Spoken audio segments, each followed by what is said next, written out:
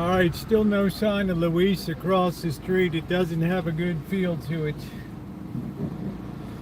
I hope to hell he's not under the floorboards.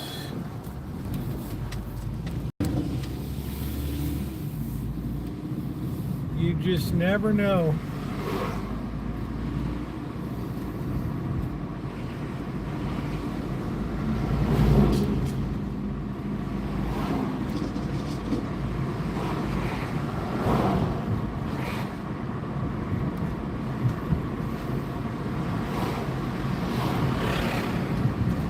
Nice warm day. Not too crispy.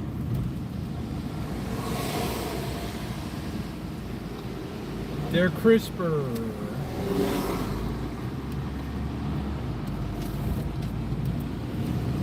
Gonna be making some red sauce tonight. If you're coming in, please hit the thumbs up button. It is appreciated.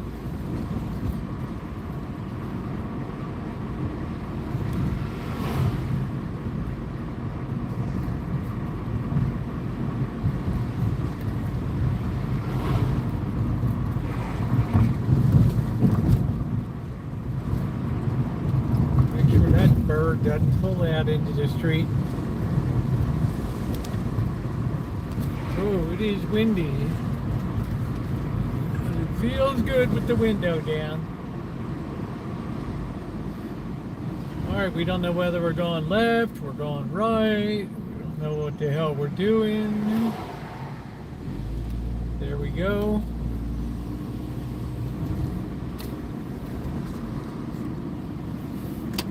Let's get a cup of coffee. I guess this guy's got these pink signs all over the neighborhood for tacos and hamburgers.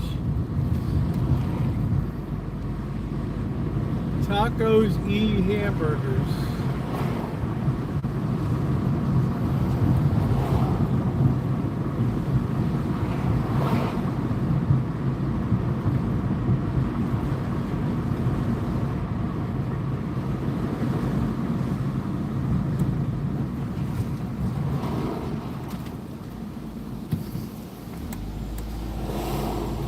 They still haven't fixed that fence where we rammed Bike Boy through.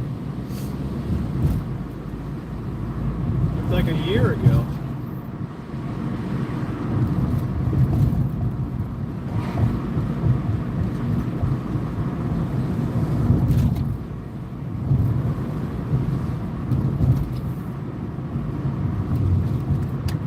Doctor is in the house. How you doing, Dr. Frankenstein? Good to see you.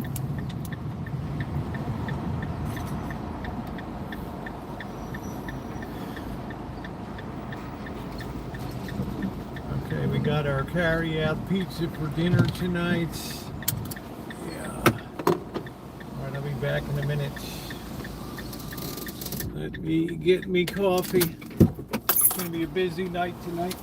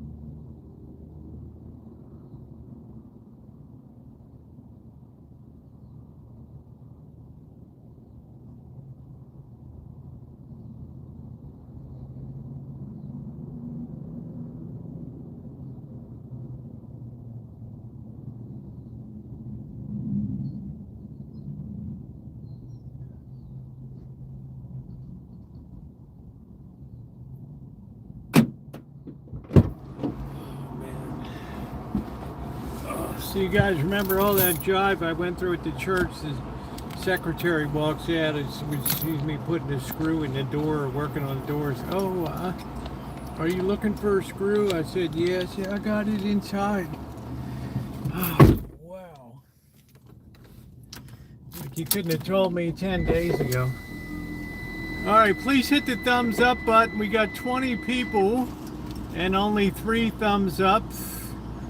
How you doing, Cindy? Nice to see you. Please hit that like button.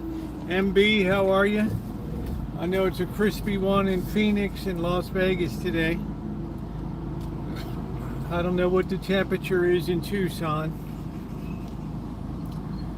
or Yuma. I know we're not on the 310 to Yuma. How about that? Although, what's going on, Steve Fowler, the legend? How you doing, brother? How's your mother doing? Whoa, I could have gotten T-boned. Guy's running around with a boot on his car. Let's cut that doggone thing off. Yeah, please take a second to hit the like button. We're going to be putting up some red sauce tonight.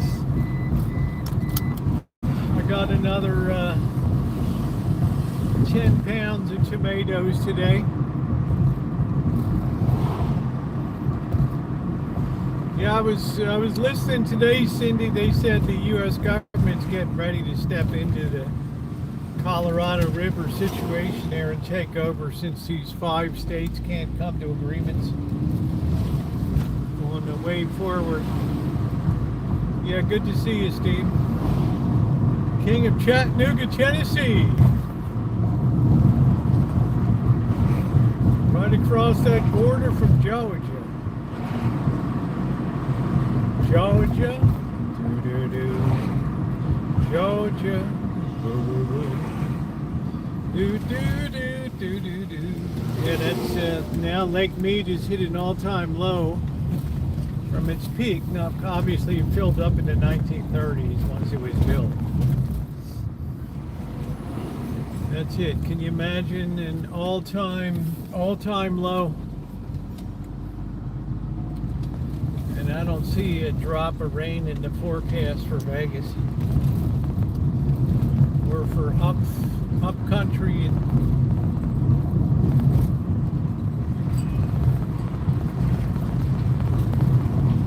Yeah, so that's ultimately the U.S. government has the final say if the states can't come to an agreement. Then the federal government Bureau of Reclamation steps in and just makes the decision about what it's going to be. All right, let's run the S-curve of doom here.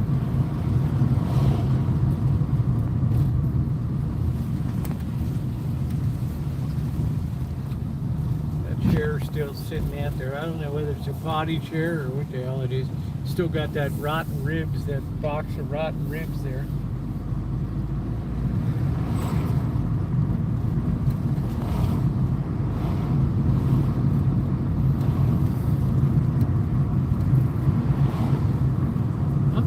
What the drawing rights are. I know down in Yuma is where the Indian Nation, California, and Arizona and Mexico all come together right down there. It's the very points. No, it's not a dead pool, but it's at lowest level since it was filled, peaked. Not a dead pool yet, but they're thinking about just draining Lake Powell to sustain Lake Mead because it's more important for Lake Mead's power generation and water. So just open the gates at Lake Powell.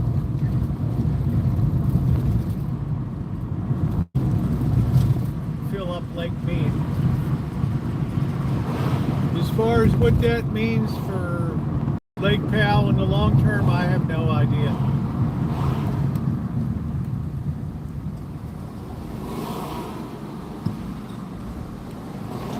Come on, dude. Put it in gear, man.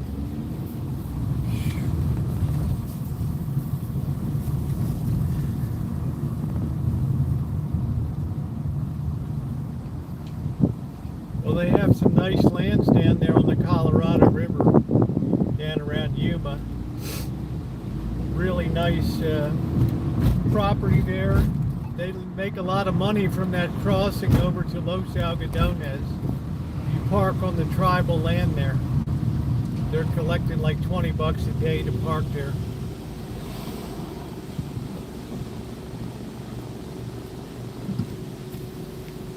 She was hard. Hey, I don't know. Ultimately, the Bureau of Reclamation steps in and decides what it's going to be. They'll probably give them to the end of August, and that'll be it. But the downstream states, California, Arizona, they've cut their water use 20%. The upper Utah, Colorado, they've increased their usage 20%.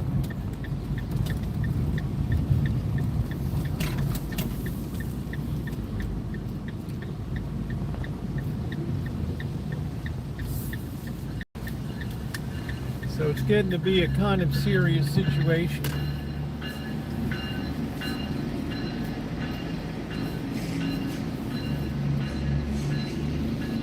But Adam, as far as the Native Americans go, I'm not sure what the deal is on them. I know they got a good racket going for people to go to get their teeth fixed in medical procedures done in Los Algodones. That's like a dream. All right, he's been here longer than most U.S. citizens. All right, okay. All right, well, good afternoon, everybody, and welcome in. We had a great time last night. Soup turned out wonderfully today. It was fantastic. So tonight I picked up another 10 pounds of tomatoes, and tonight we're going to try to put up maybe 6 to 8 pints of red sauce, Italian sauce. And I should only have like 1 or 2 more tomato pulls, because I'm probably up to 30 pounds or so far, so it's good. I am a member of a bloodline that has been here longer than most Americans.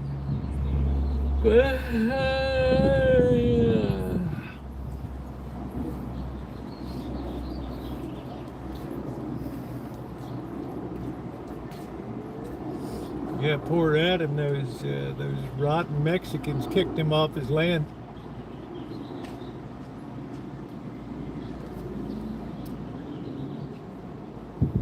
How you doing, Elmer? I know it's bullshit.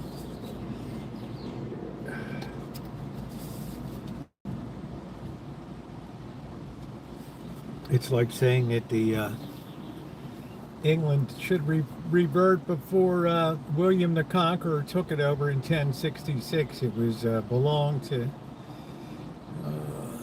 the English, and then the French came in. Yeah, it's all a bunch of BS.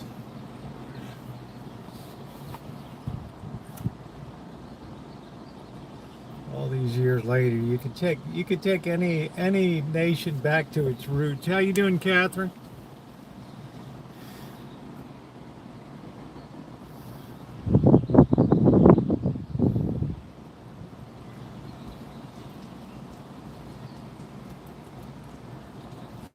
It's like saying, I guess we should give China back to the Mongolians because of Genghis Khan. Stupid shit like that.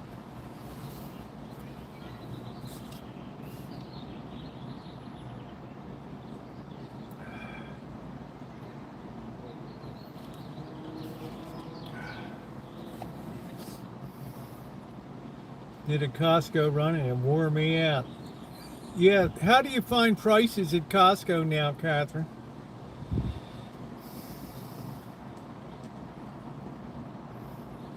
I mean, it's hard to base it. Hey, Ronnie, it's hard to base it on my $4.99 chicken. You know, I don't buy a lot of different stuff in there, but it's good to know it's there. I might have to re-up on the Maker's Mark, and somebody said a good idea. Why don't you just pour it into your smaller Maker's Mark bottle, so you don't have the giant half-gallon bottle sitting on your console top.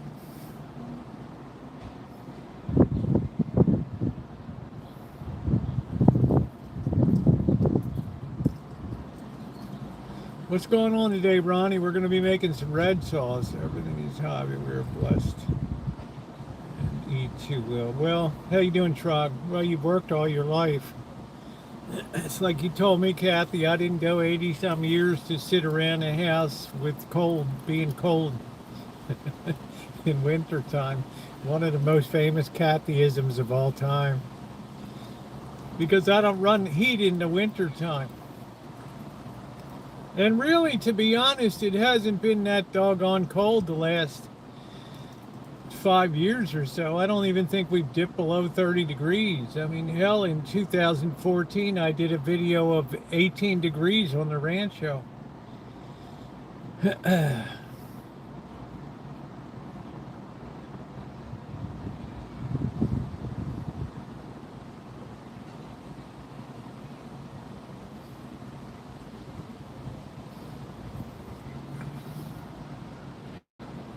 I don't think once in the last few years people have had to put blankets out over top of their outdoor piping.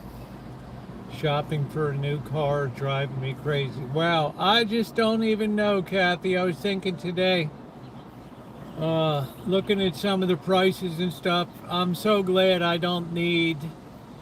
I mean, as much as I would love to have a beautiful sedan like an Altima or a Honda Accord, yeah, I'll get by. I see those prices in it. It makes your toes curl.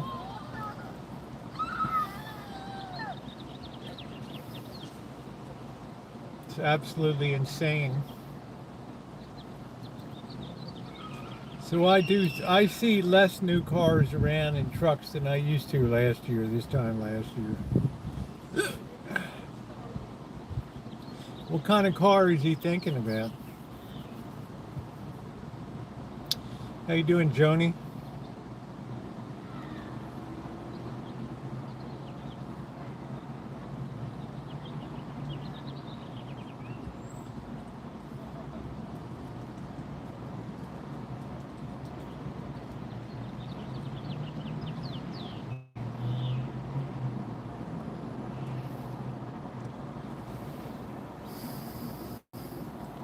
This truck is looking like an accordion.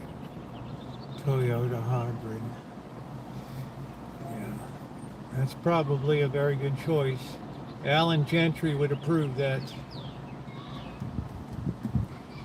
I just, I just love, I get into Mary Ellen and Sam's car, and it's such a nice, it's an Infinity, and it's so quiet inside. It's so nice, so comfortable. It's just got a kick-ass sound system.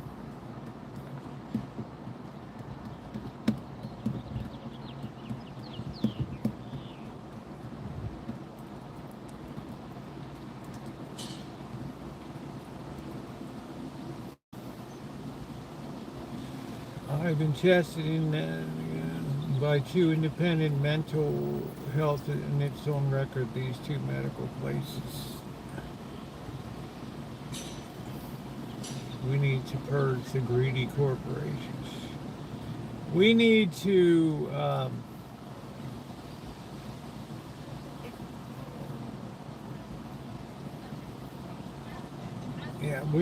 I think we do need some taxation adjustment. But I'd go careful, I'd go delicately. I think crazy about new concept cars. Man, never buy a concept car.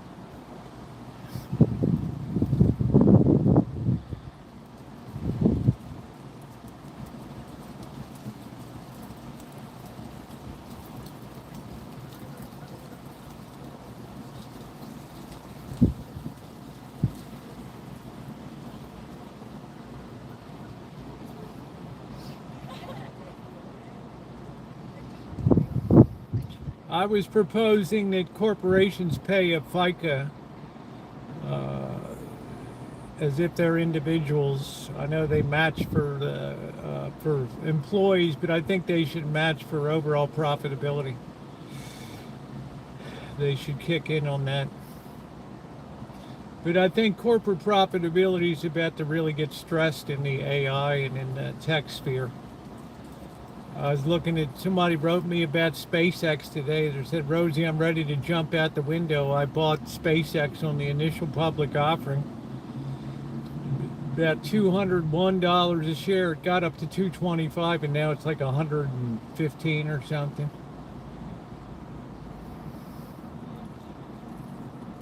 I said, wow, wow. I don't know what the hell to tell you to do. I was under 19.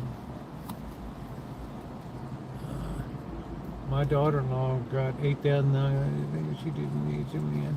Yeah, well, you can, yeah, they also try to get you into the finance office and all that crap. They're having a hard time moving some vehicles. So, which tells me it's going to get better for buying too. Different tax. Well, that's what I'm saying. But we treat corporations as if they're individuals for purposes of influencing politics and things like that. So it makes me wonder, why don't we go all the way and tax them like individuals then? Hey, deal for real.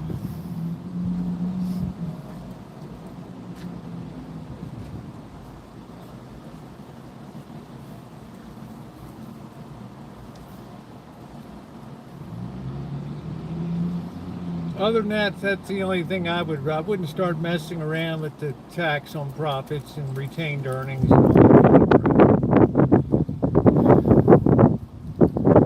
Yeah, they enjoy the political benefits of that status, so I think you should pay the full tax weight of that.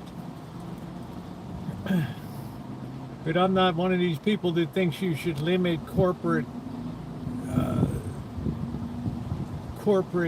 salaries and bonuses and stock options. That's up to shareholders if they approve it.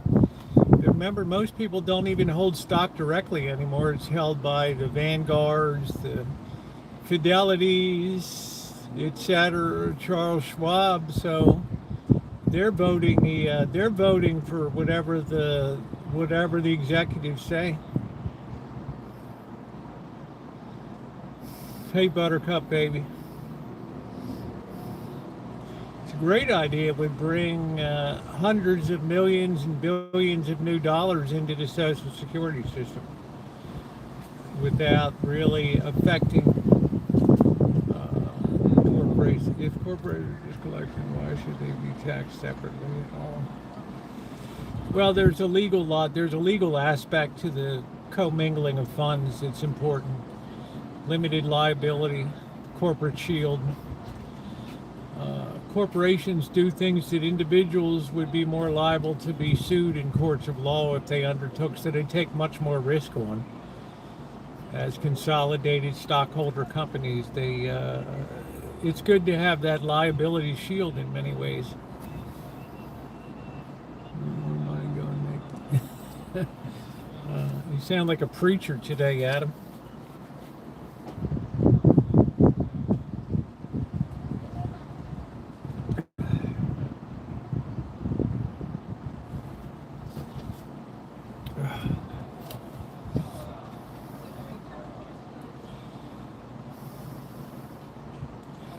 If I was a younger person today, I would apprentice myself as a handyman or handywoman to somebody, and I would go around and learn to fix shit. If corporate taxes, what evidence committee workers would actually benefit? I wouldn't see any benefit from it.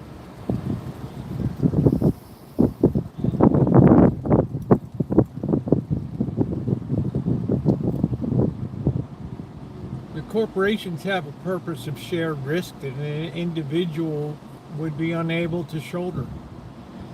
It's born out of the days of exploration and going out to sea and trading and with the Far East and losing ships and the risks of not coming back. Individuals couldn't bear that risk.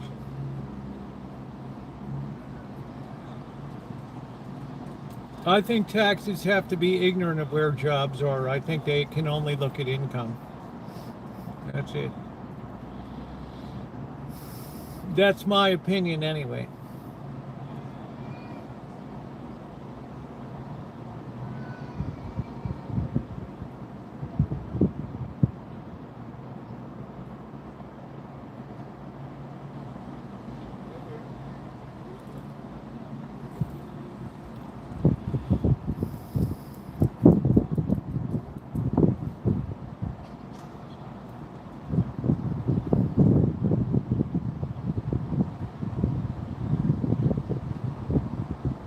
One thing a lot of corporations have been doing is buying in their own stock. They've been borrowing tens of billions of dollars from the bank to go out and buy in their own stock, which inflates their earnings. As long as revenue is climbing, it's all good. But once the revenue starts to falter, then all that leverage works in reverse. Oh, I don't know about that, Cindy.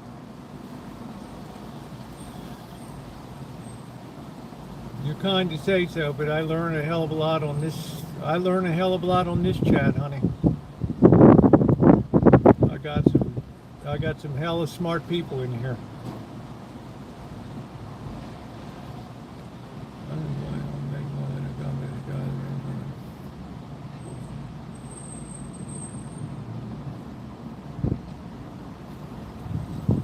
I think that the car companies prove your theory wrong, Adam. They're the highest paid factory workers in America. And GM and Ford and Stellantis struggle to make a dollar. Their return on investment is so terrible. Their return on capital is horrible.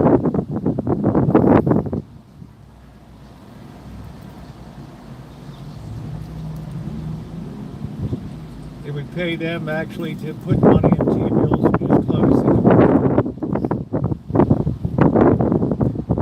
800 of the Russell 2000 companies are losing, aren't even earning a return on investment capital.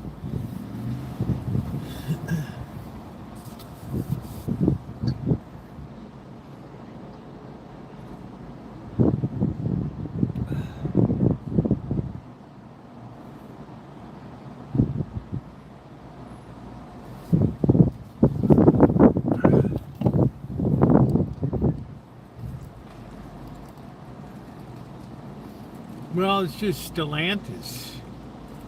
I don't know about a no-money society, Weston. I don't think I want to be ran. When do you think America stopped making cars that were built to last?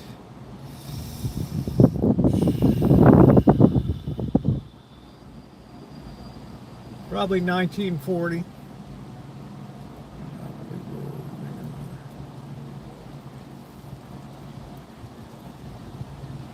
Coming out of World War II, the quality of materials for the first 5 years was terrible. Back to farm life.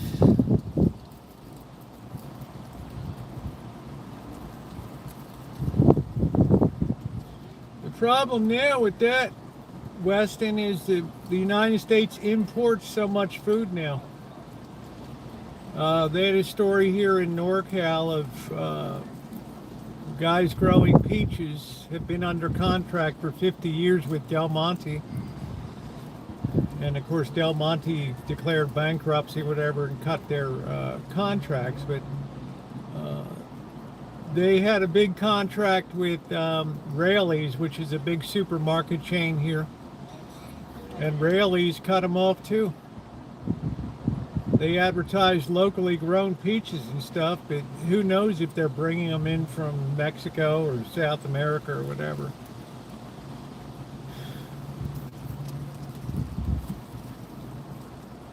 If those were no manufactured, well, why don't they build them that way today? Liability costs, union wage costs, cost of material, legacy cost of the debt we have, pension obligations, 401ks, medical costs. You put all that onto the you put that all onto the cost of a car, and you're probably $18,000 before a piece of metal hits the assembly line. What did Cindy say? My Jeep's standing in the stereo when I've never had it. Wow, that's weird. I hope it's maybe just a fuse, babe.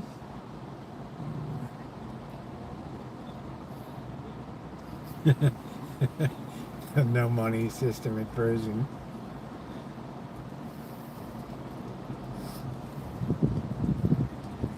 There's another loss center for society prison. Another drag on a nation.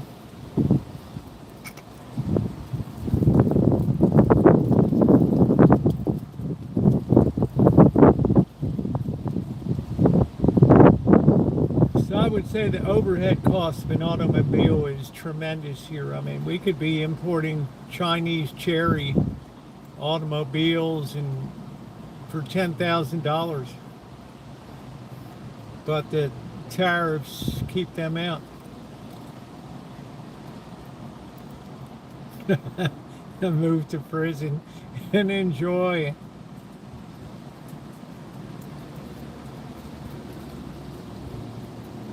You guys are cracking me up today. Maybe you just blew a fuse on your radio, Sandy. I hope so.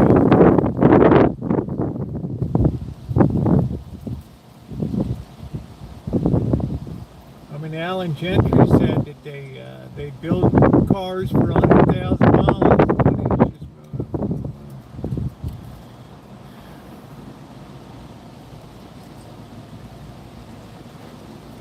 Well, absurd. I gave you my thoughts on the Federal Reserve and why we have it. My soup turned out wonderful, Nippy. So good.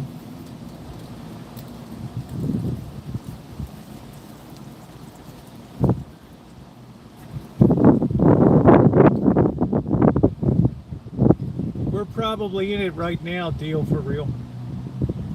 It turned out great.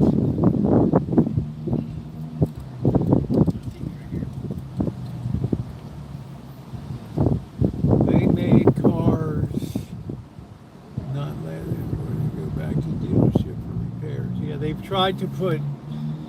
they've made it impossible for people to work on their own vehicles. This is why John Deere lost a big case in court for farmers that wanted to do some work on their own farm equipment, and Deere's like, no, you'll violate warranty. We have all the proprietary tools and things. You can't do that. And they took Deere to court and they won. So now Deere has to sell the tools and stuff. You're right, Buttercup, baby. It's that chance to capture recurrent revenue.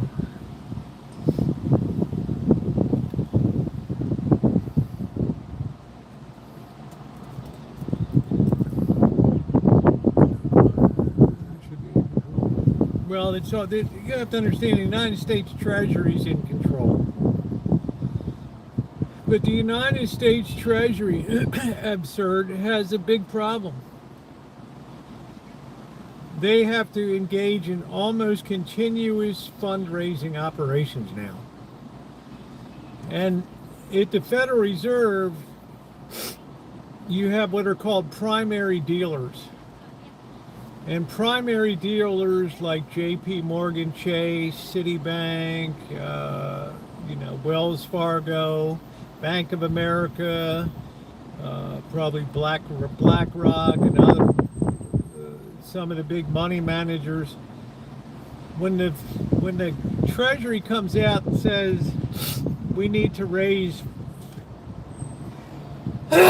pardon me, we need to raise $5 billion this week. They're not sitting around just waiting. The primary dealers have to take that down. They have to take that $50 billion pay into the treasury 50 billion, and then they resell that to pension funds and investment houses. But the problem is primary dealers have reached the point where they're starting to choke on this supply. They can't place it effectively. So they're asking them to change the rules for that, because it's getting too hard to place these gigantic loans into the marketplace. So what's the Treasury's alternative? To buy lemonade from your own lemonade stand. The Federal Reserve steps in and buys what the markets, prints money, basically makes a bookkeeping entry, and credits the Treasury with having raised that amount, and they can go spend that or whatever. So the Federal Reserve is like their enabler. It's like their drug dealer that's giving them the next hit.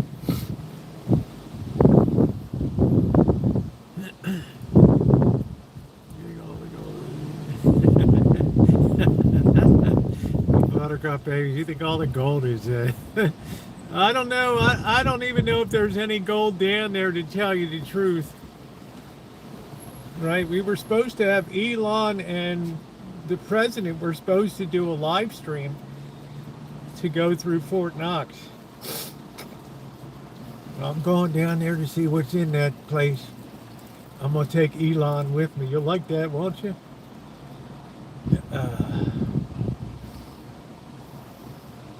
So if we had a major collapse like 2008, when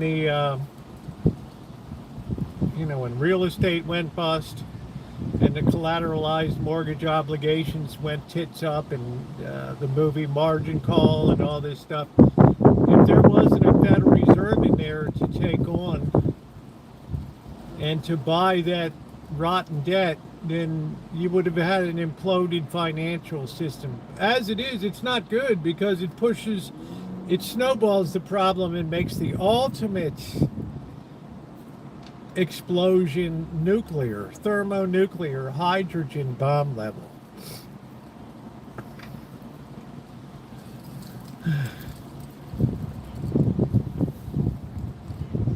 Well, remember this deal for a year. When it comes to price hikes, you don't hike prices unless people are paying for it. It's a two-way street. You have insatiable demand.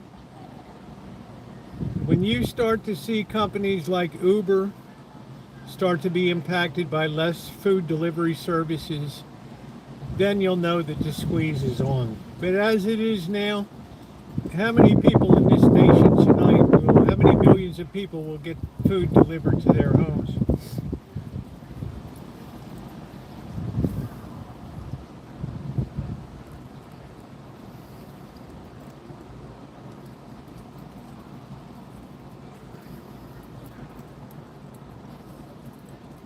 What's going on, Bob? I'll stick with my tens of thousands of rounds of 9mm.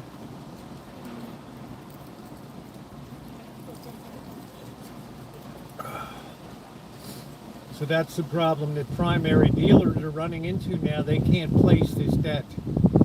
It's too hard. So as a result, interest rates are rising. So friction is building in the system. The risk is rising. We're perilously close to closing over 5% on the 10-year. And if we do, Uber Eats is doing great, because I don't know about your town, but they're taking 30% off the restaurants right off the top. Technology is killing us, killing restaurants. They're doubling the workload of people that work in those kitchens. They're not doubling their wages. They're punishing the people that are in the dining room because they're serving too many guests at one time.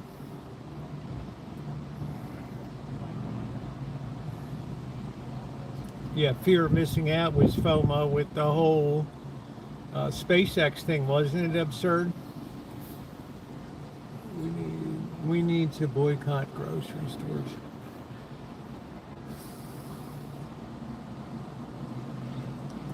Big problem we've had with groceries is we've consolidated the number of suppliers down to very few. It's just like in the restaurant business. You have Cisco and you have U.S. Foods that dominate the United States restaurant market. Now, what does that mean? It means in the old days, you might buy your produce locally, your napkins, your tableware, your flatware, your plates, your laundry, your detergents. You might use 15 to 30 different suppliers.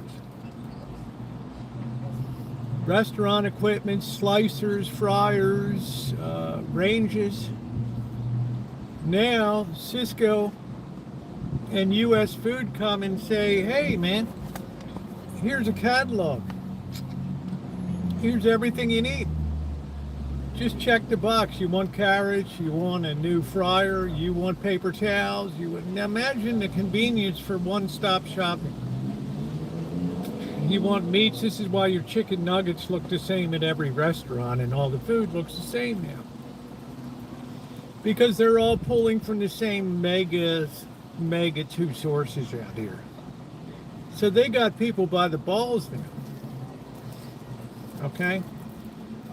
Everything. That's why chain restaurants suck. That's why even second tier restaurants are sucking now. Because they're all going for the convenience of just giving a sheet in, this is all we need this week, and then the food's nicely delivered, it's taken into the kitchen, it's checked off, it's put away.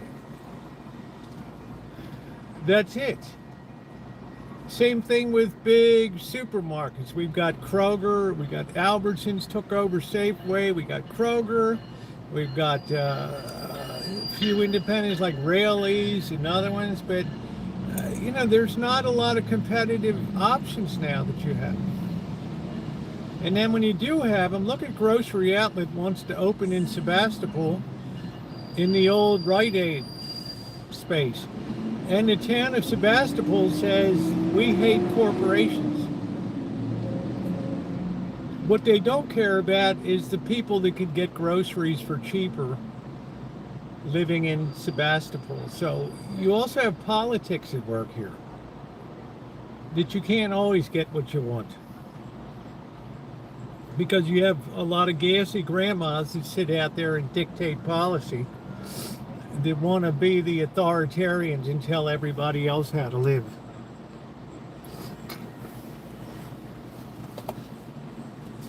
The poor guy that was roasting his, having his barbecue out there, they kicked him out of town.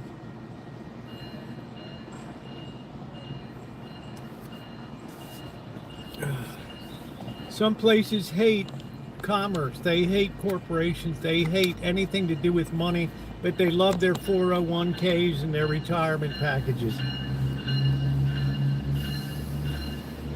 They don't give a shit about the education system here, the poor state of it. They could care less. They'd rather protest what's happening 8,000 miles away in Israel. You can't always get what you want.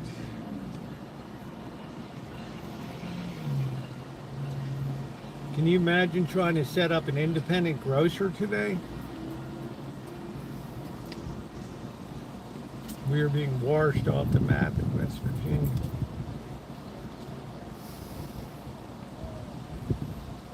Virginia. Buttercup baby, I'm sorry to hear that. But if there's an opportunity to make money, somebody has to exploit it. But we pay dearly.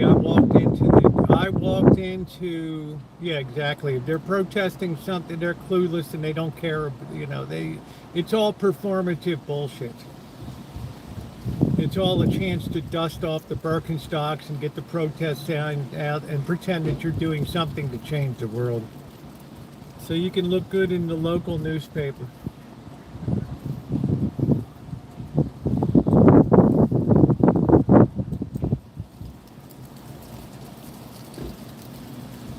It is. There's no real intent. There's no real dedication to change.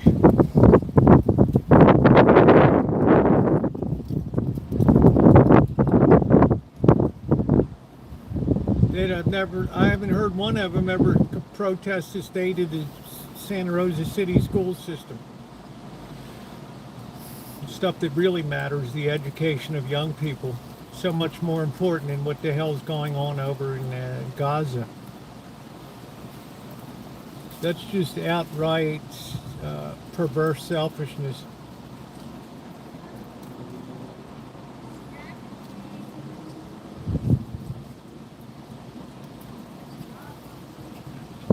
I don't know, Adam. I don't know where you get some statistics. I'm not sure on that.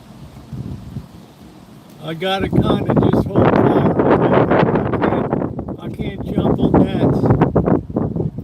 Yeah, farming and hunting are best, but easier said than done. If the population of the United States had to sustain itself by its own hands, there would be starvation on a scale that would be horrific.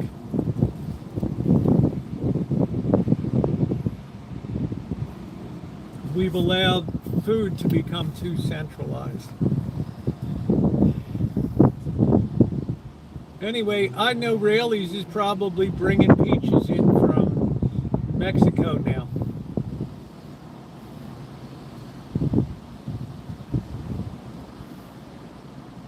Well, I think, Kevin, living a simple life is always best. If you don't have a lot of possessions, your life is it's unfettered. It's like a helium balloon. It's easier to rise up and feel good. If you have a lot of boats and second cars and vacation properties and, second mortgages on a house, it just becomes too much.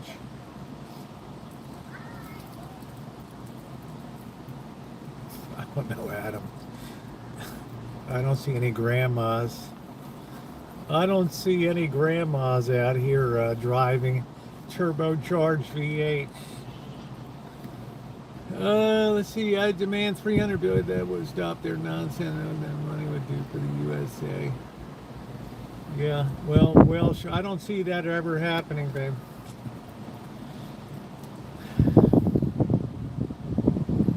They're like our ass-kicking Sugar Ray Leonard over there. How you doing, Angus? Kisses. Well, I've signed a contract today with my editor. She's excited. She loved my cover art.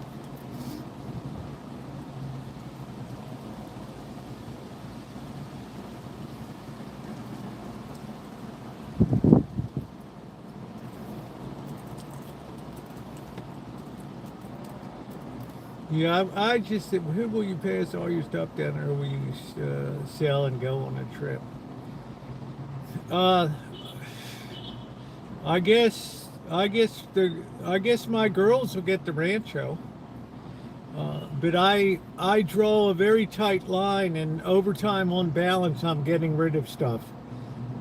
My dream would be my girls come in and just see there's a bed, a dresser, a bureau, a chair in the living room, a stove and a refrigerator and a kitchen table and a couple chairs. Thank you, Buttercup baby. It's only an editor. She's just gonna go over it and do the final, and then I'll be self-publishing. So about you've been corrupted. It was just a contract for editing. It wasn't for having it published. So, because I'm going to self-publish. So you don't like how money has been corrupted. You keep trying to make more money. Yeah, the radios, I'm selling off the ones that aren't really near and dear to me. And Adam, I work more for just keeping myself busy. I like volunteering at the churches and doing the repair and restoration work, because I have a feeling one day real soon people will be flooding back to houses of worship, and I want them to look good. I want them to look sharp.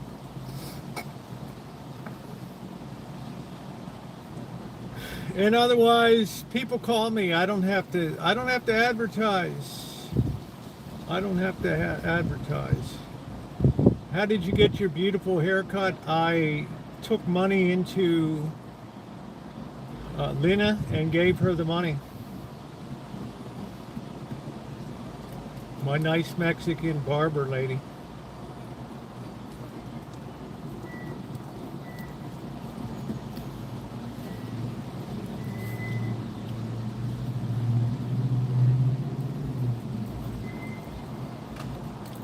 Oh man, see?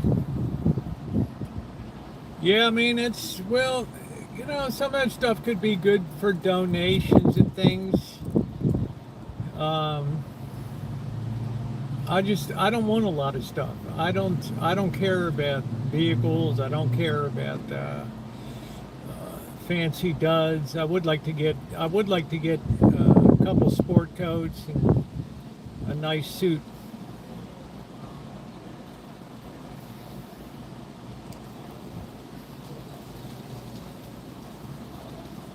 I was so glad I found that. Hey, Smelly Cat, how are you? I was so glad I found that Revere copper bottom pan.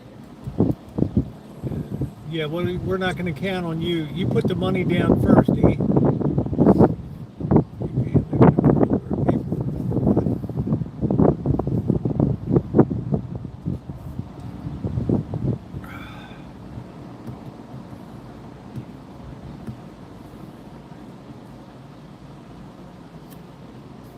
It's all right. I'm not an Oakland A's fan. I'm a Sacramento A's fan.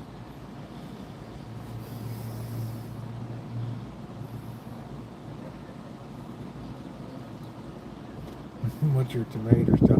Well, you're in the right place tonight, Smelly Cat. We're going to be putting up the Italian sauce tonight. It's not my loss, Goof. I don't play that game. You want to donate? You donate first, and then I'll do the push-ups because you're a liar. 14 years around here with goofballs like you to come and go from mom's basement.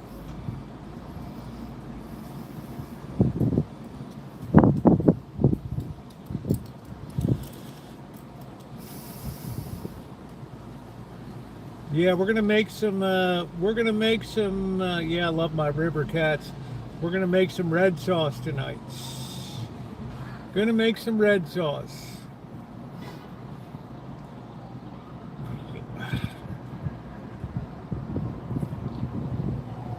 Oh no, here she comes. Dun dun dun dun dun la na. Dun dun dun dun dun la na. The shark is here. The parking lady.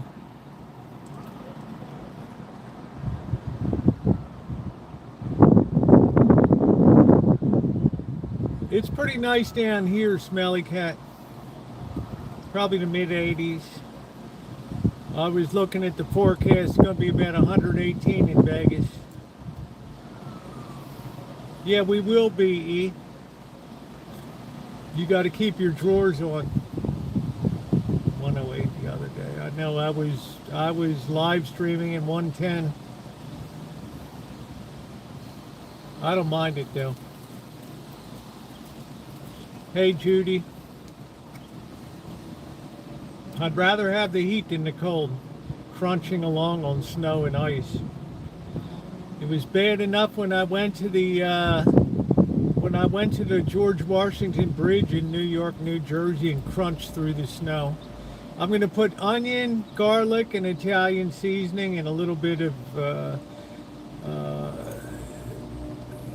vinegar, some sugar, and some citric acid. Hey, Kif. No, I like the heat. I don't.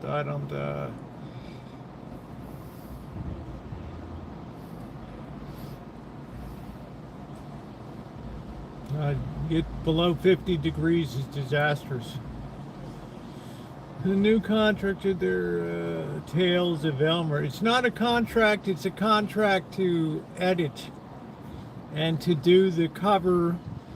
You know, make sure the cover fits well, to do the formatting so the book looks extremely professional with chapters and dedication and appendices and all that. It has to look Excellent. The proper font has to be chosen, the proper size. It has to be prepared for KDP. For Amazon, it has to be prepared for Ingram Spark. It has to be prepared for the ebook. So there's a lot of different things that have to be done.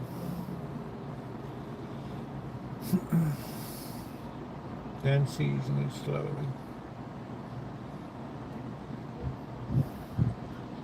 Tales of Elmer could really take off. Yeah, the tales. Yeah, it's the tales of an East German spy who didn't get the word that the Cold War is over. It still lives as if every day is the Cold War in East Germany. Why is this wall down?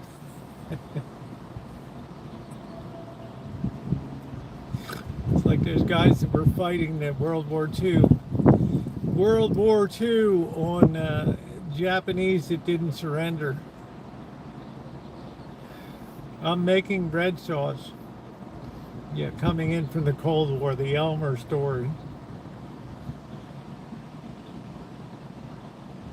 Elmer was in disbelief when his neighbor told him, Elmer, the Cold War's been over for decades. Elmer thought to himself, oh, another capitalist plot to try to overthrow the great German Democratic Republic. I've heard this all before. He immediately drew his sidearm and put a bullet through his neighbor's head. That'll teach him.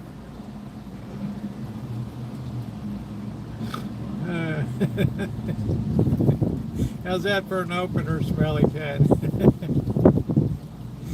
Elmer had to clip the... Next day he grabbed his other neighbors and hooked 2 clamps from a battery charger to his testicles and threatened to pull the switch unless he told the truth. Hey babe, how you doing?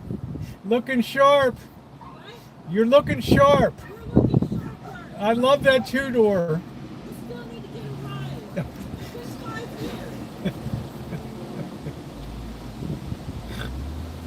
Oh man, I can't help it if the ladies love me.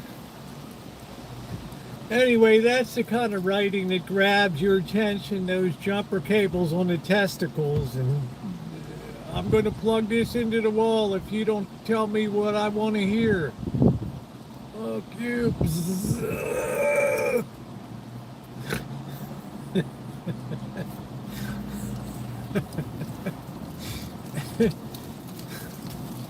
Hey, if you're going to tell a good story, tell a good story. You want to have people have a page turner, right? You want to sound good on an audio book. Oh my God. This Elmer, I hope somebody takes this guy out.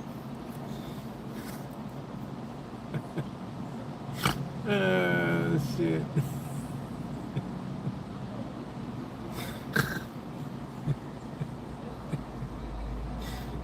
Not a good fit for the kindergarten pressure. Do you know what my favorite food is? Yoshi's teriyaki chicken.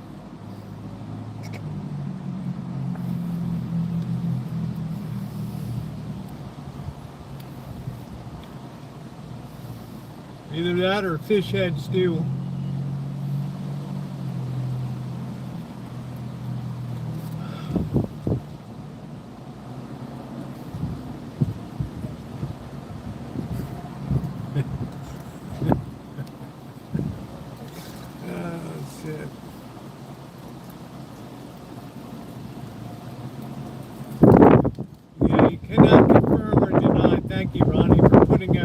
Disclaimer that protects us on here.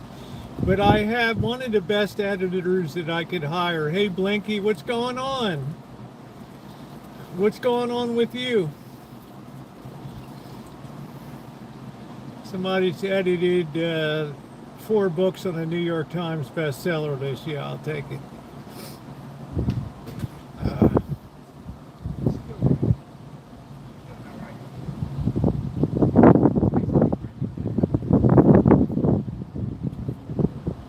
Vegemite is too tangy for me. You know, it's too offensive a taste in the morning to have Vegemite on toast. It's like electric shock.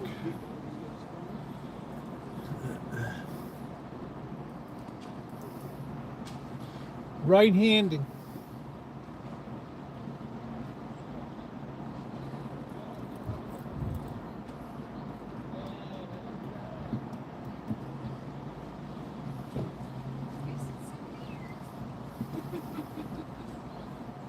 Could I use what in cooking? Soy sauce from what I hear. A good soy sauce, that's what I tell people, get the Pearl River brand. Don't muck around with whatever, the Kinky Mo or whatever the hell it is, the Japanese crap.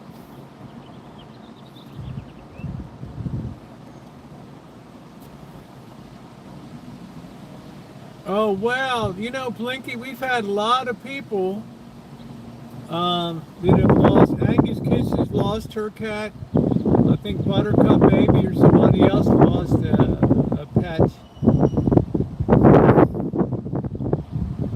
I know 2 other people in here. It just slips my mind right now.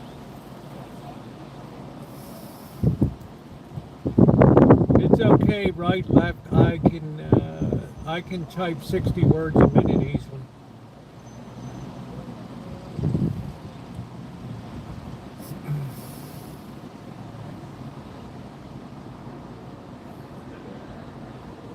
Yeah, it's Australian. Australian. It's okay, it's tangy. It's like eating tomato paste, just even more intensified. Yeah, see, I said so. I remember Angus Kiss was 19 and a half years old. She went through hell. Oh, that's good, Cindy. Good for you. Even Albert Bowen, East German, there, Elmer. That's it, bro. That's it, Elmer. We're telling your story. The spy who woke up.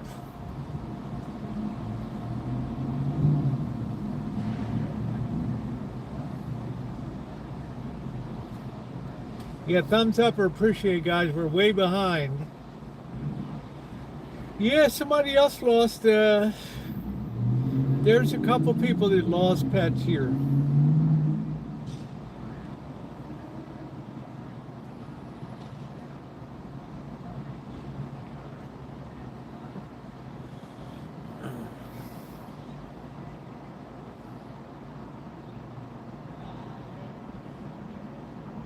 Yeah, pets are close to you.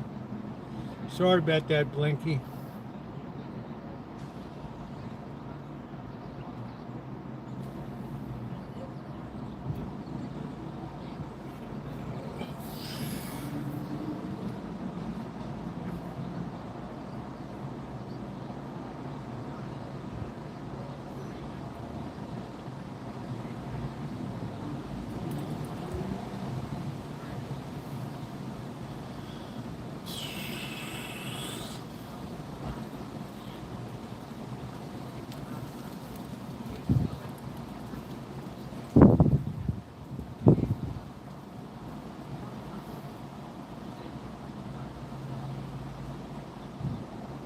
Yeah, that's tough, Blanky. My condolences. Well, 60-day cooling off in federal. Wow. I can't believe it's gone on that long. That's unbelievable, Kathy.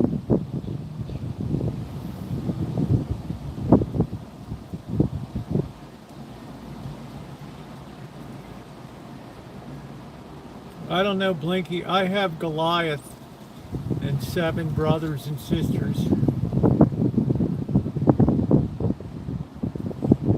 No, we're doing good on the block today, though. We're doing the simple one. I just hate to haul the big one around locally, Ronnie. Shit, we're 86% in charging, which is good.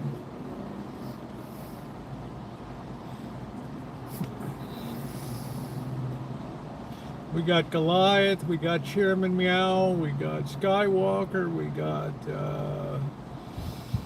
who else we got? We got Magic, We got Tiger, we've got Rosie, we've got, who else we got? Simba. I experienced it. I occurred in West Germany and Berlin.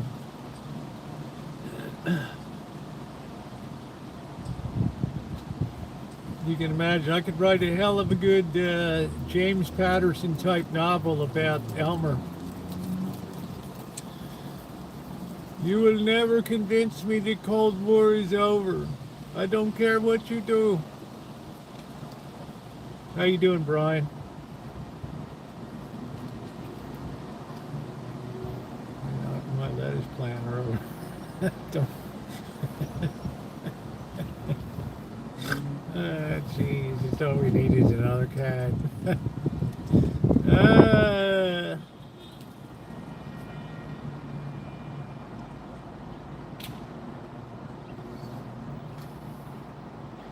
One more week and my first crop of onions is cured. I got the bags to put them in and hang them up.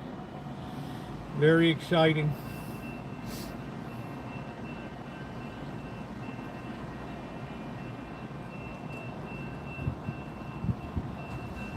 When you dry them from my cold dead hands.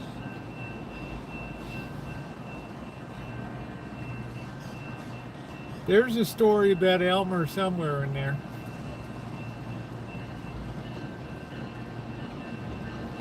You know, it might be a story about adjusting to life in a free nation and how difficult it is to not refrain from looking over your shoulder, or how to have a love relationship.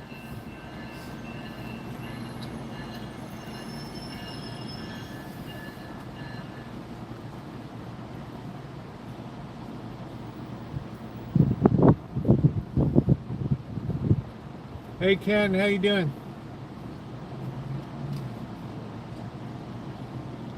Man, this squirrel's gonna get popped running around here, this dumbbell squirrel.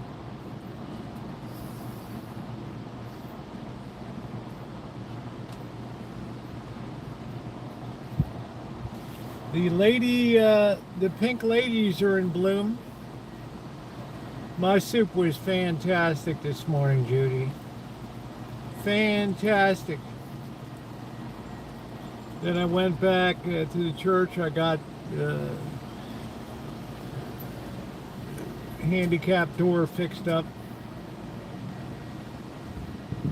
Let's say hi to Dildo. How you doing, Dill?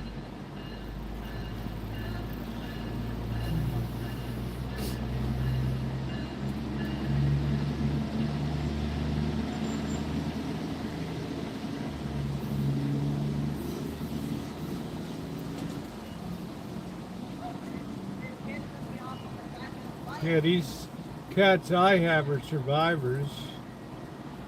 I'm getting a lot of fish. I have 30 pounds of peaches frozen. I've got peach jam. I've got diced tomatoes. Now I'm going for red sauce, and I also have lots of onions, enough onions for the year.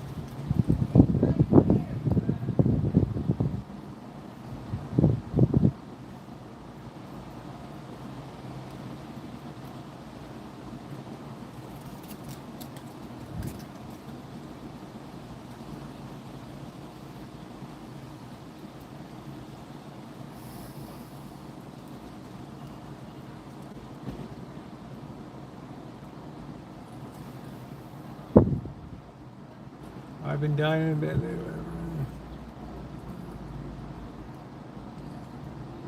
Being a wild cat, I feel so bad, especially water. Well, good for you.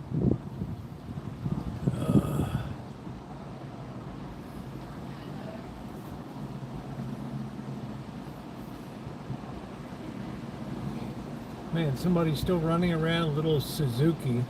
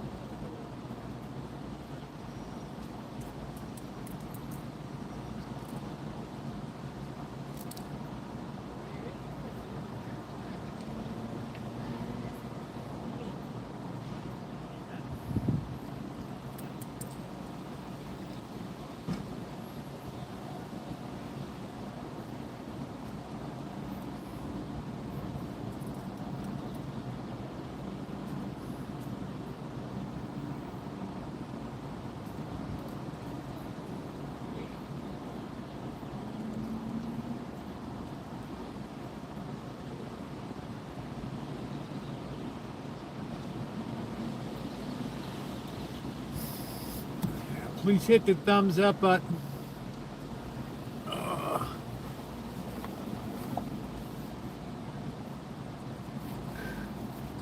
Ugh.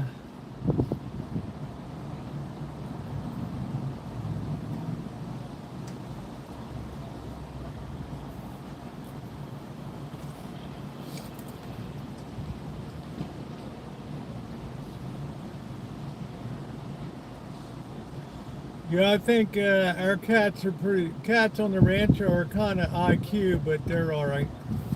Low IQ, but that's all right.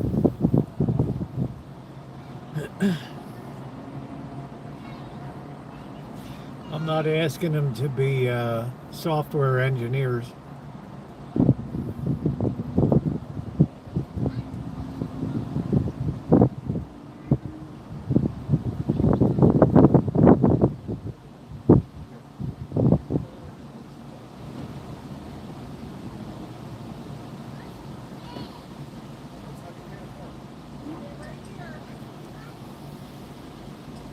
Ronnie, I wonder if people who pay for IQ tests get a better score.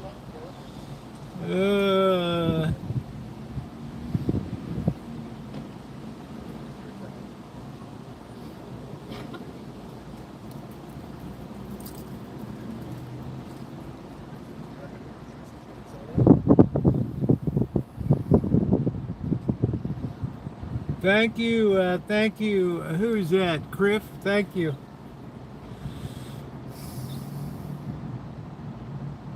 It's quite a lot to choose from, 9,100 plus on one channel. I got one more video. I'm going to put it up on the B channel from J. John Gastro Pub in Koreatown.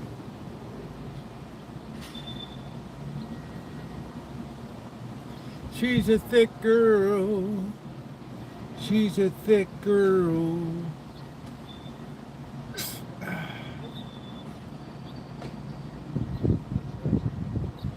I like a thick girl.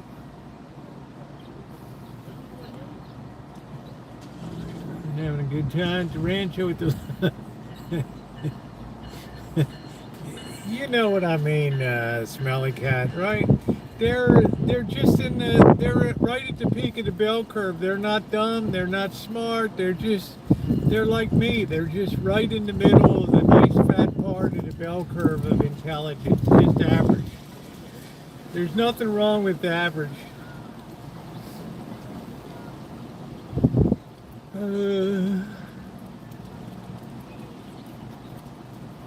Most of us are just that, average. And that's not a bad place to be. That's where the party zone is.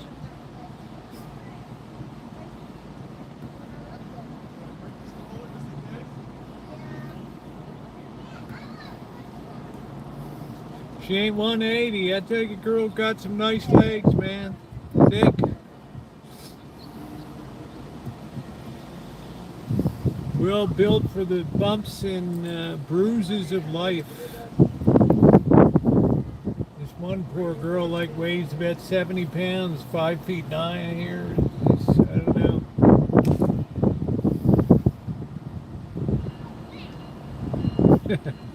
know. Blinky.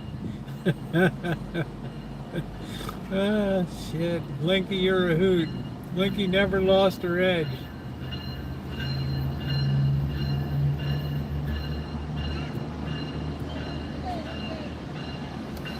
I'm just having a delightful afternoon. What's going on, Daniel? How you doing? Yeah, thumbs up are appreciated.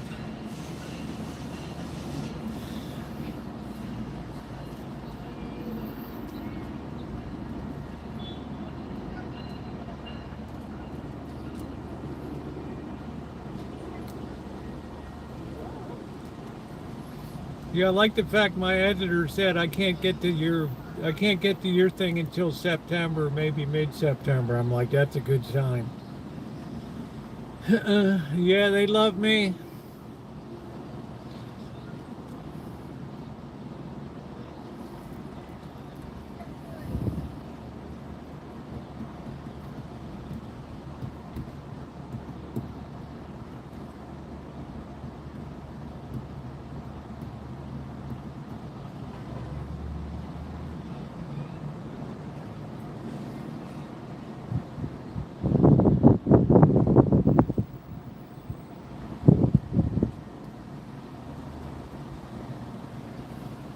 I always find the female cats are always the very skittish ones. That male cats tend to be friendlier.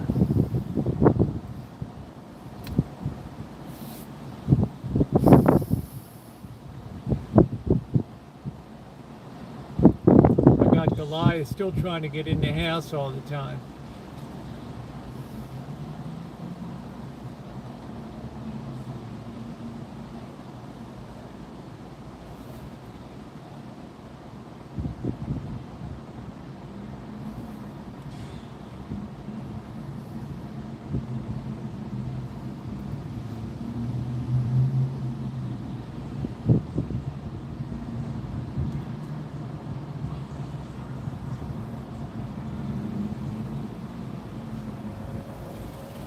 Here comes Uber Eats boys coming to do his pickup. Or he might be Uber driving for the train.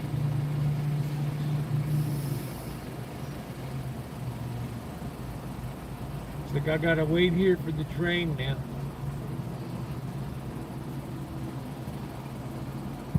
No, he's leaving. Imagine buying a new car and then using it, depreciating it with Uber. Oh, he got his ride.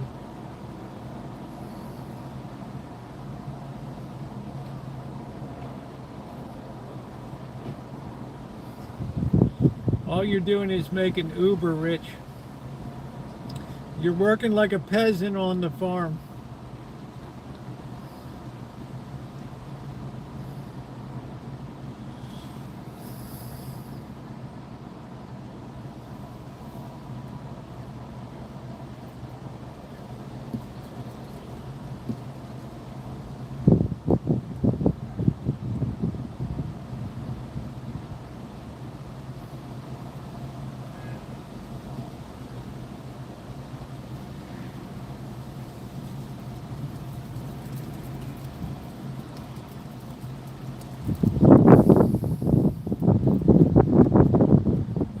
It's comfortable now. Once that sea breeze kicks in, oh man.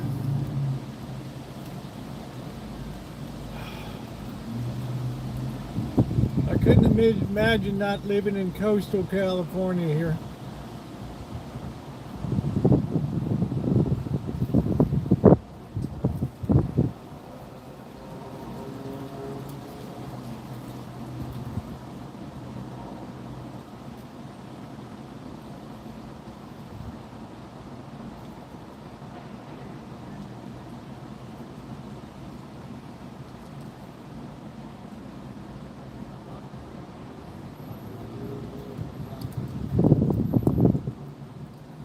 Guy's been tweaking for an hour.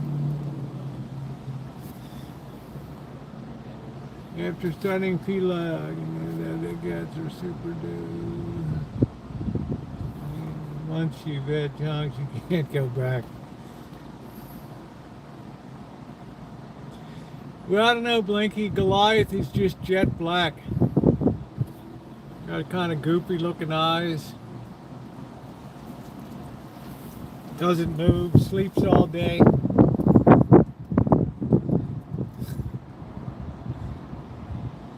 My free delivery from Walmart. That's what I'm saying, Ronnie. People are just destroying their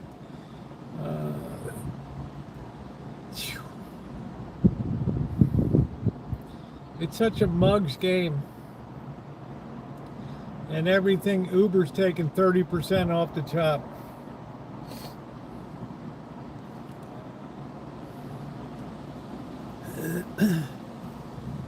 I don't know. How do you feel about slobs? Goliath is in the slob category.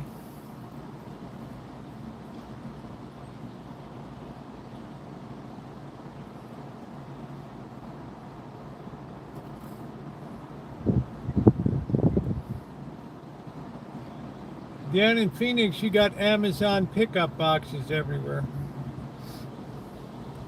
Preparing for a bus trip along the Iron Curtain.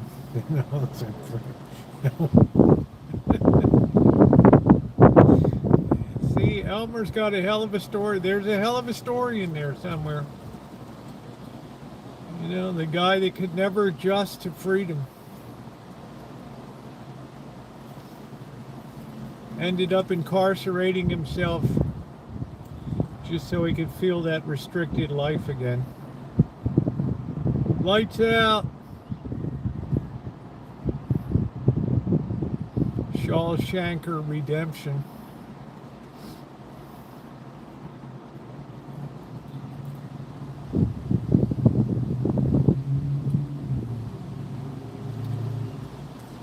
Does anybody think Goliath is sweet? He just hangs like a rag doll.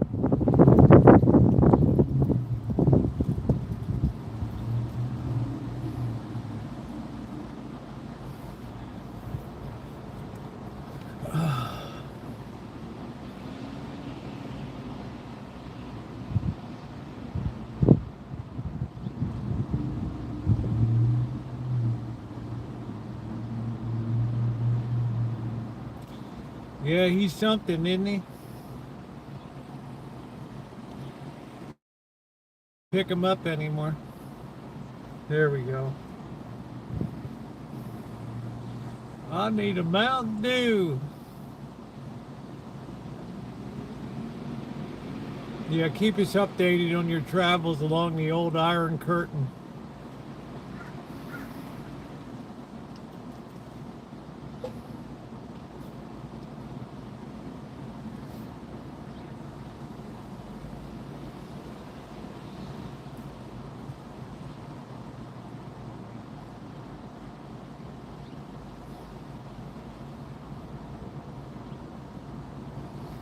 This was good this year with the spaying and neutering, no kittens or anything. It's a very stable population. Yeah, Elmer's nostalgic for the good old days of walking the barbed wire, the concertina wire, the towers.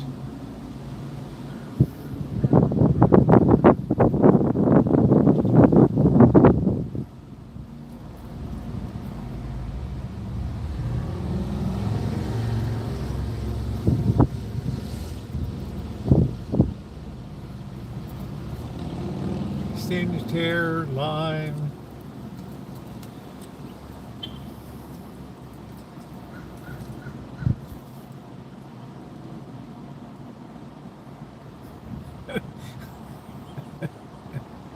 What a combo.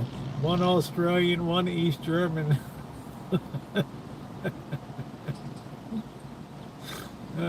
Shit. It sounds like a romance, Blinky. Yeah, I have to have a romantic element in the novel, you know. And you take the two most unlikely people from the unlikeliest places on earth.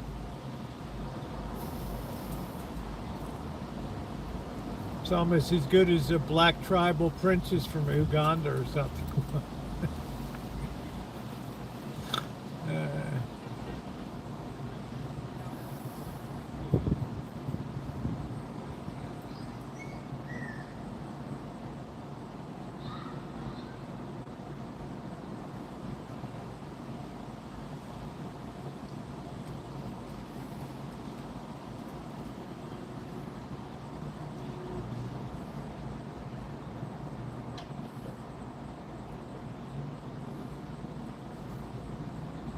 Love to make friends, that's it, Blinky.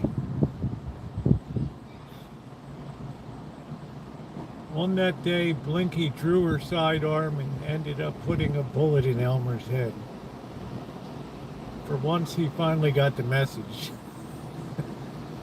There's the Mendocino bus, yay! What time is it? There it is, 4:30. For once, Elmer got the message. There'll be no more miscommunications, old Elmer. Now I'm off to celebrate with a plate of sausages and sauerkraut. Without a second thought, Blinky moved on, glancing once over her shoulder at the still writhing body on the ground as it breathed its last. Elmer was gone.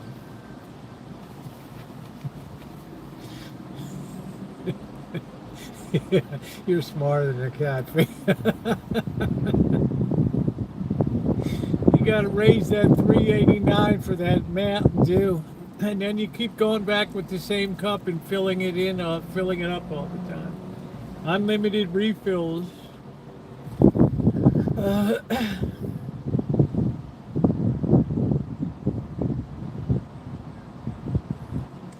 what shocked me was the price of candy. That's what really blew me away.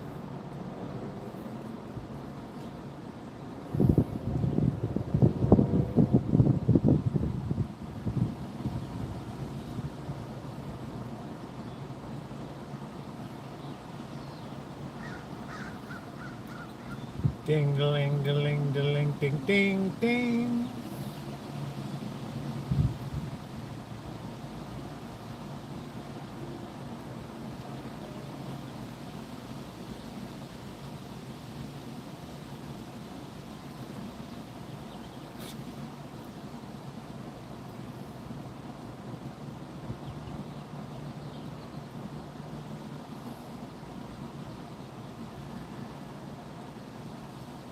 Yeah, it's nothing wrong with that, Blanky.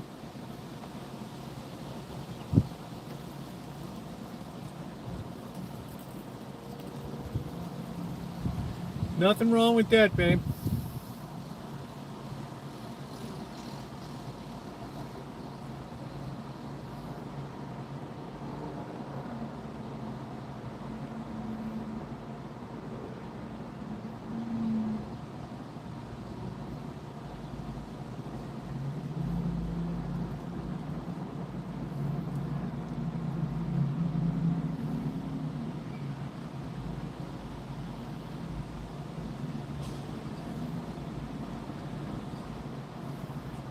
Nothing wrong with that. Yeah, it all went up. And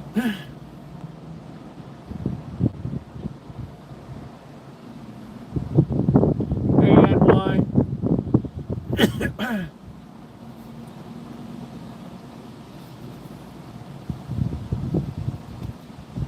Oh, it's quiet. Mondays are always quiet.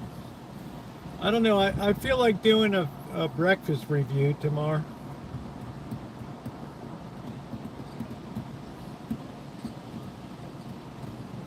I got a little extra jingle from a job in my pocket. I feel like doing a restaurant review. I don't know what to do though. I don't like pancakes.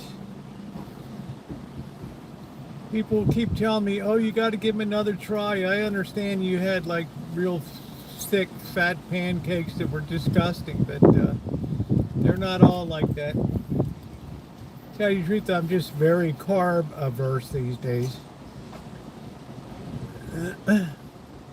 Yeah, I got to think of one, Tish.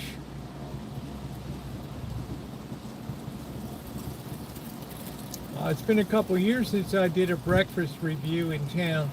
Alright, we're checking into the Hotel La Rose.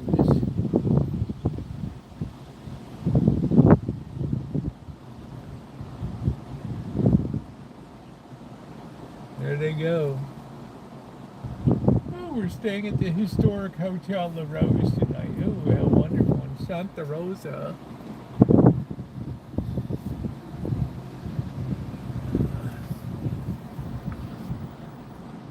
Very thick, fat pancake. I just don't like it. It's been like a turn off. Blueberry Hill, they brought out a turkey platter with like 6 huge ass. It's like 120 degrees out, and they brought that damn thing out. 6 blueberry muffins, blueberry pancakes that had sat underneath of a heat lamp for an hour or two. They were like, they took a layer cake and just cut it into sections. It was so disgusting.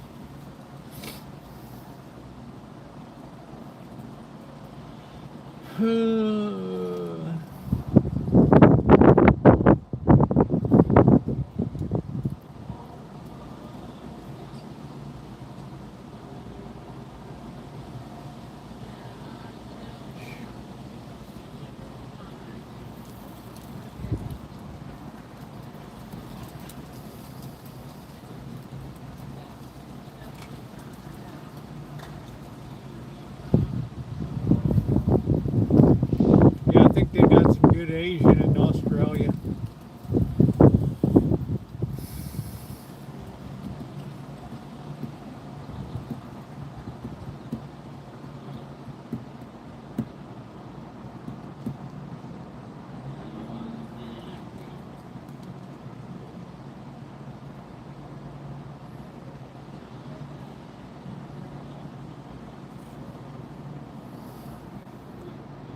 How you doing, Alan Gentry?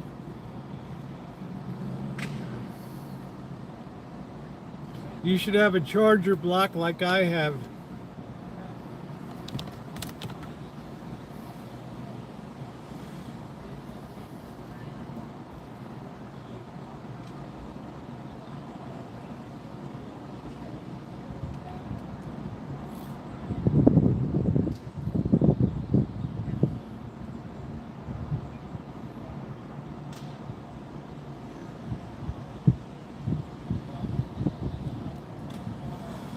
Yeah, it's a good day today.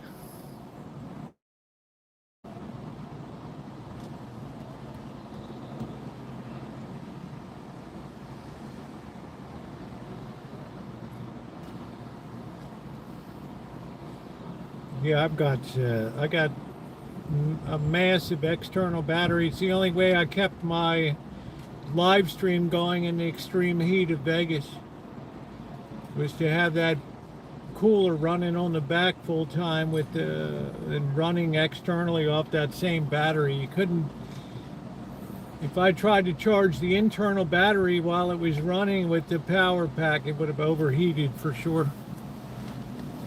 So I ran the whole stream off of the external power pack. So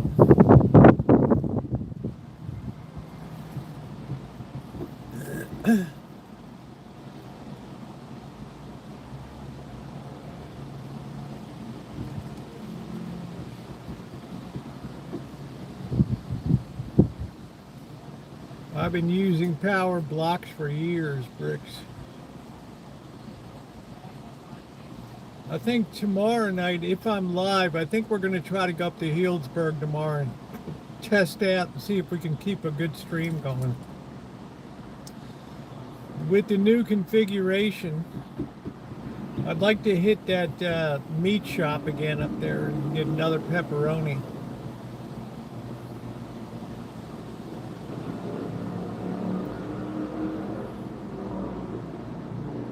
Maybe go up and walk around the Madrone, the old Madrone Manor, or see what they did up there. Let's help Adam with the GoFundMe, help a brother out.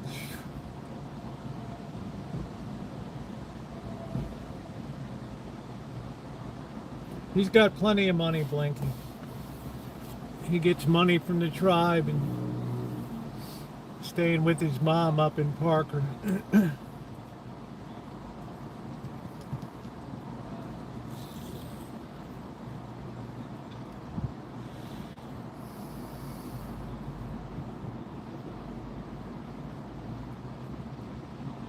In the Pink Palace.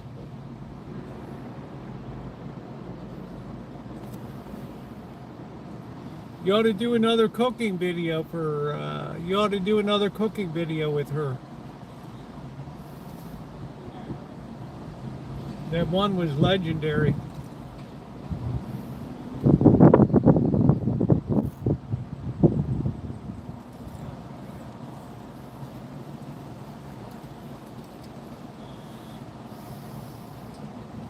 It's closed. It's closed.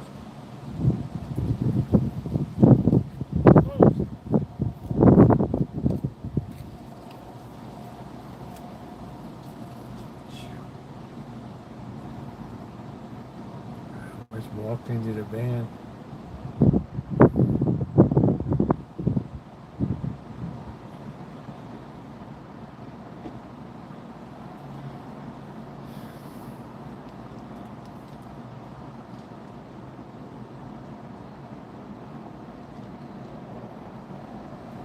Some guy, I don't know, he's spinning around like he's high or drunk. Oh, I'm so comfortable today.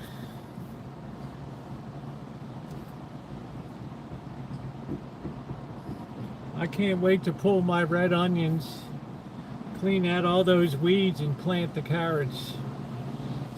The fall carrot crop.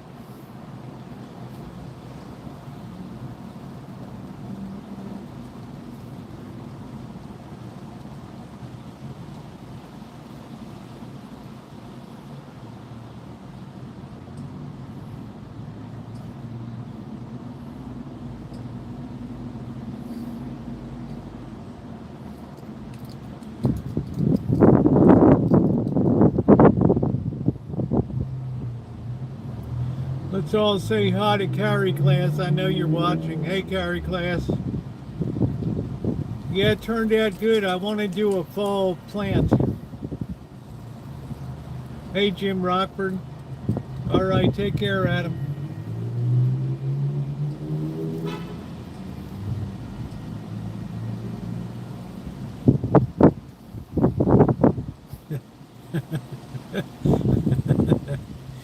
Yeah.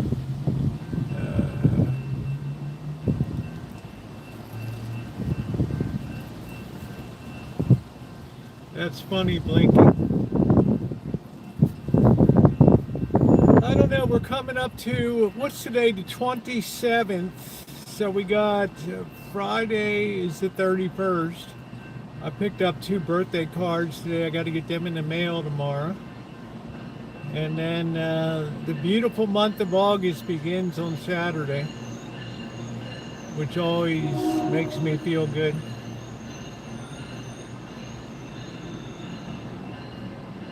And it's nice to be on the Rancho for the month.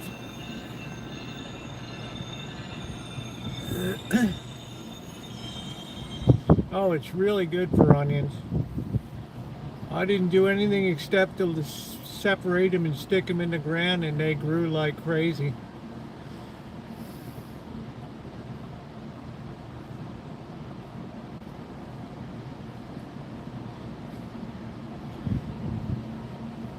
They were fantastic. So I got onions for a whole year now. I got my mesh bags to hang them up. I got to cut the tops off and the bottoms in another week. Cut off the roots in the top and put them in the bag. Hang them up. Climate's good for everything up here. It's just ideal weather conditions. Sunny, warm, not hot. Cool nights, warm days. We're going to be in the mid-90s next week.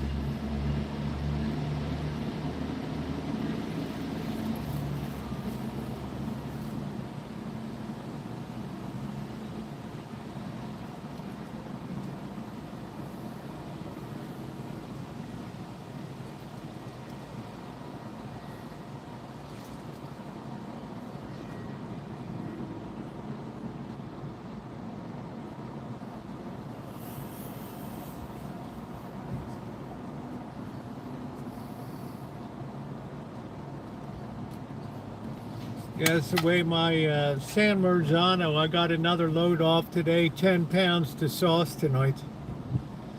I've canned what I want of diced tomatoes. Now I want to do the sauce. So we're going to get the food processor out, put the onions, the garlic, and tomatoes in. And the tomato paste, and let her rip, baby, and the Italian seasoning. I'm gonna ladle some on my lasagna tonight.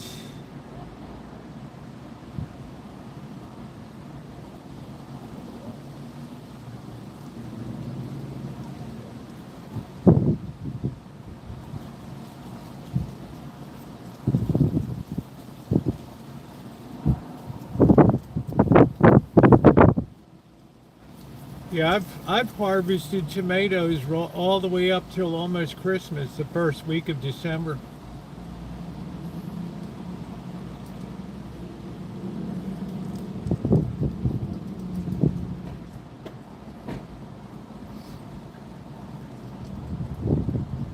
Okay, here comes delivery boy. We're gonna run that ad. I hope they sealed that bag. That boy looks hungry.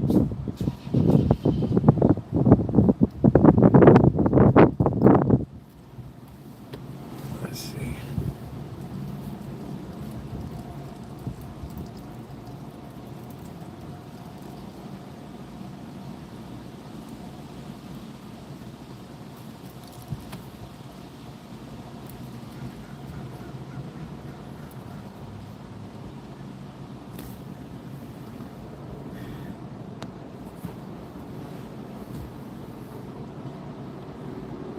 Yeah, I don't even think we had a hard frost last year.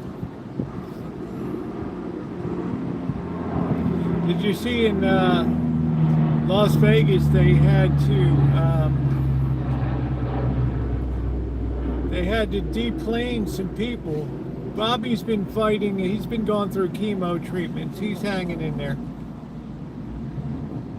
Where's the wind blowing from? It's blowing from the south right now, which means we're going to have warm air coming in the next few days.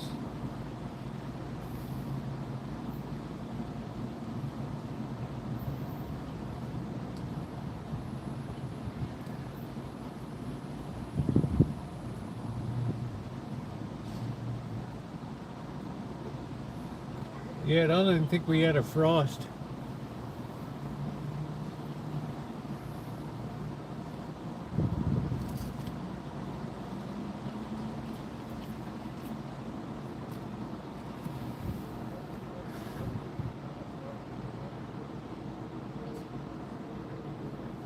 Yeah, I never have bloomed. Mine never bloomed. They're just absolutely beautiful. Next Monday, I'm gonna trim them up. The first set's pretty cured, put them into bags and hang them up.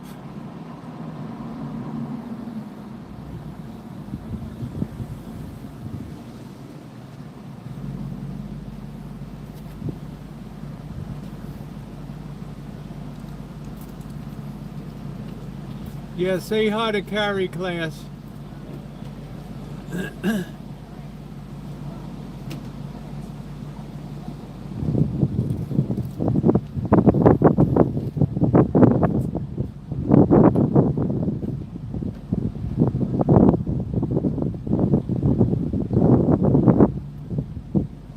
What the hell is that, a Porsche?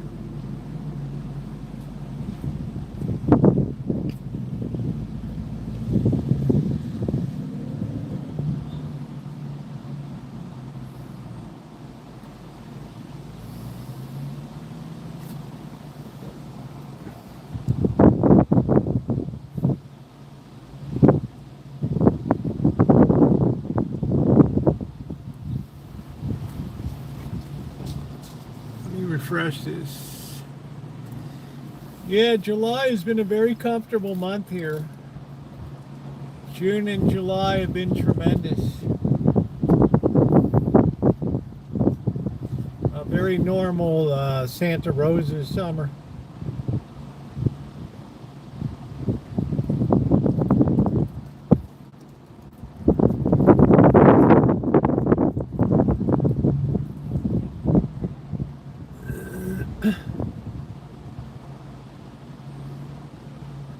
My love shack on wheels.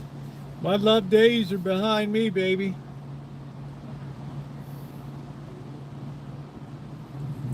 The old war horse from Baltimore.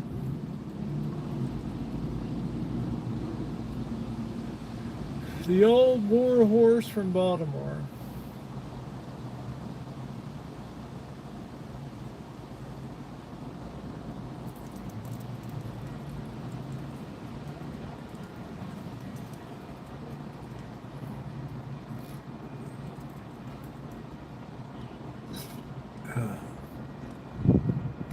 I love the month of August, and I love the period between October 1st and January 1st.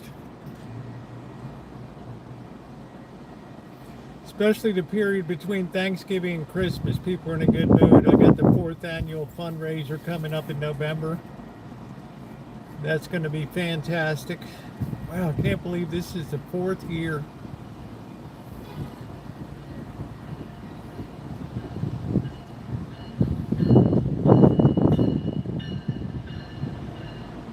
end up being like a, yeah, I'm still breathing. Oh, Blinky, come on. I'm giving my life over to the Lord, honey. I saw a video on Herbs and Rye Steakhouse. I'm not sure. I mean, you mentioned steakhouse, you're not getting out with less than $100 a person these days.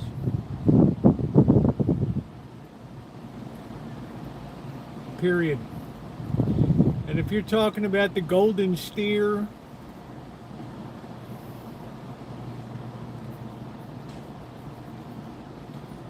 Circus has a very excellent steakhouse, believe it or not. Anthony and Vic's at the Golden Nuggets.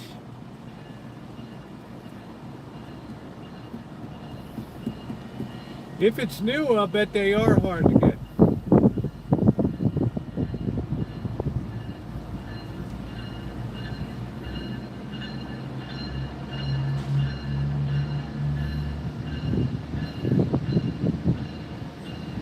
We were lucky we got into Scotch 80 at the Palms.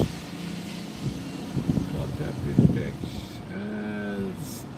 You know, no offense, the idea of eating at a strip club just, you know, with some broad hanging all over me. I mean, it just doesn't, you know, it doesn't whet my appetite.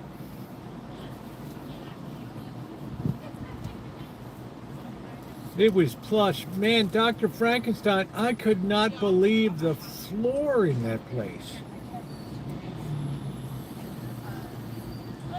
And they had a private dining room that they didn't want it to be private. They wanted to make sure when you came into the club, you saw it was like a 12-seat private dining. So they had glass walls around it. That's probably the most plush place I saw. Just the floor itself blew me away.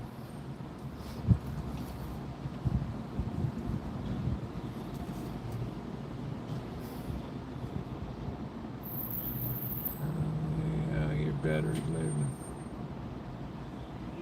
The funny thing is, Dr. Frankenstein, 20 years ago, the Palms was a concrete, you know, sealed concrete first floor, and you know, Britney Spears was up at the Ghost Bar and all that stuff. Now it's like they put a lot of money into that.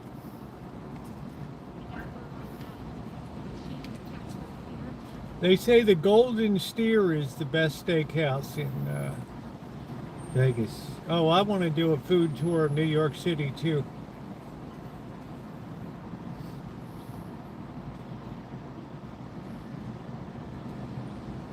Absolutely, positively.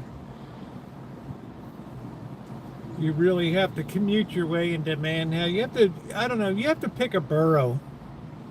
You know, start at Staten Island. You can stay there, it's not expensive, and do the food scene on Staten Island. Why when you're going to celebrate 60th life in articles. There you go, Blinky. You know, you have to approach. It's like going to Japan. I'd love to go from south to north.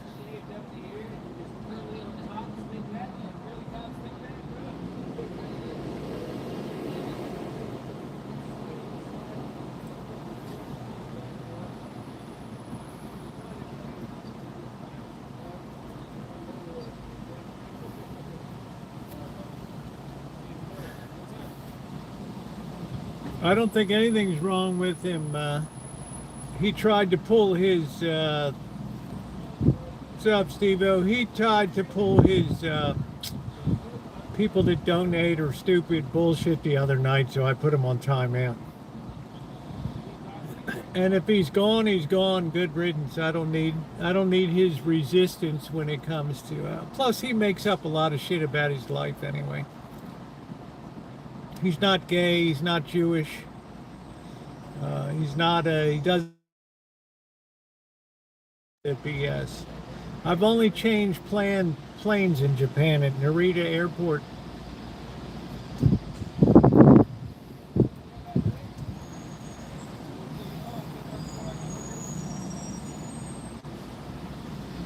That's good stuff.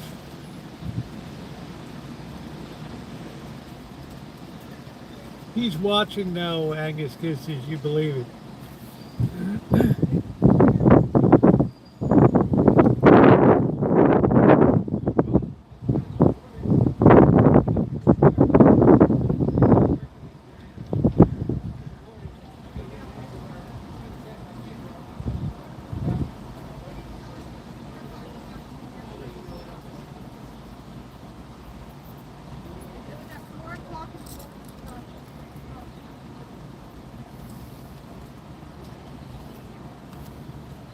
Yeah, reservations. So I'm not sure. I mean, I'm not going to be going there. I like little places like Chicago Joe's on 4th Street. You can walk over to it from downtown. Really nice 10-table, little Italian Chicago style. Red and white check tablecloths. Wonderful food. I don't care. I don't care about paying $100 for a steak. Mexico's great. You can eat for half the price down there and good food. I went to Ensenada. It was tremendous. I went to a shitload of places in Mexico.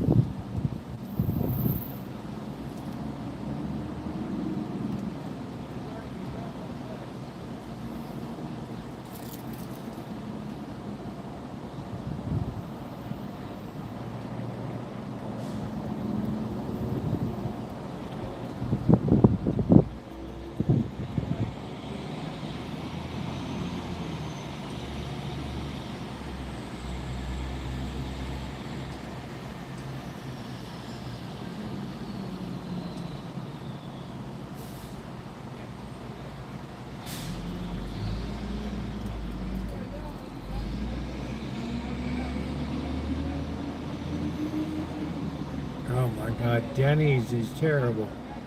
I will never go into Denny's again. I'll do a Waffle House any day of the week. I won't go into a Denny's. The place on Fremont Street down there was so disgusting. It ain't gonna happen. When they serve that monkey boy, that omelet swimming in half an inch of oil on his plate, greasiest damn thing I ever saw in my life.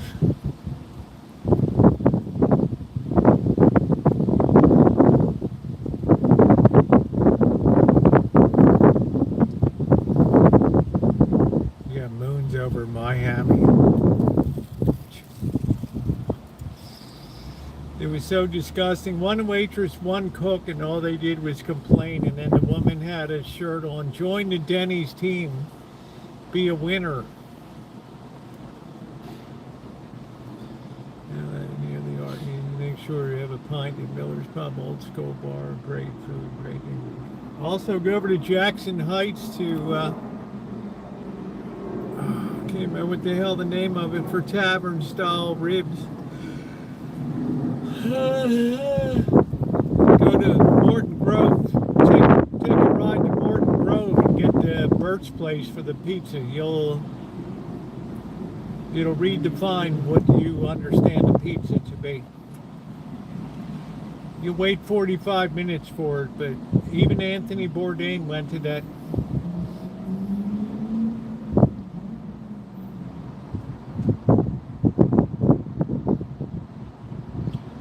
Yeah, the Gale Street Tavern in Jackson Heights in Chicago there.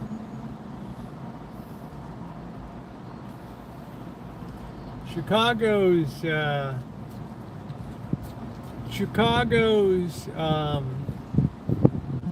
food scene is tremendous. It's very underappreciated. $25 for breakfast, forget it. Devon Avenue was the place I was thinking of that had all the Indian and Middle Eastern food in Chicago. Persian food, which was good. I went to a Persian restaurant there. Had amazing kebabs. I'm not crazy about the rice style, but it was okay. It's all right.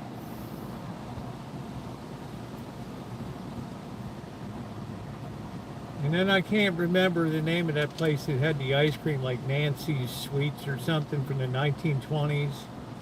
Old school ice cream parlor. That was amazing. The Black Angus is good. It's just, you know, they have good Italian beef. They have good Italian ice. Great hot dogs, great brats. Jim's pork chop on a bun.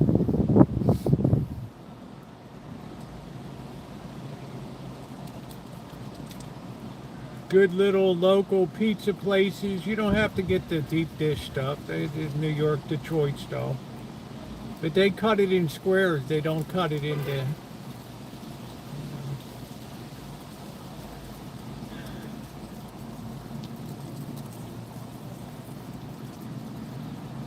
I don't have a smoker. I have an outdoor barbecue grill. We did a lasagna on it the other Saturday night, Aaron. We did lasagna on it. Yeah, you got good Polish bakeries. It's just good food all the way around.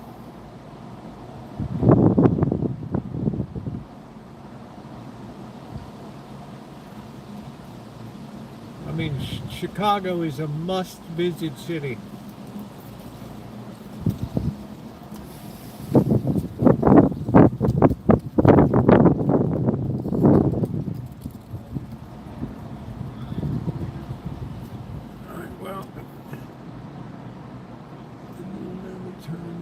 Off. Yeah, the gas is off. I hope it is. Maybe it is, maybe it isn't. I probably left it on.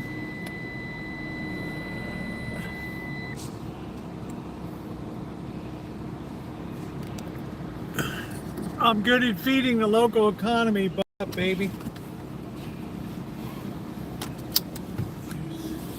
That's a good looking post office girl. It is. Let me smile at her. I'll help you with your post office stuff. Let's see what's going on around town today. It's dead around here. A lot of restaurants are closed on Mondays.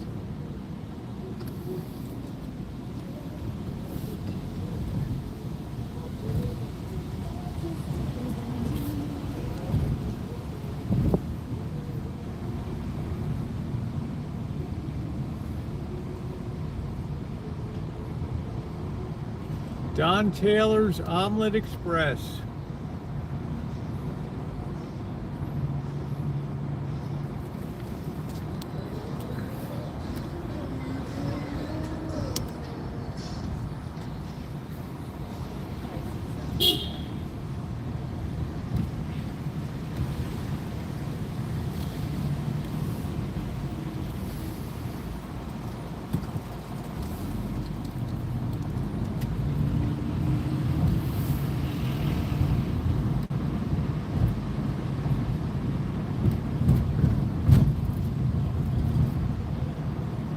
Yeah, we haven't had any complaints about picture quality.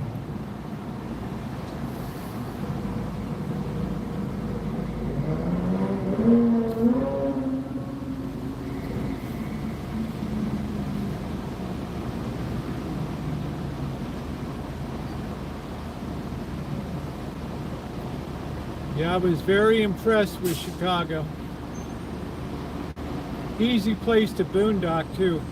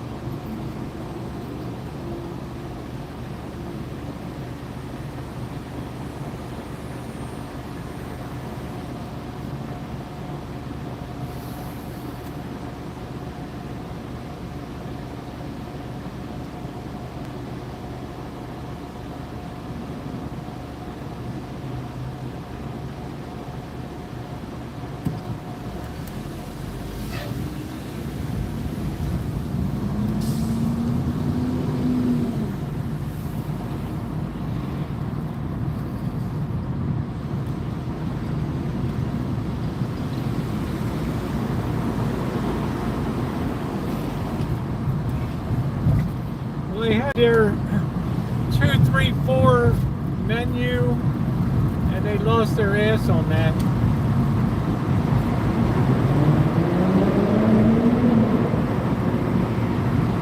You could get 2 eggs, 2 pieces of bacon, or 2 pieces of sausage and toast for $4.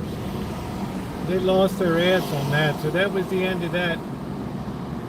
And then it just started to go downhill.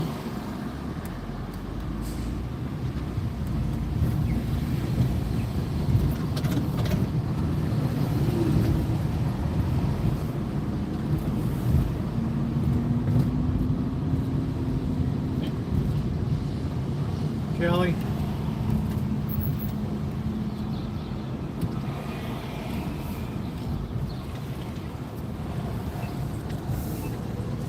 See what's going on today.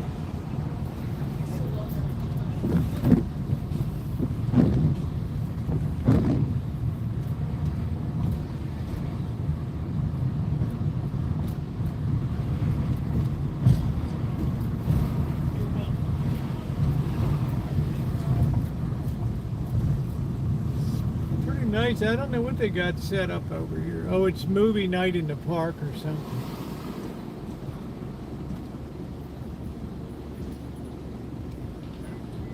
No, you never told me.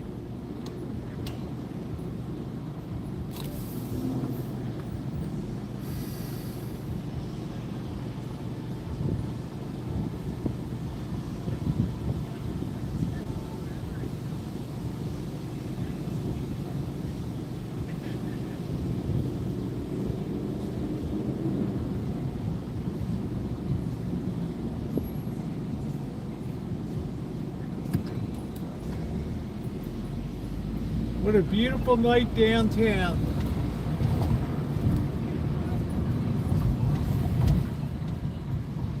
How is your meat?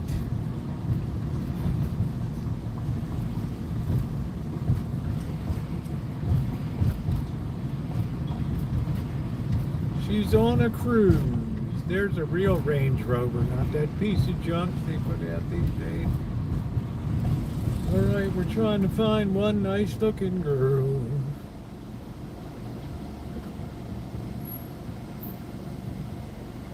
Oh, wow, Ronnie. Not lately. She used to show up on my channel once in a while. I know they had some health issues. She'll be back August 8th. Yeah, also RB Lady is back. She's going to buy a boat now, if you can believe it. I felt like leaving a comment and telling her don't, but she's the kind of headstrong woman that doesn't listen to anybody, so. She's out there asking people to donate money for it.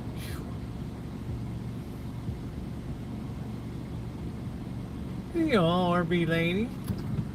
How are you?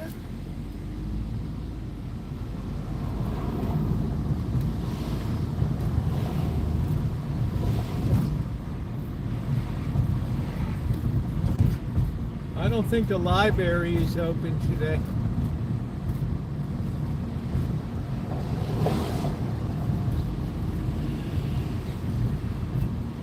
I don't think I heard of it before, Kelly. I mean, I wouldn't swear to it in a court of law, honey, but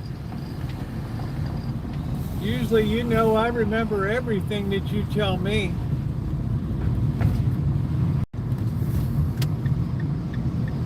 Gosh, that sounds like the kind of thing a person would remember. Now, I gotta remember, I'm old, so stuff slips like gears. I've chipped a couple teeth off my gears.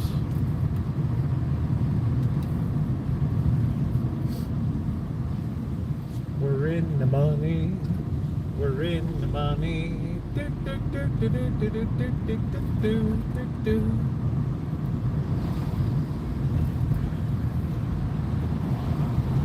No, but I was sorry to hear her son passed away.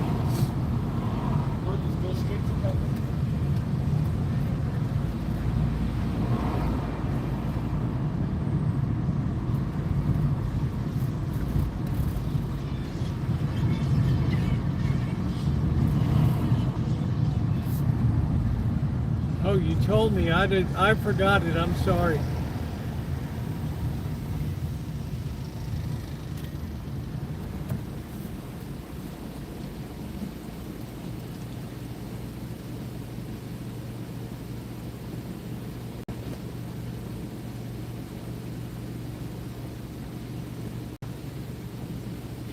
My bad.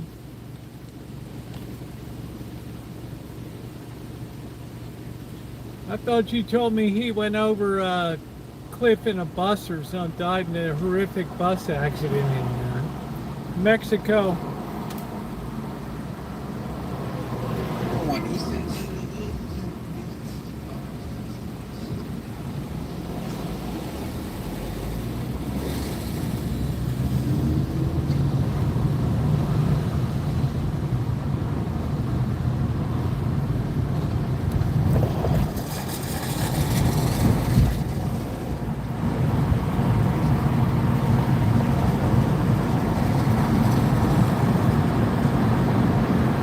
Okay. It's not the ugliest city you'll ever see. It's not the prettiest city you'll ever see.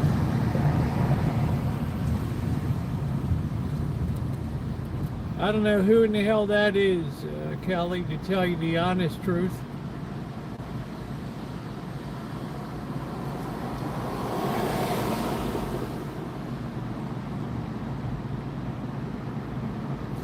Getting ready to make some red sauce.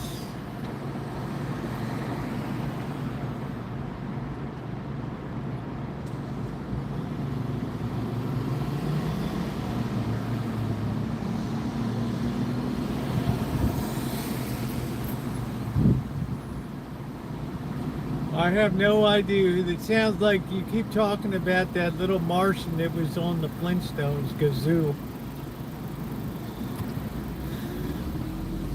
I guess that's who you're talking about.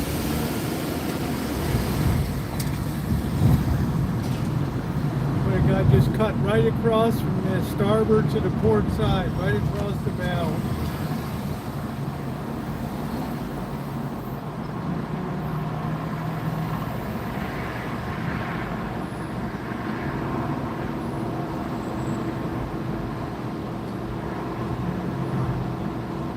Are you talking about a cookie or something? A black and white cookie like New York delicatessen cookie?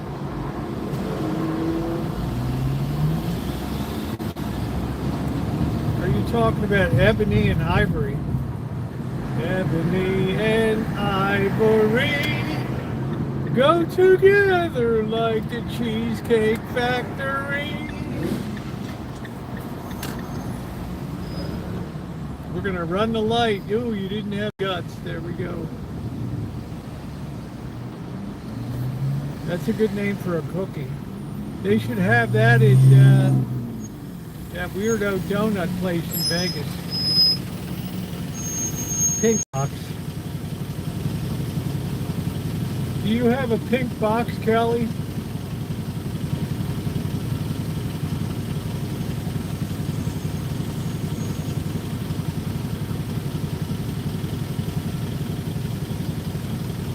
The donut place. I was wondering if you had a pink box in Toronto up there. What are you talking about?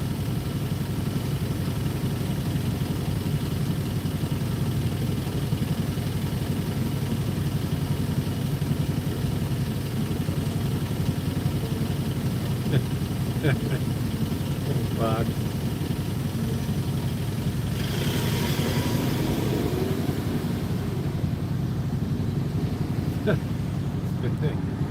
Yeah, big Zazu would be a good name for a donut in their lineup.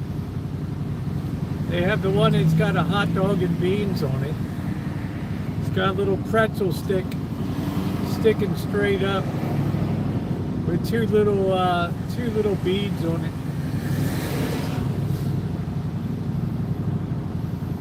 It smells like weed. Somebody's blowing a bowl around here somewhere.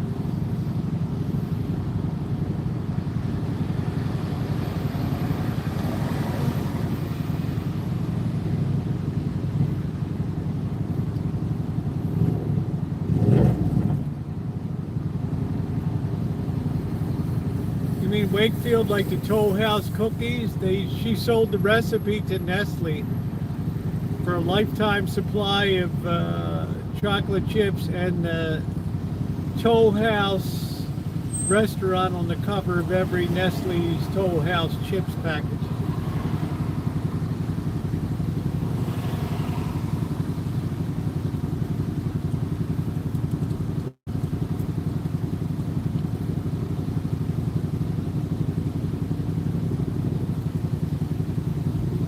I don't know. I thought we were talking about Toll House cookies the other night.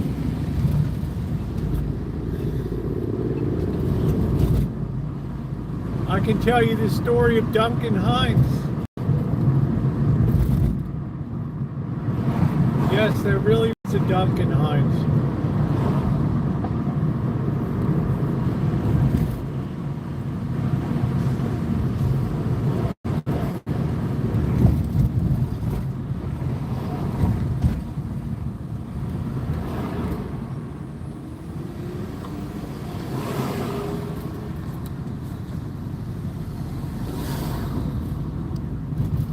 You mean Patty Wakefield?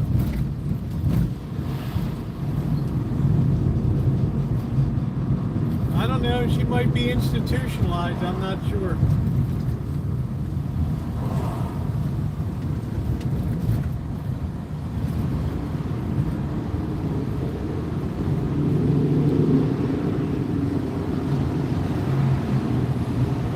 Oh yeah, I remember that. Yeah.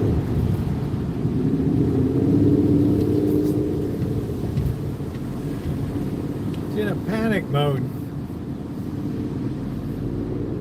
as if people would just leave town and leave the cats to fend for themselves. It's just it was so ignorant. Ooh, she looks good, man, on that sign.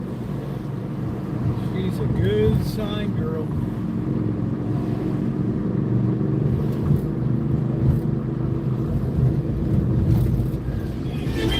Yeah, she came onto the live stream and made a big scene about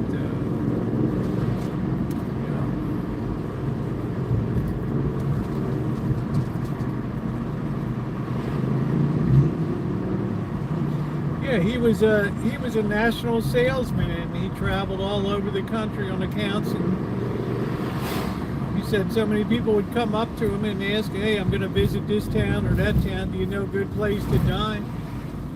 And he'd tell him, and finally he figured, shit, I could make a Duncan Hines Guide to Good Eating. I have the 1949 edition. Before there was Michelin Guide, there was the Duncan Hines. Based in Bowling Green, Kentucky.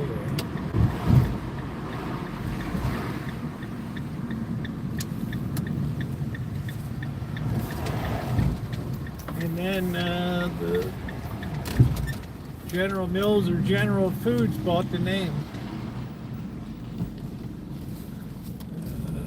I feel stupid. I'm not sure what you're talking about, Kelly. Why don't we start over again, honey? You're confusing me on purpose here. You're taking advantage of my advanced age.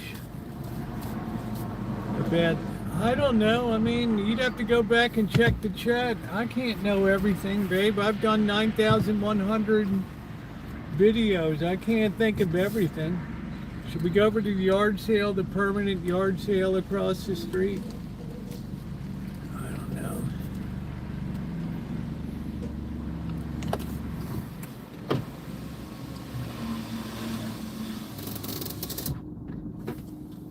I apologize, Kelly. It's just the nature of the beast, babe. About her cruise to Greece, I didn't tell you yesterday. I don't believe you did. Now, does that get me into trouble or what? Major Douglas MacArthur, I shall return. I thought there was one that starred Gregory Peck as Douglas MacArthur. Oh.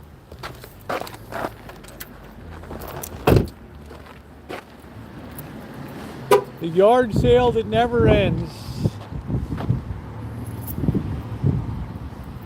Duncan Hines, baby.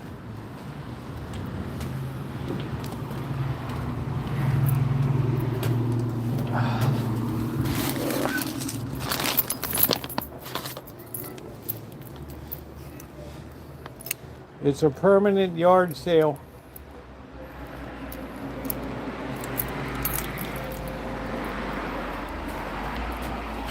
It's shake and bake, and I helped.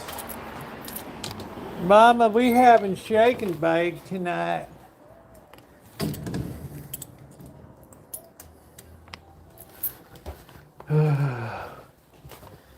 Yeah, sorry, Callie, my bad. All right, let's look at our tomatoes. All washed, sprayed. We got a job to do, ladies and gentlemen.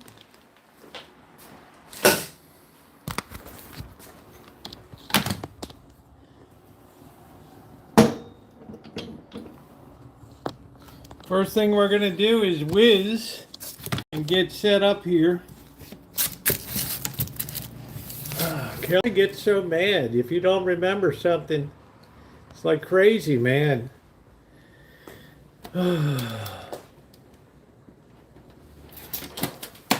Hello. Roosevelt, you are so fine. You are so fine. All right, let's get our big board out. Let's see what we're going to do. We need one chef knife.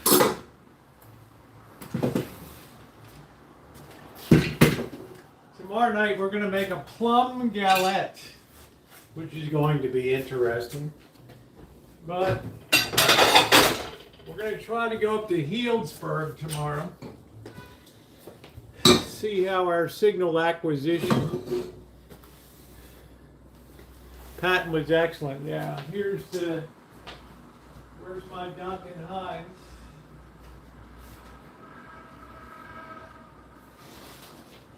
I'll turn this around so you can see it.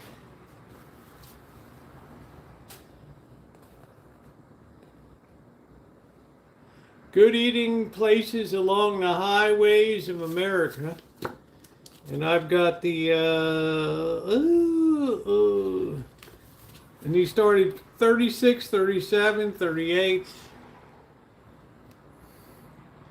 I've got the 1949 edition.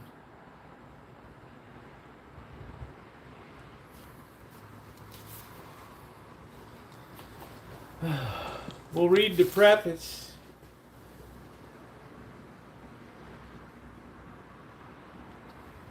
Good taste is an unruly human faculty not easily confined to a single channel. Years ago, I became acquainted with Duncan Hines, a man of exquisite taste in the printing arts. There's their headquarters.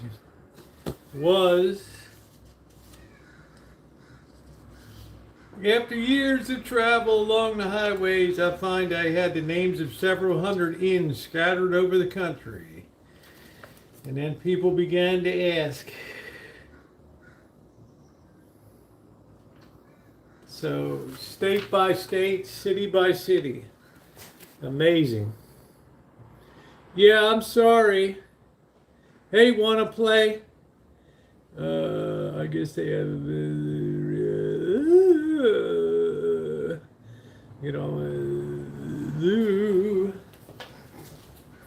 I got a whiz. Duncan Hines.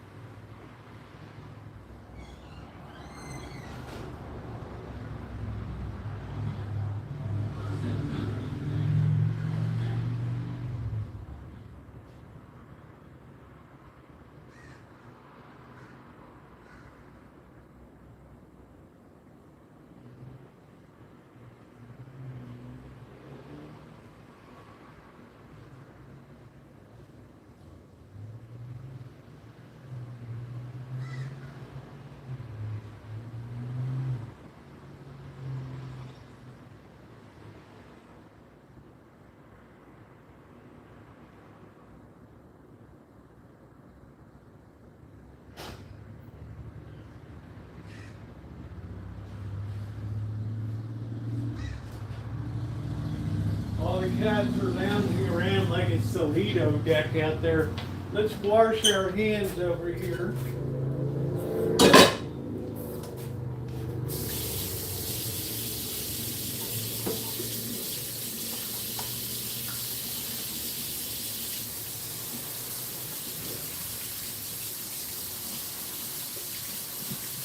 We're going to do this step by step. We're going to take care of, we're going to GI the tomatoes first. Then we're going to clean up a bit. We're going to get out the food processor. We're going to put the onions and the garlic and everything. I've got the dishwasher has already run. The jars are sterilized for today.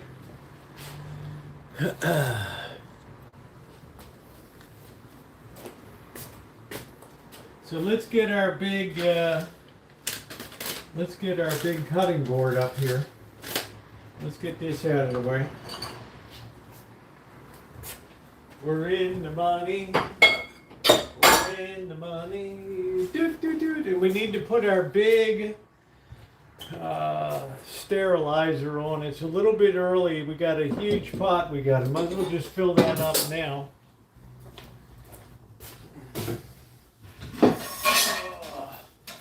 We got to fill this big baby up.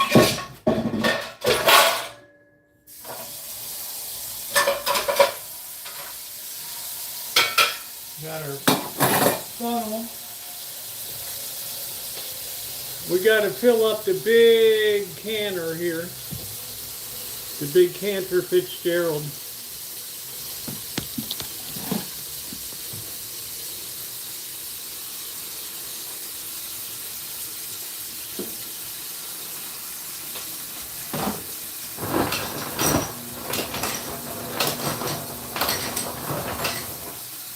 Neither Pat nor MacArthur were very good at understanding the political overlay of war.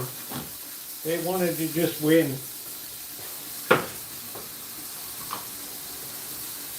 So all the bullshit with Montgomery on Sicily.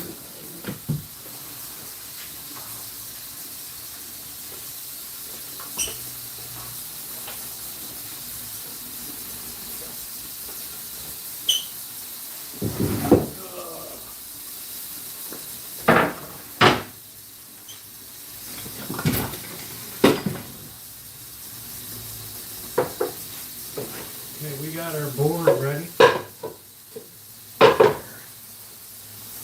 So we're going to squeeze out. And I'm going to have another nice tomato soup like I had yesterday. All right. We're filling up the canner.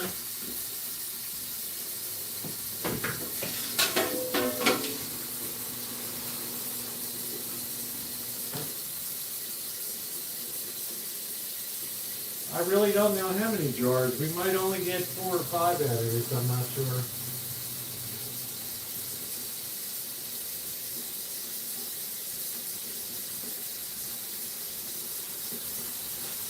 That's a big ass pot.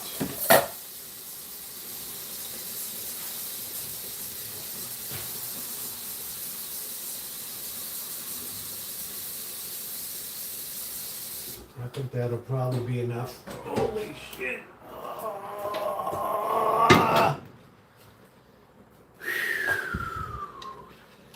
We're going to put that on the back and let that start getting some heat to it. That's going to take a long time. Then we're going to process these tomatoes, which means we're going to cut them, strip out the seeds. Some will be able to squeeze out. These are a little, these aren't as ripe. Should be able to just squeeze them right out, just like that. Get rid of the seeds. Easy breezy. pudding and pie. Get them seeds out or else you'll cry. I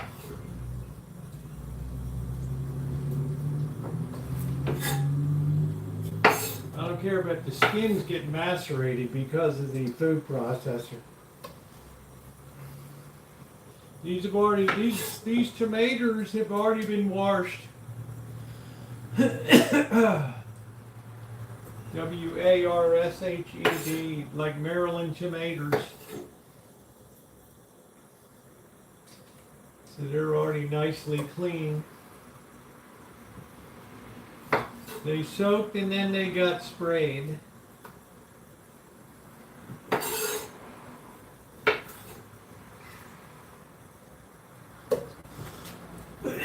It's very easy to squeeze out the seeds out of these. It's not like the regular big tomatoes that you have to do that too. Look at this weirdo little thing. It's like a chess piece.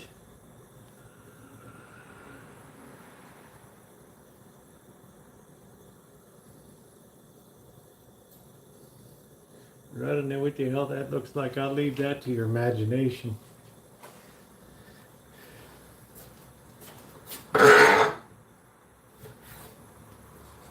Kelly, you should do some home cooking and canning up there in Canada.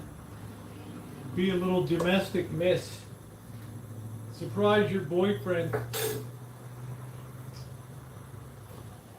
Let him come home and find a nice homemade spaghetti dinner with meatballs and you in a baby doll nightie. How about that? Give him a Monday to remember. Oh, I'll think of you always. Ooh, I'll think of you always. Ooh, not for just an hour, not for just a day.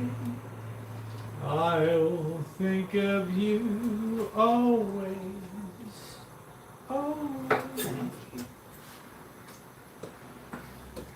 Oh, Roosevelt, you should have been a church singer.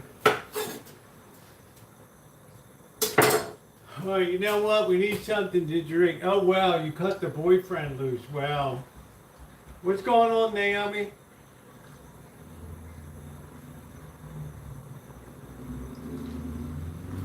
Looks like you finally cut that no-count guy loose. Good deal. We're going to save all this juice for tomato soup tomorrow. Do, always do, I'll think of you always. Ooh, not for just an hour, not for just a day. I'll think of you always. Try not to get any that have the blossom rot on the end of it.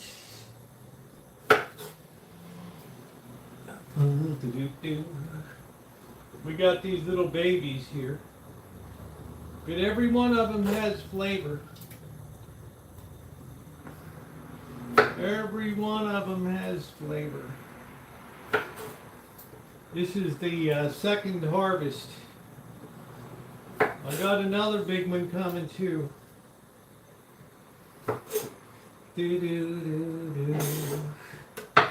Got rid of that no-count boyfriend. Gives to me the maters. I'm ready for Miami, baby. Santorini tomato fritters.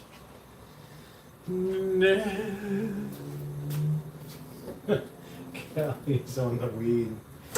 That's it.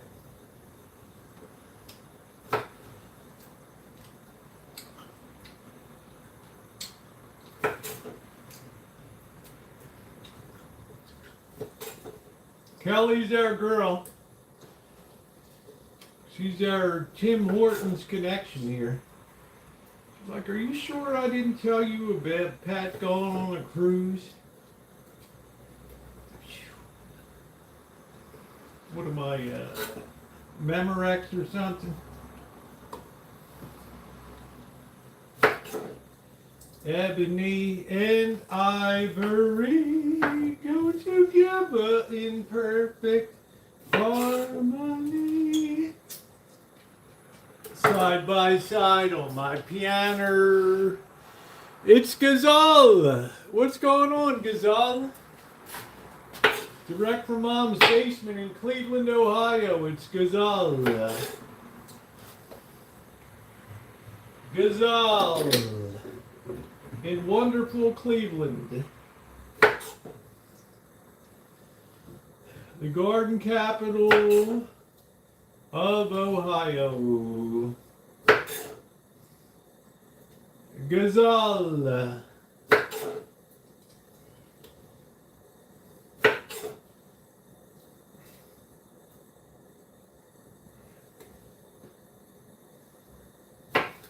I thought that one might have a little blossom end knot, but it doesn't. We're doing good. It's Gazelle. We're getting a lot of these seeds out. We're going to always have a few. Next season I might get the de-seeder machine and the one that takes off the skin. But I macerate it, so it doesn't much matter. But I was watching this crew in Italy do it. All this malt. It was nice. The grandmother, the nonna, the daughter, and the granddaughter. They were all doing their thing. It was nice to see the family there. Every year doing their canning tradition. But they did use a machine that they put them through to strip the seeds out and everything. But the this variety is very easy to handle. That baby had a little bit, we just cut that off the end. Mazzala. Sweet as candy. What a garden I have each year. Those onions, holy smokes. I mean, tell me that wasn't total victory. Mazzala. Schlemiel, Schlemazel. I love a good red sauce. We did diced tomatoes. What did I get? 1 gallon, a gallon and a half of diced tomatoes, which was really nice.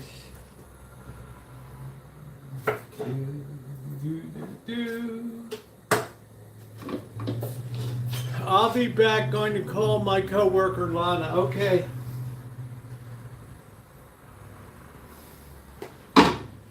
Be safe.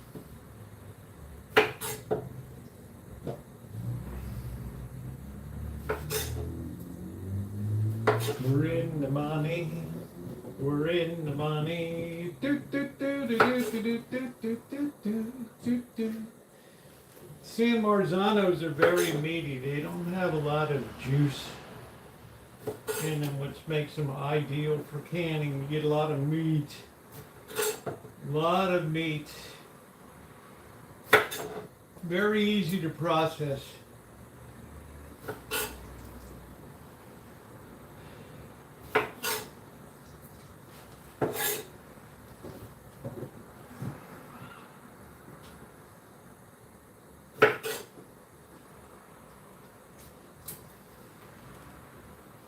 We're going to throw these right in. We're going to clean this all up and throw this. I don't have a lot more to go here. We're going to throw this right into the processor. And get this worked right down.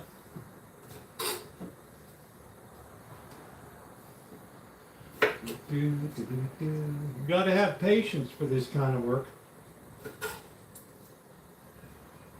Now, when they do their red sauce in Italy, they only put a bay leaf at the bottom of the jar. They don't put any Italian seasoning in. I think it's basil. Basil, welcome to St. Basil's.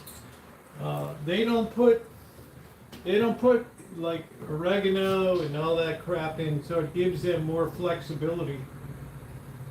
That's why I like to have diced tomatoes, and I also like to have red sauce because I get some flexibility. Sometimes I just want to grab the dice, sometimes I want the sauce.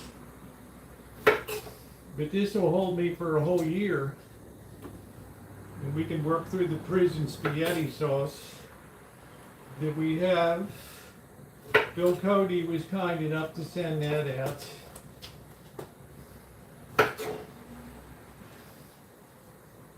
Alright, see how many we got today? You're like, wow, Roosevelt, that's a lot of tomatoes. That's a lot of tomatoes. Enjoy eating Santorini tomato fritters with a yogurt dip. Man, I'm going to be ill, Elmer. Please stop talking. I don't know what the hell they eat in Germany.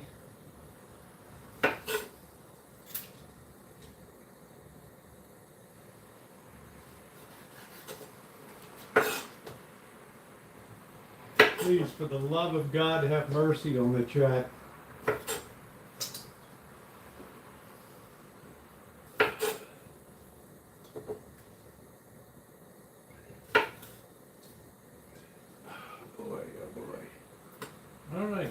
We're just about done. And we didn't lose a lot of volume here, but I'll be darned. We're going to save this juice for tomato soup. Absolutely delicious.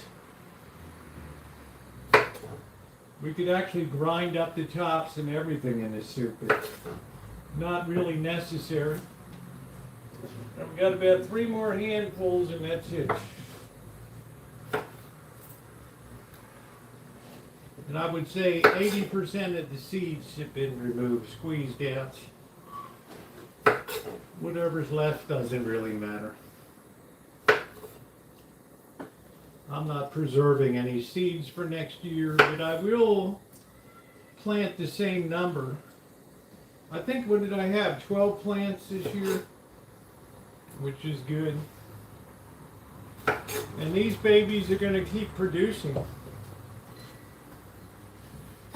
They are going to keep producing. And I got some really nice ones on some of them that are just coming up to maturity that haven't hit yet.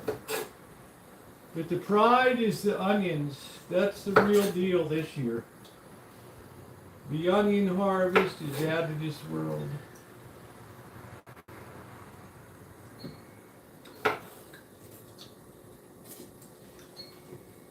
I haven't had a beer yet because I'm cutting here. I don't like to drink too much. I mean, you'll see like Ina Garden, she'll have a glass of wine or something. But I think that's more for show than go. I don't know if she's a day drinker or not. Probably in the Hamptons, she's a day drinker. Okay, see what snuck in? A little bit of that blossom end right there. So we got a deep 6 set, baby. I tried to throw away the ones that had that. You're going to get some of that. You should only water your tomatoes in the daytime in the morning. If you go at night, sometimes they stay wet overnight and it's not good. You want to make sure they go to bed dry, just like you like to go to bed dry.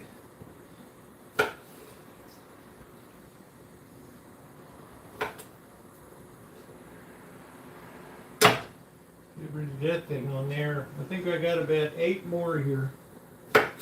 And then we're done the hard processing here. I got a good amount in that pot. I'm really happy with that. I thought we might lose some volume, but we really didn't. Yeah, I got 4 more.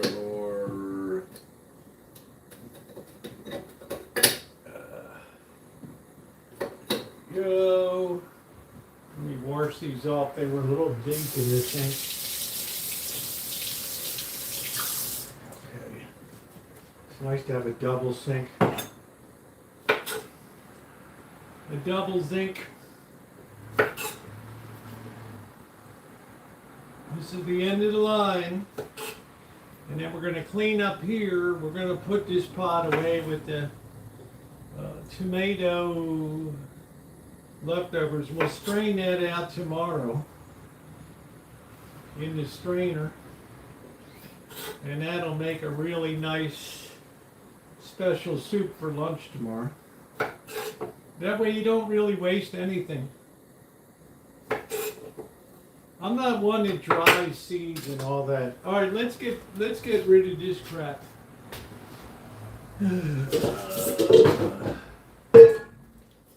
Let's use our bench scraper. Why I put that there? Alright.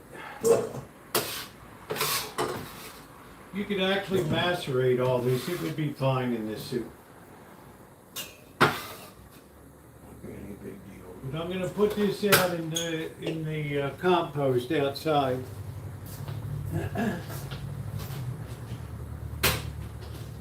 Out, you pixies!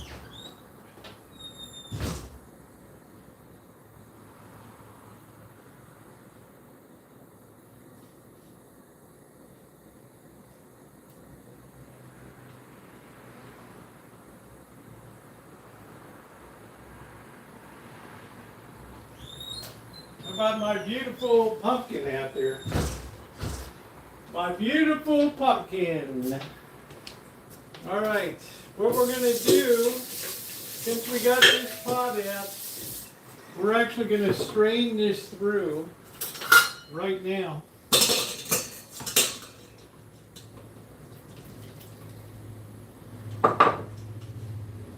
And that's going to make it real easy to make some soup tomorrow. I'm just working that right through. I guess you could save the seeds if you wanted to. I'm not down with all that BS.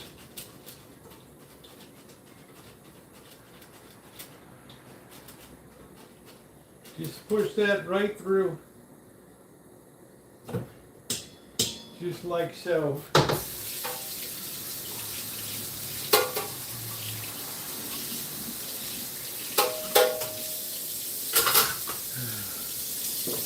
And that's the perfect base tomorrow for some tomato soup. We're going to sit that there. We've still got our pot heating here. You put a can, 1 cup of water along with a can of tomato paste in that. It's incredible. There's all of our seeds in there.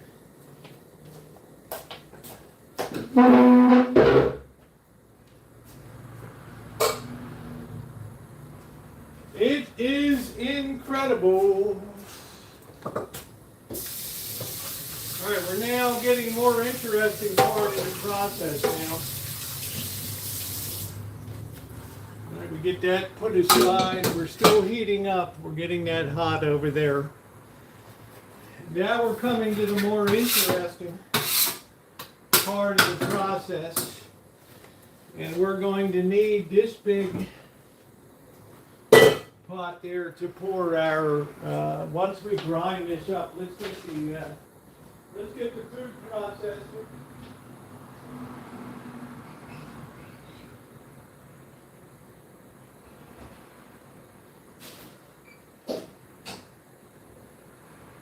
You may not remember, one year I made tomato paste. I boiled down this sauce until it was a paste. That was a big job. Now I'm going to give you a caution here. This is going to be loud on your ears. Okay, so you may want to turn your volume way down while I'm working this through. We're going to put our onions and our garlic in too. I'm using 2 big onions here.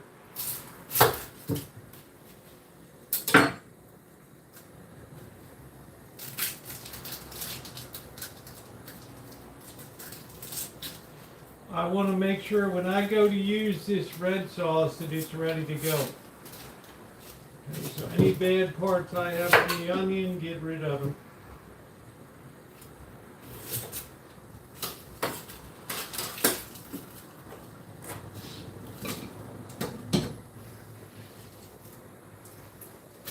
I'm going to put 2 big onions in here.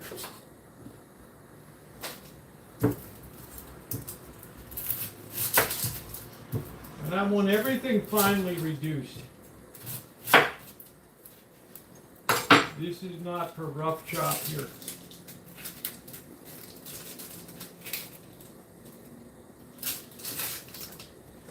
Some things are, some things aren't. This is not. You'll see I have a bad, I just cut that out.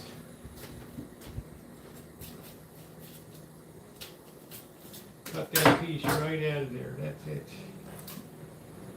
All right, we're gonna chunk this up. First thing we're gonna do is macerate these onions. I'm gonna wash this off, I don't wanna throw this away.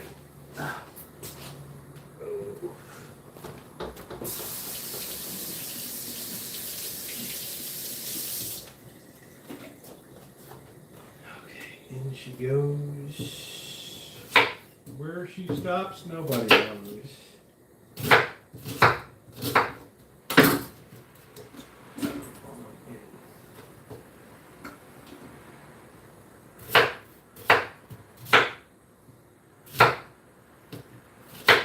We're going to throw our garlic in here too.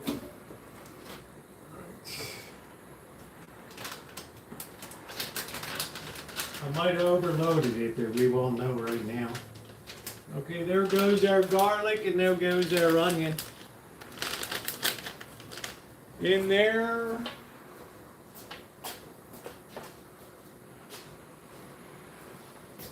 And I think I'm going to add a little extra. I'm going to peel a little garlic too. This is a little bit under. But we'll start with this. This is going to hit your ears, so beware.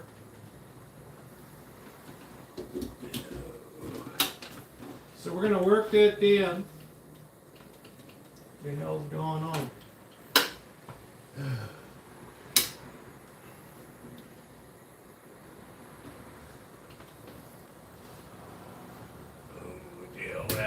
There we go. Is that thing on right? I don't know. Don't tell me this thing went tits up. Oh. Baby's dead. I don't know. I guess we're not on right. I don't know. Are we on right? That thing's not going to go unless this baby's perfectly locked in.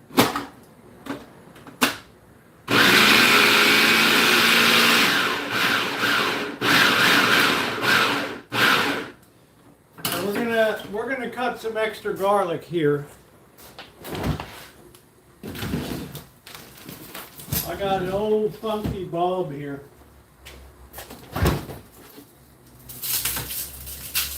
I don't think it's too dry. It might be. I don't know. Well, you see, man, I hate peeling garlic. Like the ultimate pain in the ass. I like the pre-peeled stuff. It makes it a lot easier. What am I, Italian? What kind of Irish person handles garlic? Should be all about the potatoes, baby!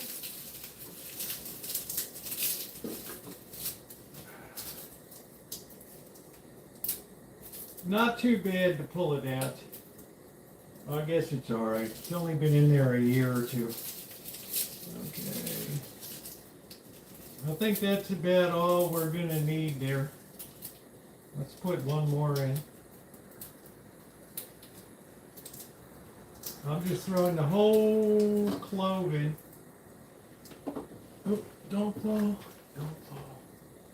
Don't fall. I think that's all. I think I got most of the good stuff there. One more there. All right. It's loose as a goose. I think that's enough. I'm not going to press my luck. Make something funky.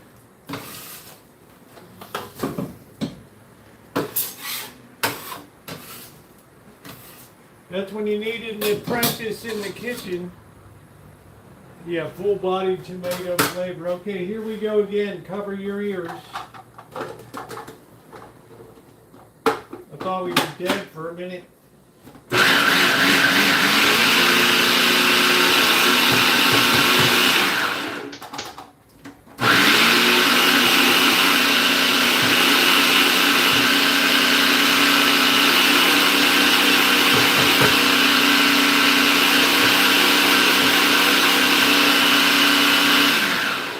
Perfect. Oh yeah. That's really fragrant. In she goes. Right in.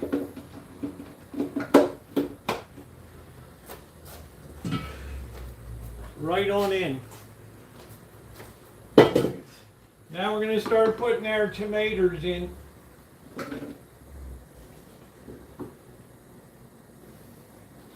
This is so much fun.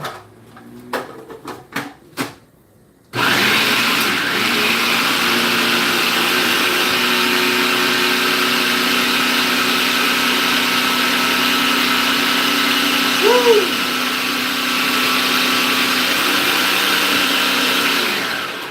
Perfect. We'll pour that puree right in. Get the next load. Woo! This is fun. Big handful right in there, baby. Woo! Roosevelt, you are so fine.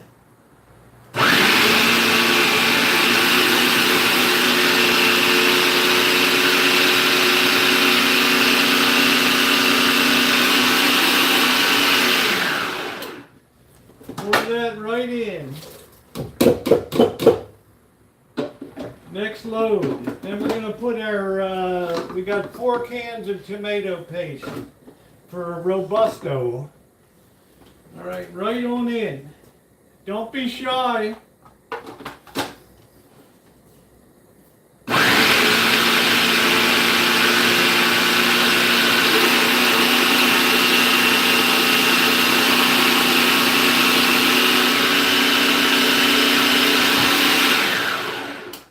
Really nice puree.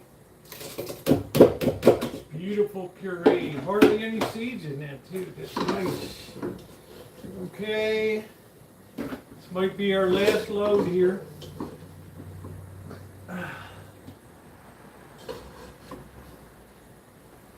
This could be our last one, boys. This could be it.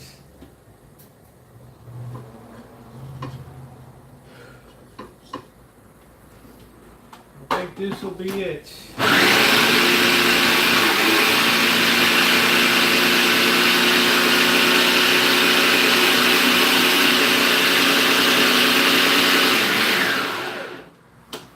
Homer's like, I'm digging this American style, baby. What the hell that is.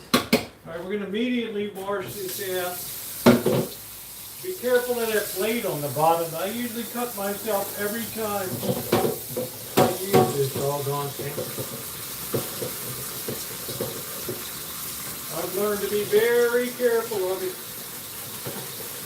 But I don't want that tomato to set all over.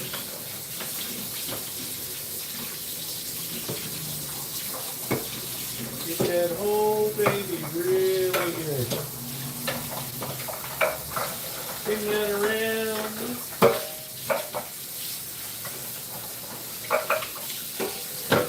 Wipe that off really its job.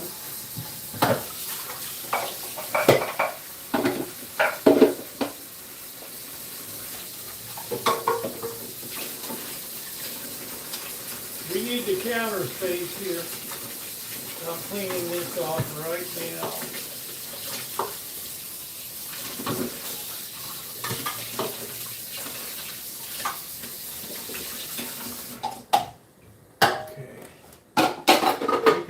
Set that aside. It has done its thing.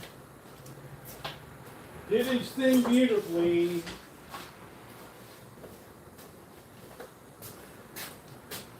Wash this out.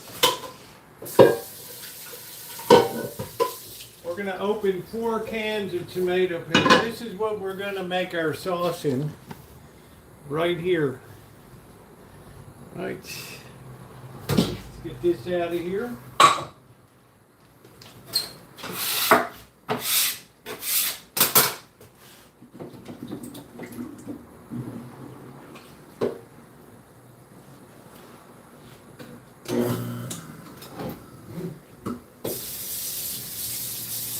Perfecto.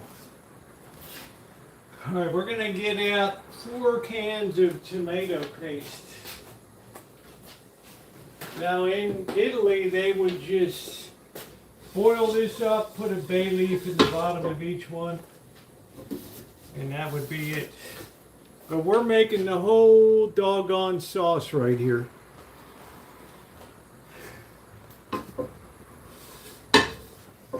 I want all the seeds out of there.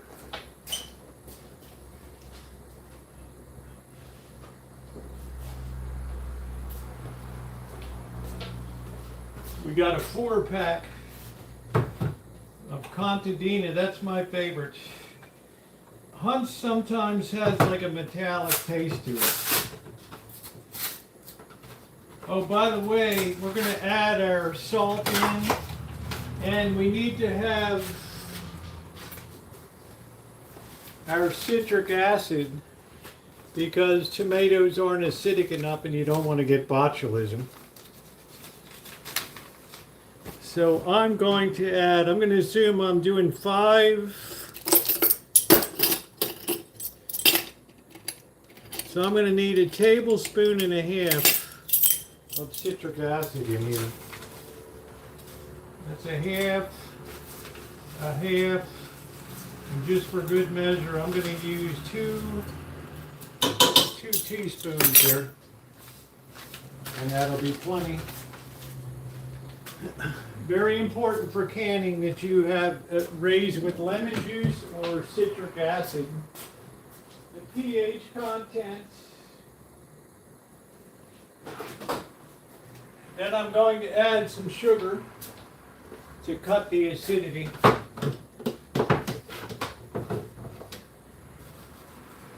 Just like so. You can see I'm very big on measuring.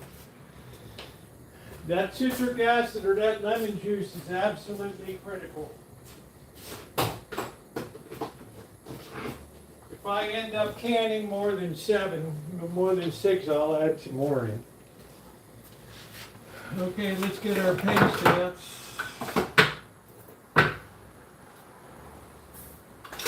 This is perfect. Used by June of 2024. In our wheelhouse. Always found if they found the Arctic explorers with all their canned goods, we're still good. What do I worry about? The Shackleton expedition. Nothing like whale blubber in the morning. This gives you a really nice, flavorful sauce. This beats the Italians at their own game. Alright.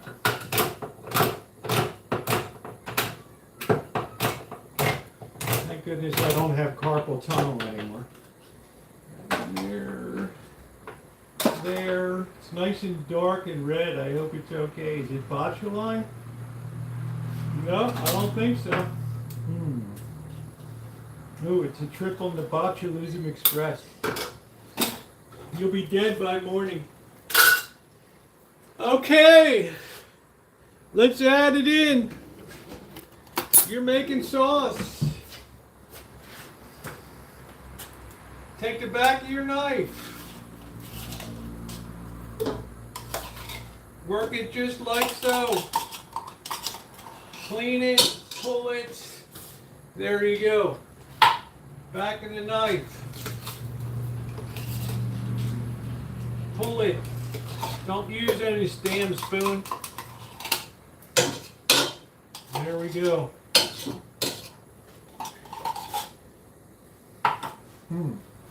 Tastes good to me.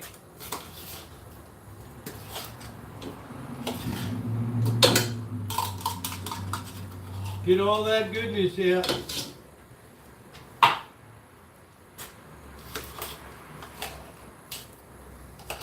Contadina, that's the old favorite, baby. All right, we got everything we need now. We're ready to put the heat. Ready to put the heat to it. Roosevelt, you are so fine.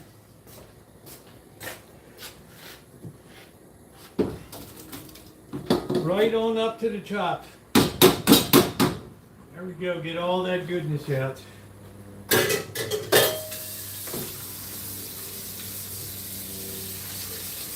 And let's give an initial stir. You don't want to overtop this. We're getting all that mixed through. All that onion, all that garlic, all that tomato paste.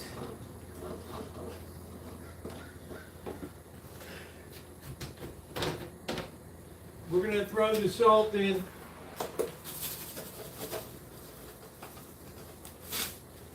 We're going to throw some rice wine vinegar in for umami. We're going to throw in some black pepper.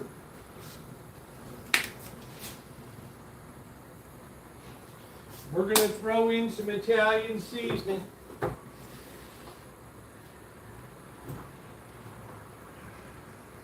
What the hell did we do with that?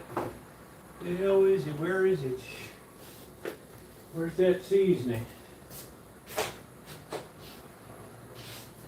All right, where the hell is it? All right, we're in panic mode. We had it last night. We just had it on Saturday. We got Old Bay. There's the Italian seasoning. Ooh, that was scary. A good dollop of Italian seasoning in there.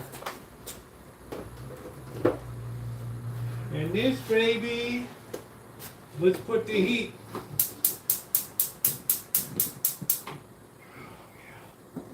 Oh, it's like Nona, man. Nona, Nona, Nona. Abundanza. Get that all mixed together. Let's get that heat to it. Oh, that's going to be a hell of a sauce right there. Woo! That's going to be a hell of a sauce. Yeah, we got it. Yeah, we don't measure, Ronnie. I figure if you don't know how to cook by now, you never will. Now we can finally have a brew. Wasn't this easy? San Marzanos are so easy.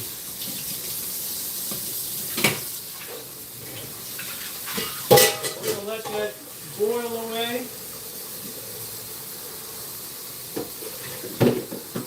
We need that sauce to get a deep red.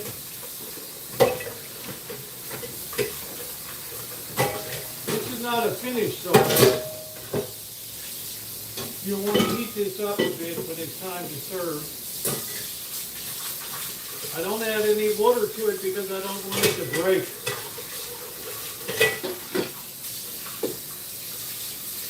You don't add water to the real sauce. Right. We got our jars ready. They're in the dishwasher. We got our tops. We are in good shape. Okay. I guess we could switch this to here. Let me get my pot holders.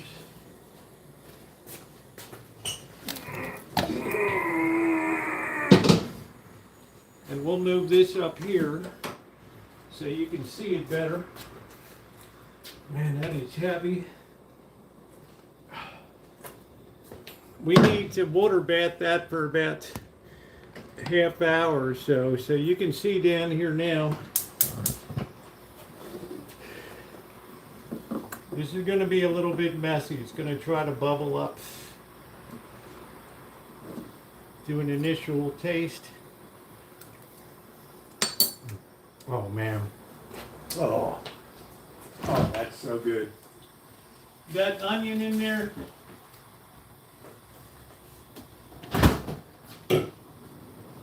We want to add a little bit of olive oil to texturize it too. Oh, that sauce is going to be amazing. From Rancho tomatoes, pull from the bottom to the top.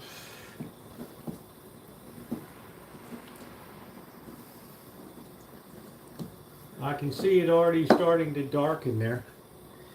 That's it. Isn't that beautiful? Please hit the thumbs up button. I'm going to clean off this board because I want to put the glass jars on it.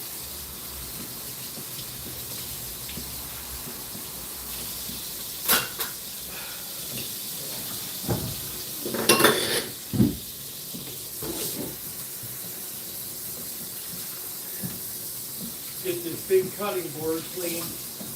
I'll tell you first, like I told you the other night, I didn't really like having a big board. Now I really like it.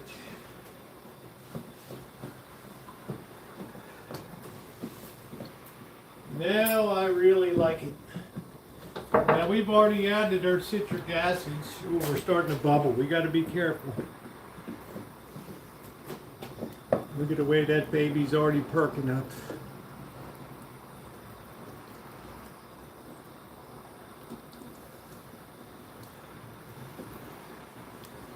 Yeah, the citric acid is critical.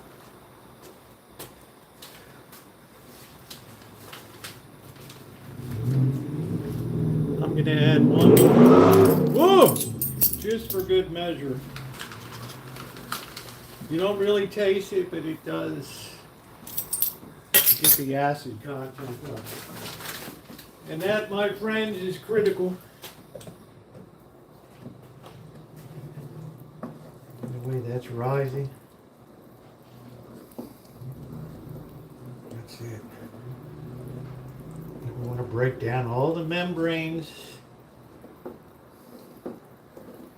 in that sauce and really get that baby cooked down good. That looks outstanding. Already, that looks tremendous.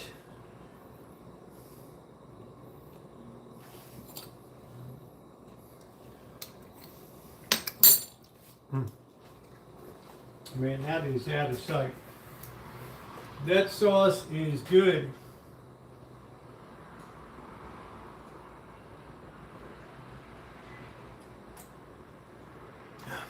So some years I've made rough chop with onion.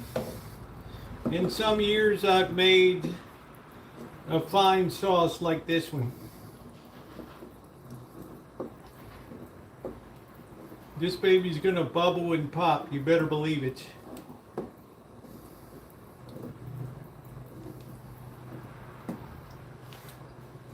How you doing, MB? It's a red sauce. Nothing special.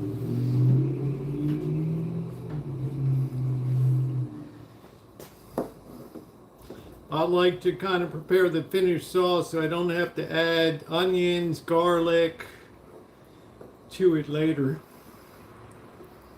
We're going to use our vinegar. We also have to we're going to need to wipe these jars too when we seal them. So let's make sure we have our jars. Let's find our lids. What we got here?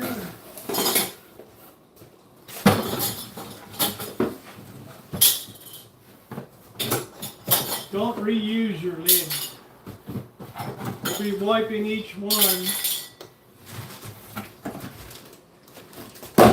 We'll be wiping each lid with vinegar before we seal it.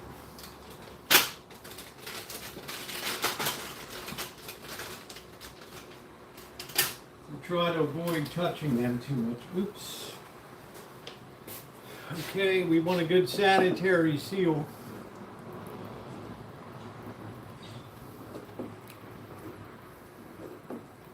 I'm already look at the color of that baby. He's getting beautifully red now. Beautifully red.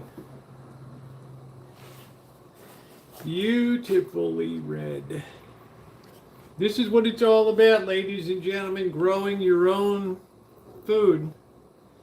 And I thank the Lord I have a big place here on the Rancho that I'm able to do this. Grow as much as I want. I could put 500 tomato plants in if I wanted. I could throw that whole back 40 into production.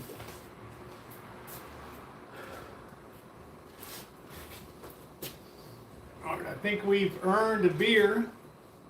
Well, I've been doing it a lot of years. You said it, thank the Lord. That's exactly right. I always give praise to the Lord. I'm nothing without the Lord. I am nothing. We'll reverse this later. Once we're getting ready to can, we'll put this over here so you can see the canning operation over here.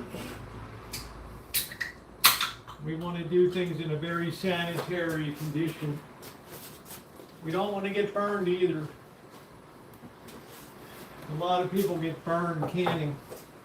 It's not worth it if you get injured and have a huge hospital bill. And if you're burned anyway, there's not much they can do for you. So.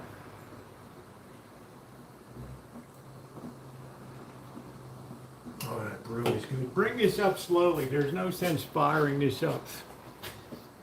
Dr. Frankenstein, yeah, I've been at this for almost 14 years on the channel.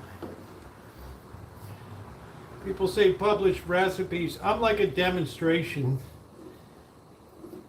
cook. I'm not, you know, if I ever get around the hack job cooking book, man, that's good. Oh, man. Wow, that is so darn good. That flavor's all there. I can't think of anything to add to it. Maybe a shake of cayenne just to give a little ting. You'll notice I use cayenne in a lot of cooking to give a little bit of a ting on the tongue. Not crazy. Just 2 shakes.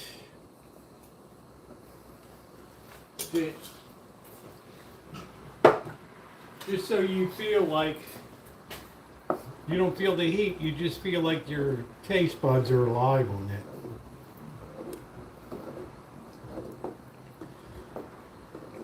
That's their own Rancho grown tomatoes right there. That is it. And it's a beautiful day for canning. Next week it would be too hot. This week is fine. This week is fine.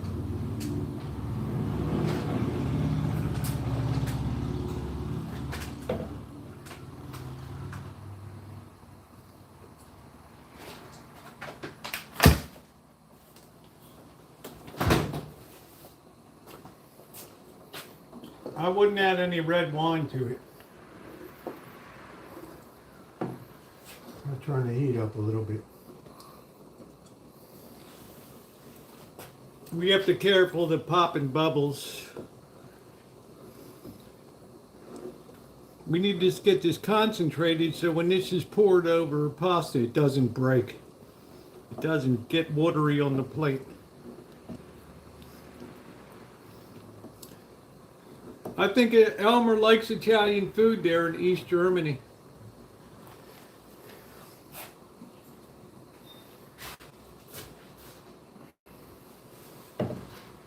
We got our rings ready. These can now have the rings removed.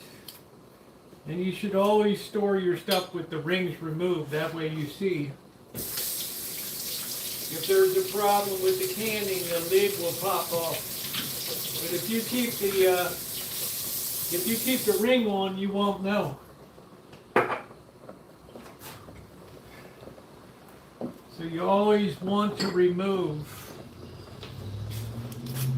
the rings when you're done canning. Okay? It can hide a lot of problems that are going on. You have to be very careful of botulism.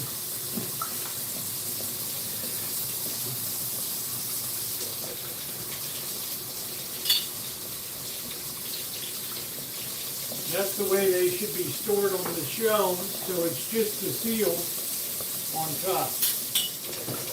And a good seal won't come off until you pry it off. That's important. That is very important. Never store your canned items with the seals on, with the rings on. Thank you, Mouse Toes, for teaching me that.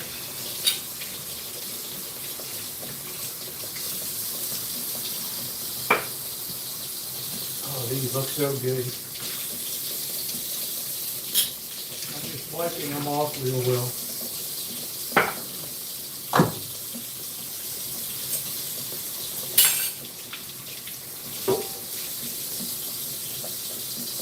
That's the way we want to seal them.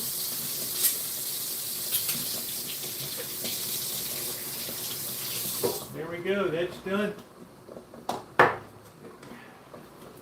The rings are only for initial canning. A lot of people don't know that, and then they don't know that botulism has broken the seal and they go remove the ring and just pour it in. If you leave it with just the lid on, it'll pop if you start to get gassing from botulism or something. So it's like a way it protects you. Hey, Desiree.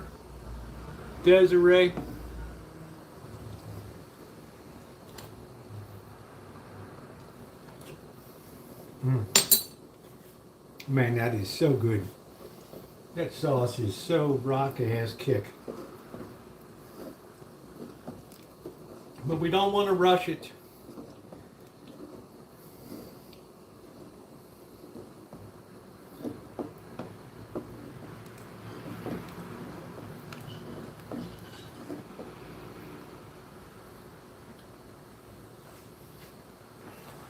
That stick should gradually fall over. Jaeger schnitzel with authentic. I don't even know if they can grow a tomato in Germany. Ooh, who the hell knows?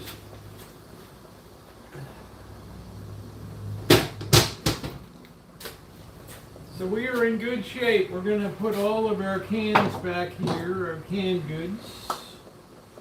Wipe them off good. Then store them here. Our beautiful tomatoes that we diced. So I'll have enough tomato products for the whole year.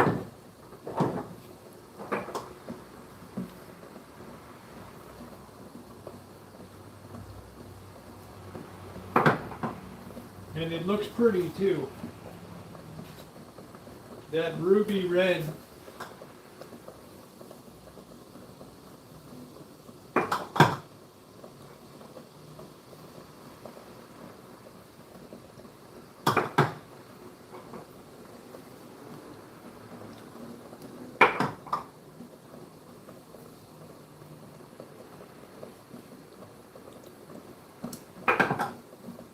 You could store these out in the workshop too. But it gets a little hot in there. You could store them in the shine shack would be a better place to do it.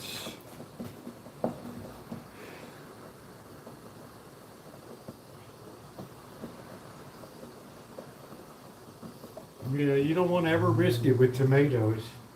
That's why you really have to make sure your acidity is up when you can them.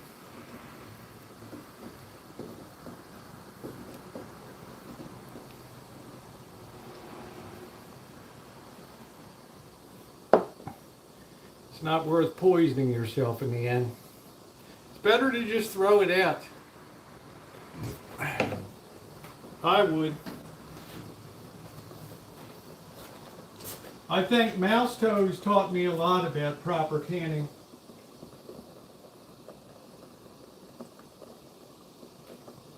She's like a canning genius. She'll can fish, turkey, all kinds of stuff, meats. We don't want this to pop big bubbles here. They light a big fire in Italy underneath of it. Just work that sauce down. Work that sauce down.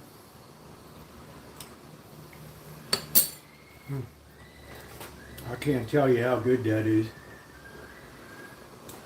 So we got this just rolling over here. We can just turn that off a bit. That's getting close to the boiling points. It's better to throw something out. If you don't like the looks of it, your mind is a pretty good, your eye is a pretty good thing. Your mind is a pretty good thing.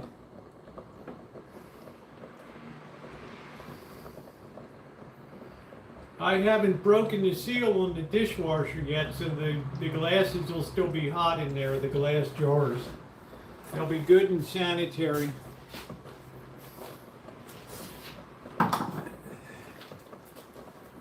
You see, deal for real, if you seal something and you have the ring on it, you'll never know if there was a problem because that ring is keeping it compressed. But when you store it on the shelf with just the seal, if that pops up or you don't hear the vacuum when that opens, then you know you have a problem. Never store with the rings on it. Okay?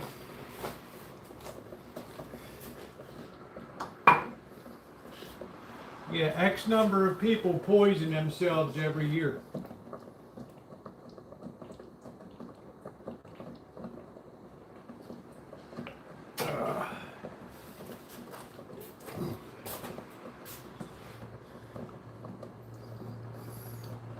Canning is really easy. Remember, they didn't know about bacteria for the hundreds of years that they were canning. And most people live to tell about it. Now we've advanced food safety so much that, you know, they understand if you put citric acid in or you put lemon juice in, then you're going to lower your chances of having botulism. And if you sterilize your jars and you work very neatly, your chances of having a problem are very slim.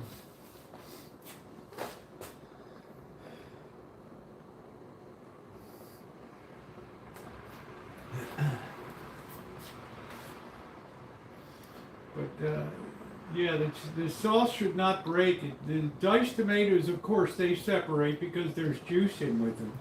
But the sauce should have no water at all. This should be, you open it, you heat it up, and you use it. So it has to be reduced. You have to be very careful when you're canning, especially tomatoes, because they're a low acid fruit. That's why I added the citric acid. It did nothing to take away from the taste. I added some sugar.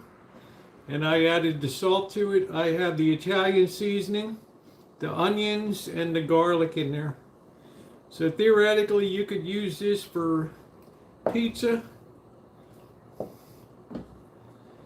but it's not set enough. It has to set.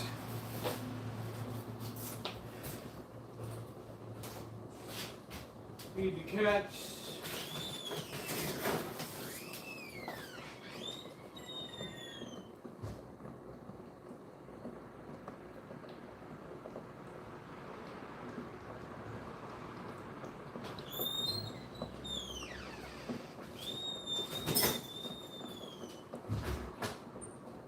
Happy cats.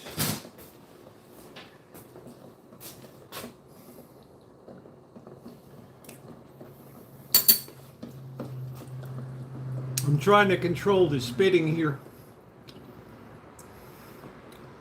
But the more we work this down, the thicker the sauce becomes. And I'm very pleased. I'd hardly see any seeds at all in it, which is good.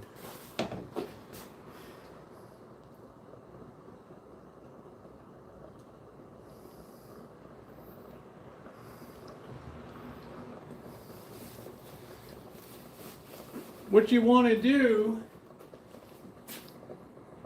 is get it good and hot, get it reduced to the point that you want, then fill your jars. Wipe the tops and the lids with vinegar. Put the rings on, and then be ready to put them into a water bath for a half hour to an hour, depending on the size. And you have good sterilization. This is the critical part. This is what drives out any air or in.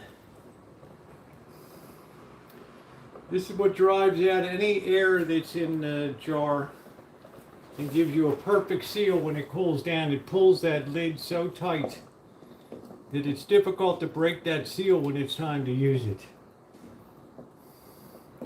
I'm only canning, a few years ago I canned peaches and tomatoes. I'm only canning tomatoes this year. I did frozen peaches this year.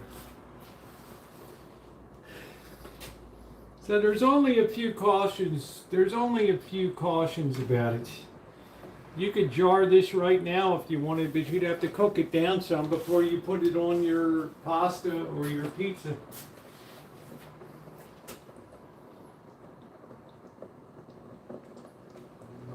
I prefer to take it down so it's ready. You remember that, Angus Kisses? I did a hot pack.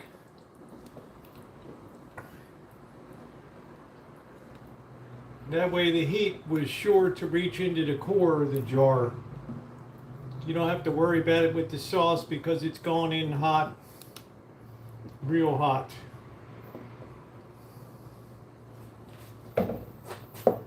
Really hot. I'm going to put this away now. So, how easy it is when you have a food processor, it makes it a breeze.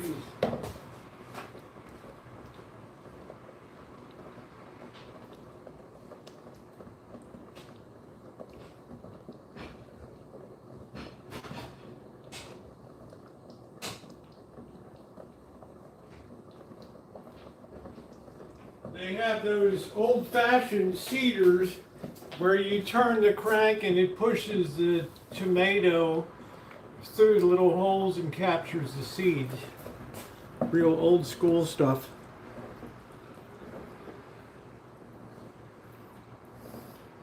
Now, what I'm saying about the rings is the rings are good to help you get an initial seal. Once the jars cool down after a day or so, no matter how much you fill in, you should only leave you should only ever have a half an inch of headroom at the top of the jar. Okay, about that much.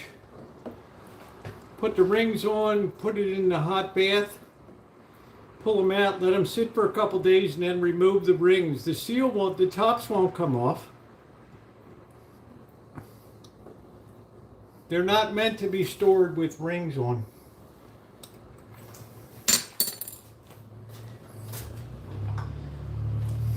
Rings are only part of the initial clamping process to make sure you get a very tight seal on top. I could shake this thing from now till doomsday. That seal won't break. It's such a heavy vacuum in there. And look at how beautiful the diced tomatoes are in there.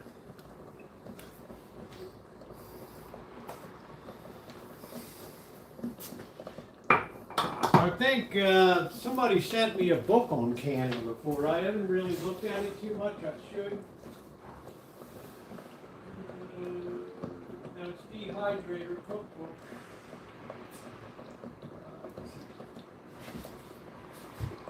Oh, here we go.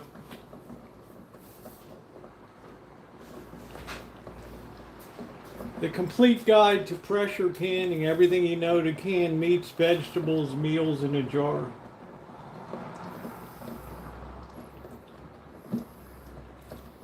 This is a really pork and black beans, roasted vegetable stock. You can can meats. That's a good book. Tomatoes. Tomatoes are higher in acid when green as enzymes ripen tomato into their luscious red. Their overall acidic value decreases. Always safest when canning tomatoes to increase their acid by adding bottled, not fresh lemon juice, or using citric acid. Got to increase the acid.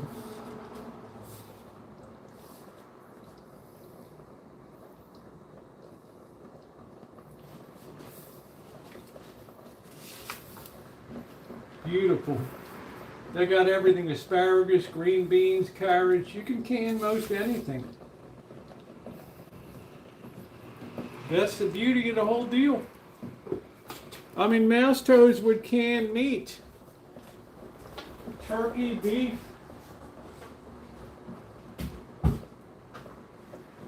You'd get a quarter of a side of beef and cut that baby up and can that.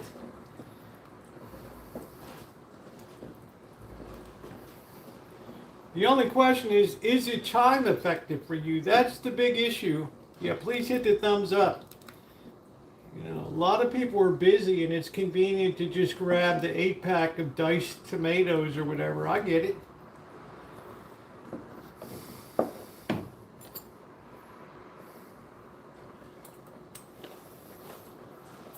This has no preservatives. We're going to put a bit of this on here and see if it gets watery.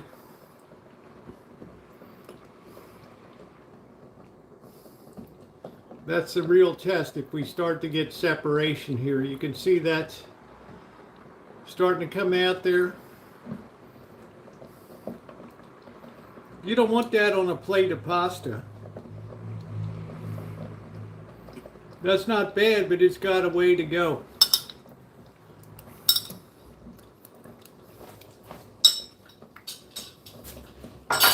That's called the sauce breaking.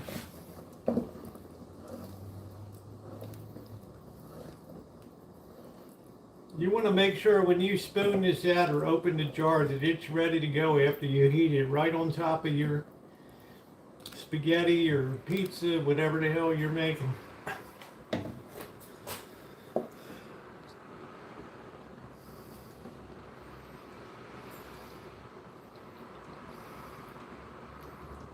Yeah, it's a very good test because you don't want a sauce to break. The worst thing you can do is I hate that when I go to an Italian restaurant and my sauce breaks on the plate. No siree, Bob. I know they didn't take the time to cook the sauce thoroughly. You don't want that sauce to break.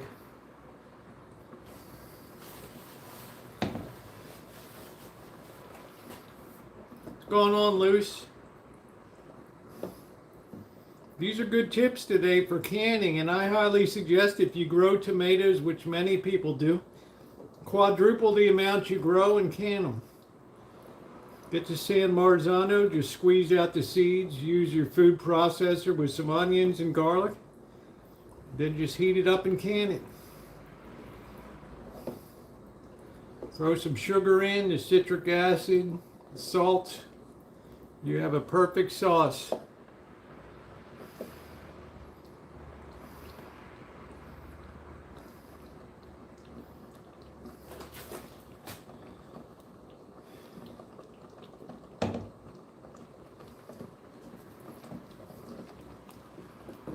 We got a really good temperature on this. We're not that far from having a good sauce here, but this is the point where people will often rush it. And there's no point to rush it.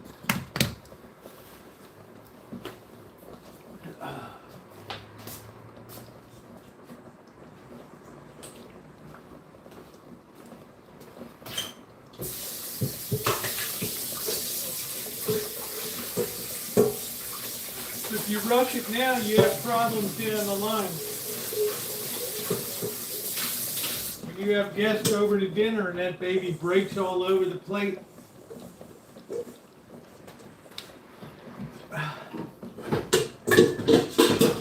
No siree, Bob.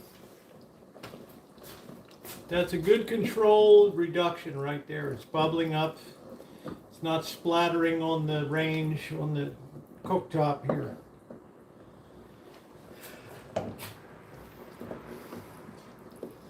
We're going to swap these out in a bit very carefully because you could kill yourself on this process. If you mishandle, if you don't got good tight handles, you better make sure you have really good ball equipment. B-A-L-L.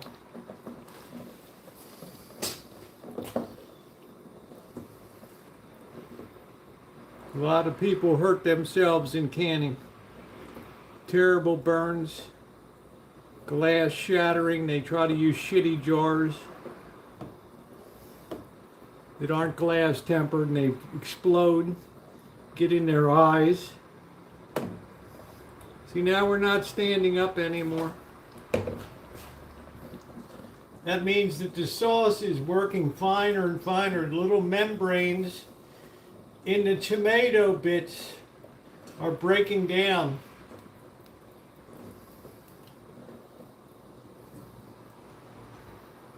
And those membranes are what holds the moisture. So when they start to break down, you're reducing the moisture here.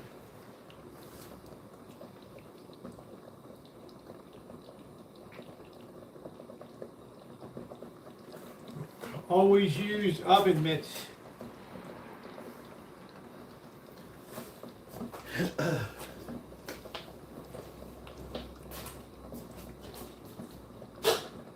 I don't think there's anything worse in the world than burns. Make sure you stand away because you see this baby's popping.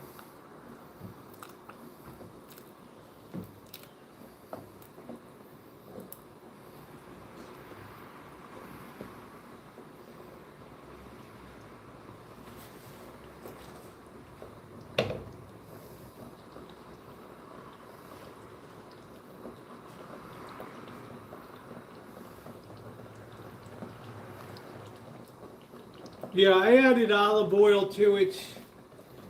I think olive oil makes a good bridging compound. I think it helps break down the membranes. And it really separates itself into the sauce.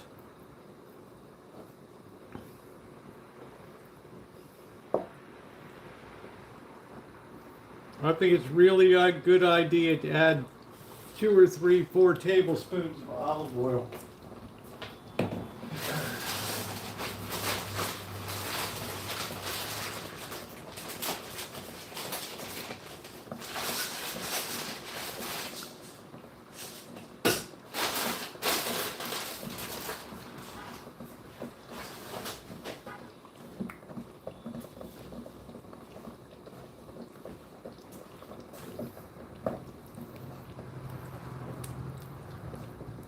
Make sure you stir and you don't get any burn spots or hot spots below. You have to be patient for this. You should also use a deeper pot than I have.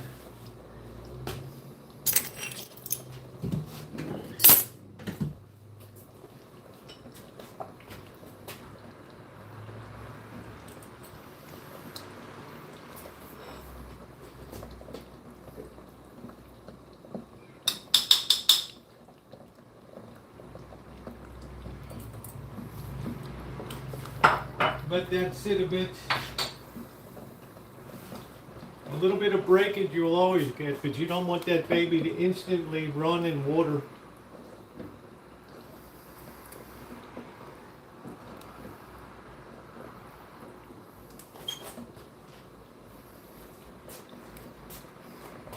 We're getting close on that.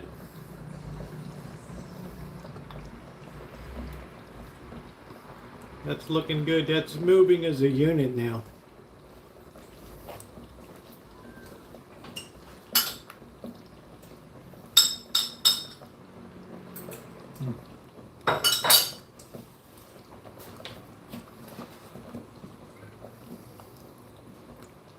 Oh, I don't even want to think about the burns. It's awful. And you know what? There's not a damn thing they can do except put you on painkillers.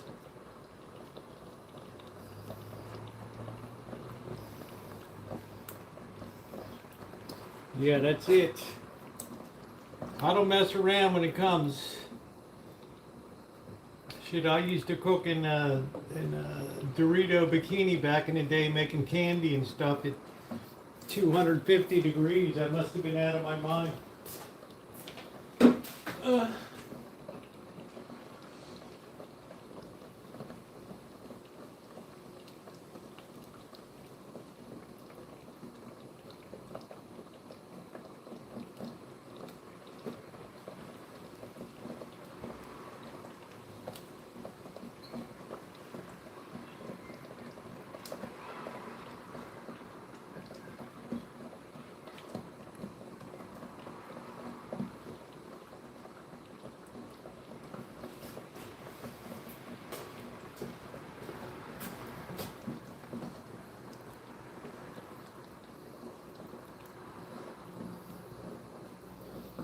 We're going to go a few more minutes here.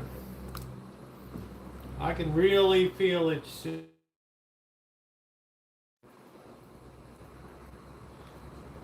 Get ready, college football. I don't know, it's only SEC and Big 12. Not much more in that football world.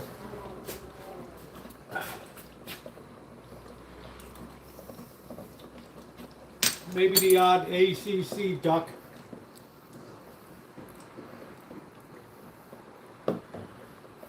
Now we're going to put this full bore now on this heat here. We got this as low as it can go.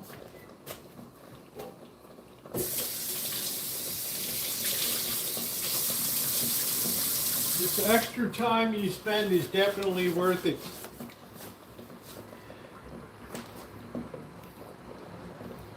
This has become like velvet now.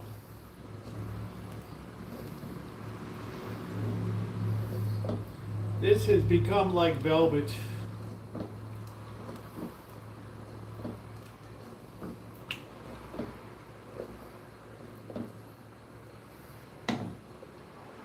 That is homemade, Trent. Yes, they're good. If they're not good, they go out of business in one day. I spent 5 years in China. I never got sick off anything, and I was in places with no refrigeration whatsoever. Shitholes in China you would scream to see. 5,000 years you learn a thing or two about food preservation.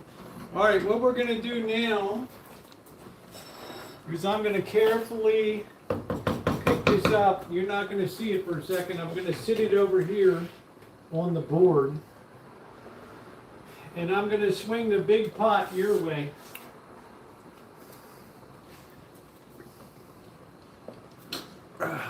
Make sure you use big gloves. Turn off the heat. Oh, swing it your way. For that high heat.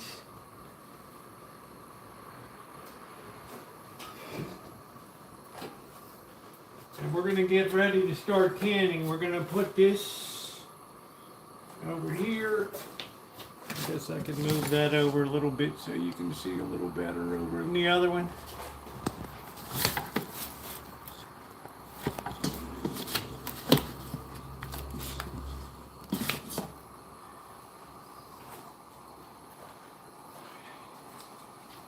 I use gloves for everything when I'm transferring any pots at all.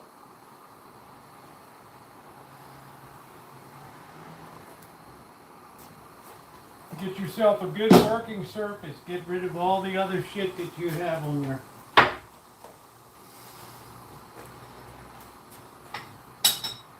This vinegar we're going to use to seal the tops. I'm now going to pull the jars out for the first time out of the dishwasher.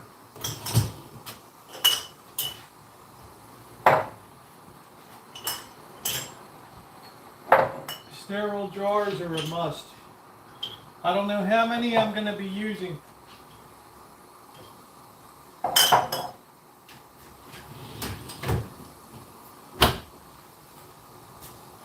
Okay, let me get a paper towel. We're going to open the vinegar here, and we're going to have that on standby mode. And one at a time, we're going to fill these jars. I've got this sterilized, the funnel. Put it on there. Get the ladle. We're going to fill it to a 1/2 inch to the top.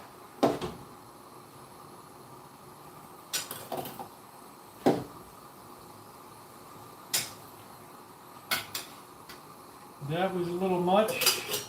You can remove some of it before it gets too hot to handle. Put a little bit more back in. Make sure you maintain that 1/2 inch of headroom.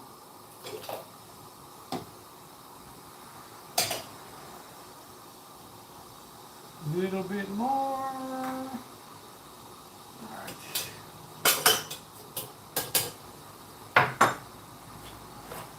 A little bit more in this one. Now we're going to take our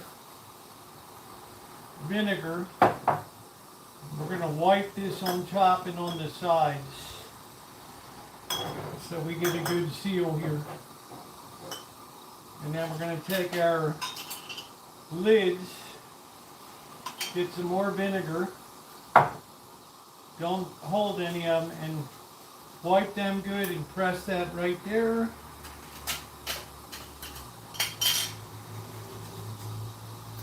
Put that right on, and then we're going to take our rings.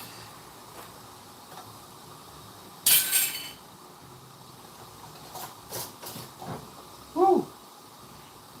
They're going to be hot. Get them clamped down really good. Move them to the side. And continue filling.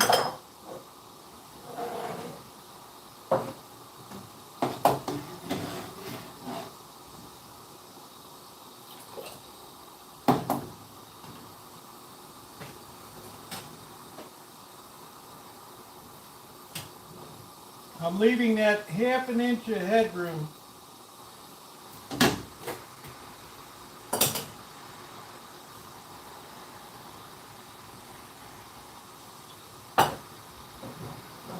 And I want to wipe so I get a really good seal on top. What mouse toes taught me. Get that good and centered up. That's what your ring does. It helps you get that centered up. That's important.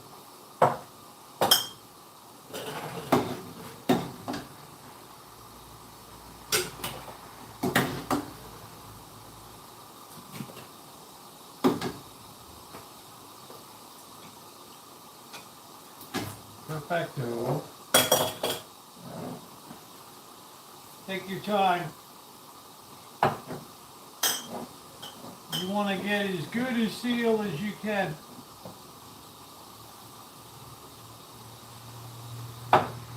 Take your time. Don't be in a rush. Don't have to do something else at home while this is going on.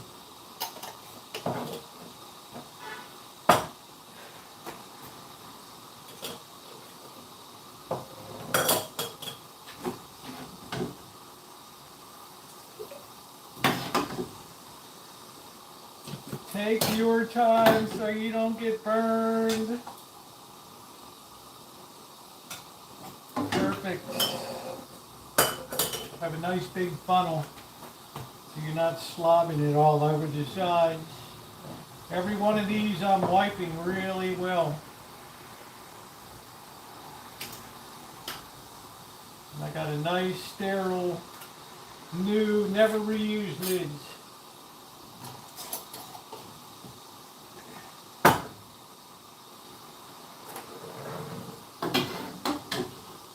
We're gonna have to do one more batch of red sauce this year. We're diced.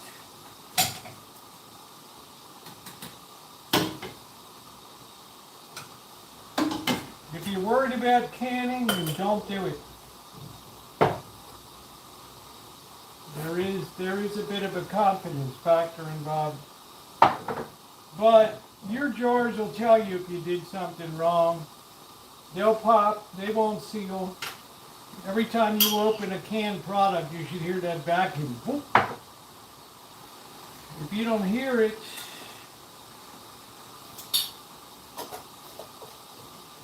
you did something wrong.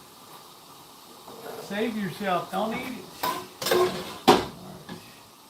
Looks like I prepared the perfect number of jars here.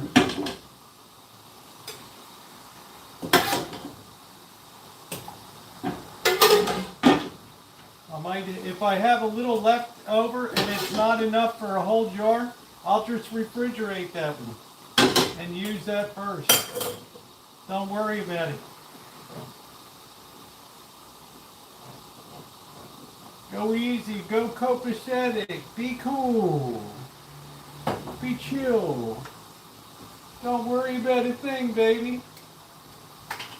Pretend you're on Hawaii 5-0. How's it going, brother?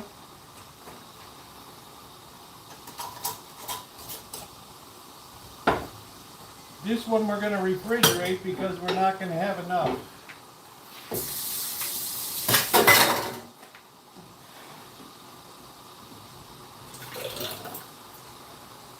We almost hit it perfectly. We're not going to can one that doesn't have the head space.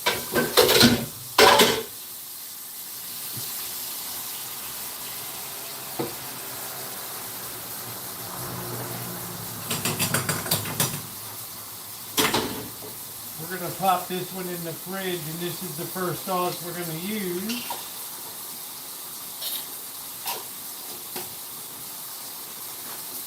We're going to pop that in right into the fridge. And that will be food safe. Let's clean up a bit now. We have to let this water come into a complete boil over here. We're getting close. You see, everything I've done has been very carefully done. All the lids are on tight. I'm going to get my grabber that I use to pick up jars.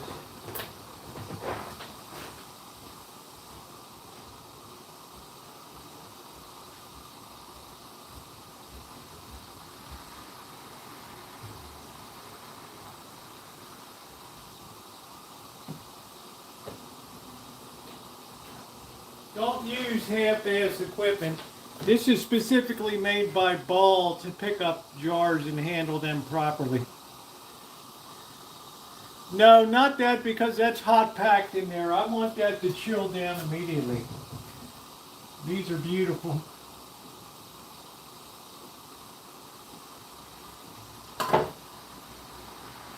These are beautiful.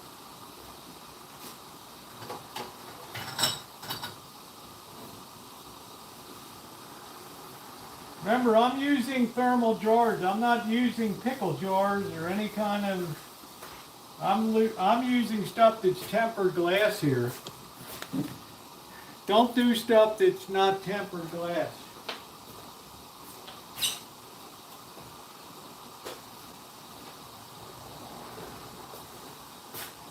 We're almost close to a boil here.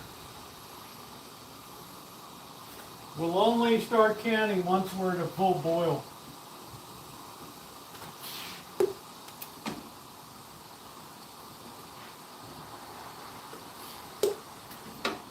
I'm glad I invested in this 3 years ago. If I'm going to do something, I'm going to use good equipment. I'm not going to use shit equipment. I guesstimated the tomatoes too. How many jars we would have. Give some space between them for circulation.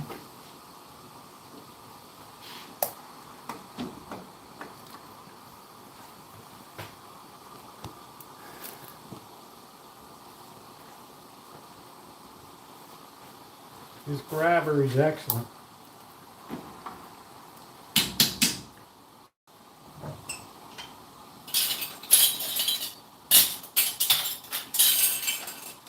So always use new lids, don't reuse them. Some people use pickle jars that have already been used. You'll probably be okay, but you never know.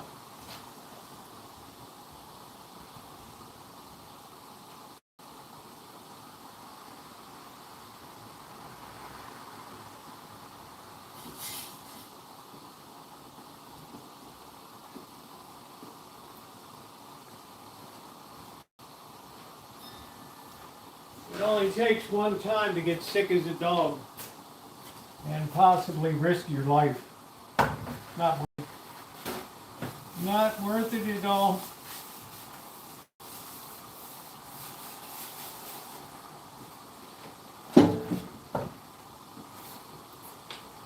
We're going to leave this on top because we're going to sit our canned products on when they come out.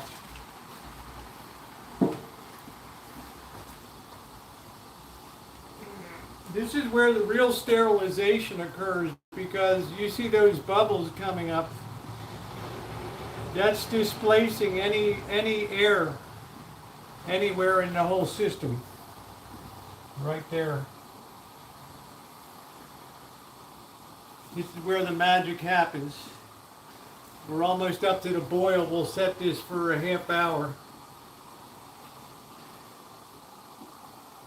We're going to have some peanuts and have another beer and celebrate another fine canning operation.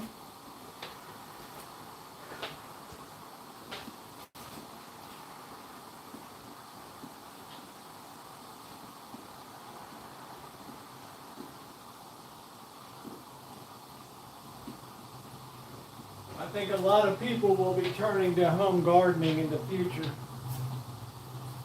out of necessity.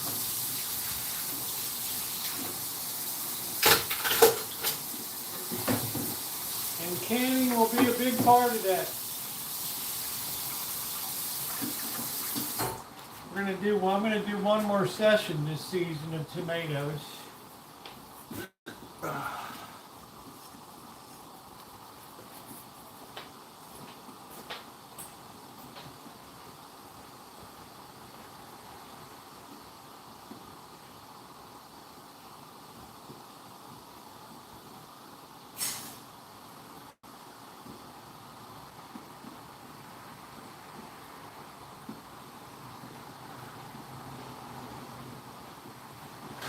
Can't beat the flavor though.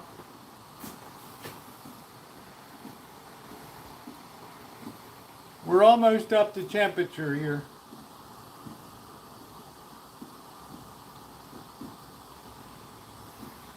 Yes, they'll go down next. They're already down. Hey, Metallic, how are you, babe? Because you're working with tempered glass here. It's heat safe.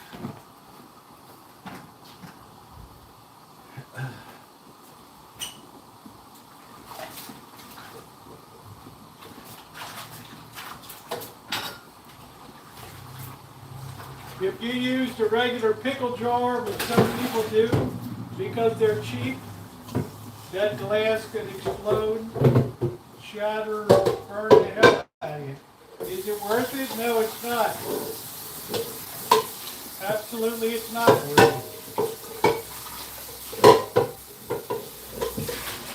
it. Buy your jars in bulk like I did, and you don't have any problems at all.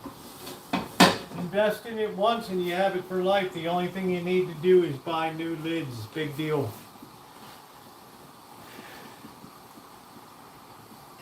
The headroom also allows for expansion inside.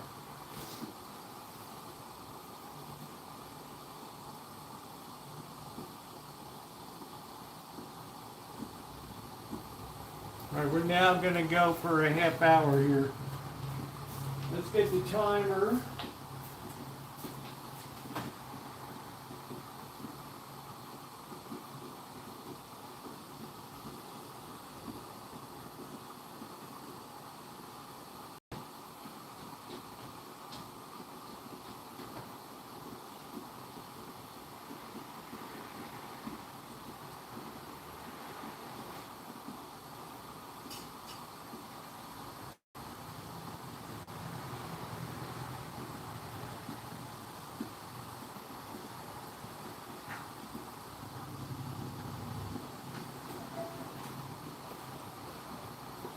Where in the hell I put my timer?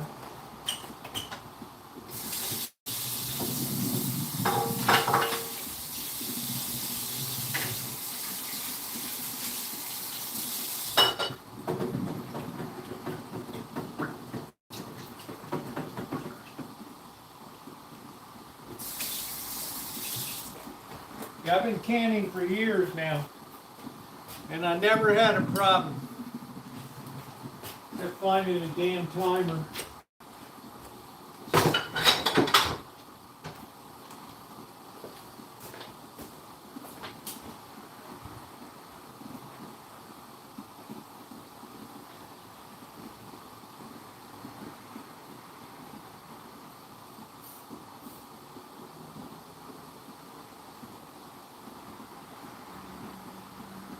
Normally you can go 15 minutes. I'm gone 30 minutes. It's my safety margin.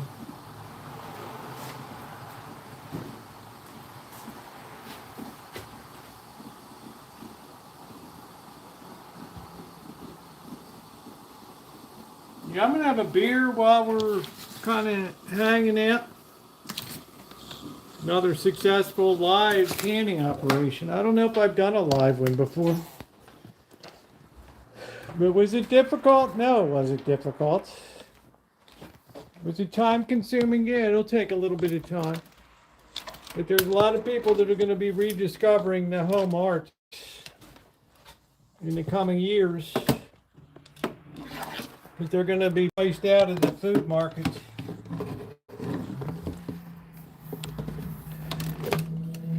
Come on, baby, get in there. They're going to be priced right out of the food chain. Ugh. All that shit will be shipped where the money is in Asia.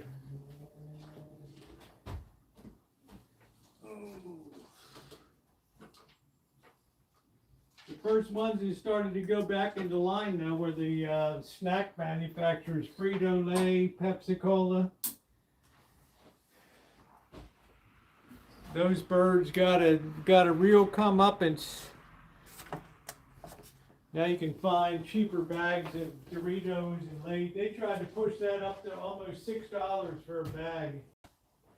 We should realize that mainly the property of the wealthiest households of the ruling class, the 1% in the corporate world, are closely related just through that tight ownership of them, and of course through staffing them. Any CEO or senior offices of big firms tend to enter the 1% quickly if they somehow aren't in it at the beginning of their service. So that was now a it's huge really deal bubbly, from so Trump we're that going was to go given 30 to the minutes from wealthy. I think that now, really just made to our be economy a sure. lot better. I think everyone listening would agree with that. And then, of course, last year we had the big, beautiful bill. God, it's so annoying how stupid everything is. And it's just too dumb to even want to say it. It's like every phrase is, it's not even your usual full right-wing corporate PR speak. The American Jobs and Freedom Act, big, beautiful bill. Great. Thank you. So that thing, another large round of tax cuts there. As with many of these things, they come to tax increases. All right, Dr. Frankenstein, remind me Saturday night we got to go down and get another beer run. Oh, man. We got to go down and get another beer run. That sunset after a few years in these bills, but the cuts to the wealthier households are in perpetuity. So, to a large extent, Trump's done the usual Republican. That's it. That's it. Elmer, you probably never had Italian food. Like the Bush administration did, just Landlocked there in Germany. and reflexively and smashing down any of California fuel economy standards. Let's have some, let's open our last bag of peanuts here. Well, we got to eat down on this a little more. That last batch of peanuts was not real tasty, guys. But again, this is all fairly standard Republican. I'm just saying. Trump, for all his unique hideousness, largely governs like a Republican. That the grown-ups in his cabinet can get him to focus enough to push through a tax bill with Congress, you know. But of course, there is one big way, naturally, that Trump is doing a disservice to the rich, which is through wars. This is the most important thing you do now. It's to sterilize your canning operation. Liberation Day tariffs finally stop being exploited by exchanging goods with other countries, putting these insanely high tariffs on countries. It's the best way to ensure that it's safe. Like a high tariff rate is usually considered to be like a 20% or a 30%. It gets the internal temperature so high that it kills off any chance of bacteria in there. And it creates a vacuum. Because they come and go with his random postings. But that's the thing. And through the evening, you'll hear pop, pop, pop as the lids vacuum close. Please hit the thumbs up button, yeah. What they can't live with is the constant changing of the policies, including tariffs. One day to the next, the tariff radically goes down on a country, and it'll change drastically based on political criteria. Like India kept buying Russian oil. We're mad at the Russians because they're doing a horrible war in Ukraine. You know, we and the Israelis can start wars when we need to. Ukraine. Yeah, it's going to get pretty hot. You don't want to be canning in the high heat. I've done it before. Not fun. How you doing, Chin Diggles, Chin Giggles? Because they made concessions, you know, later on. And of course now, starting the real war, the Iran war, which the administration is now finding inconvenient and is saying that it is over. This war, I mean, we are just beginning to see, it's just coming into view what the economic ramifications of this are going to be. People of my age, 20 years ago, not the best batch of peanuts we ever bought. And the huge expense and loss of lives and all the ugly, unnecessary cruelty of war and these incredible violations that our forces were guilty of and the way that our armed forces treat our soldiers, which is also very poor. Incredible to watch. This war can actually, Americans will actually feel it who don't have family members in the armed services, you know. Like they will experience, I mean, gas prices are already high. So we're just beginning to see this. People anticipate shortages. It's unclear what will happen to airlines as this goes on because fuel is one of those most impacted markets. So business hates global recessions and inflation. So as much as Trump, on the one hand, his traditional Republican economic governance is annihilating regulations, multiplying the economy, and drastically lowering taxes, I'm so out of tune today. I can't play my guitar this way. I used to have an electric tuner. I don't know where the hell he went. It might be in the banjo case. It's hard to imagine the infamy that Trump's name will ultimately be associated with, and it will include people in the business world who might appreciate the tax cuts. They would expect that from any Republican administration. I'm Sasha Lilly, and I am here with special programming to do what I Let me can double to check, raise make sure money this is for good this and radio boiling. station, and I'm hoping to elicit your support in that endeavor. We are featuring in this hour Mastering the Universe by Rob Larson for a pledge of $120 or more.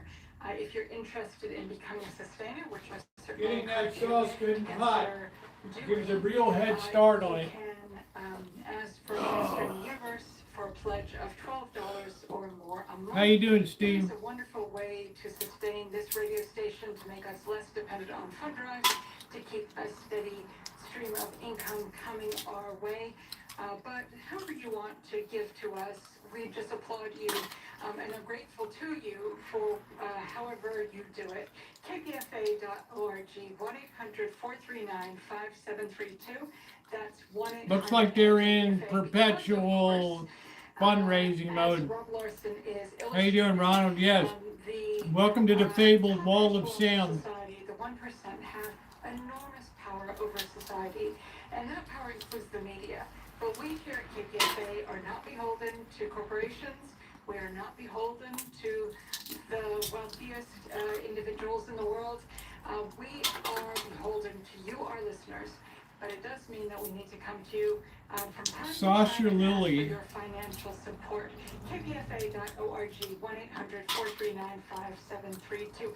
We operate on a shoestring here at KPFA, but it's still a pretty expensive proposition to keep the transmitter beaming out to a third of California, to keep the lights on, all the expenses that it takes to run a radio station. kpfa.org, 1-800. Yeah, there used to be like 3 times a year. Now it's every night. At least I restrict mine once a year. Vertiginous present. How have the forces of the wealthy fallen? No, I never did, Steve. You know, if we were to look at I never tried peanuts and Coca-Cola. over the course of the 20th century into the 21st, what would that look like? Yeah, that's a really interesting subject because, especially if we're looking at wealth itself rather than incomes that are earned, it's challenging. There's only a certain. Hello, Kelly.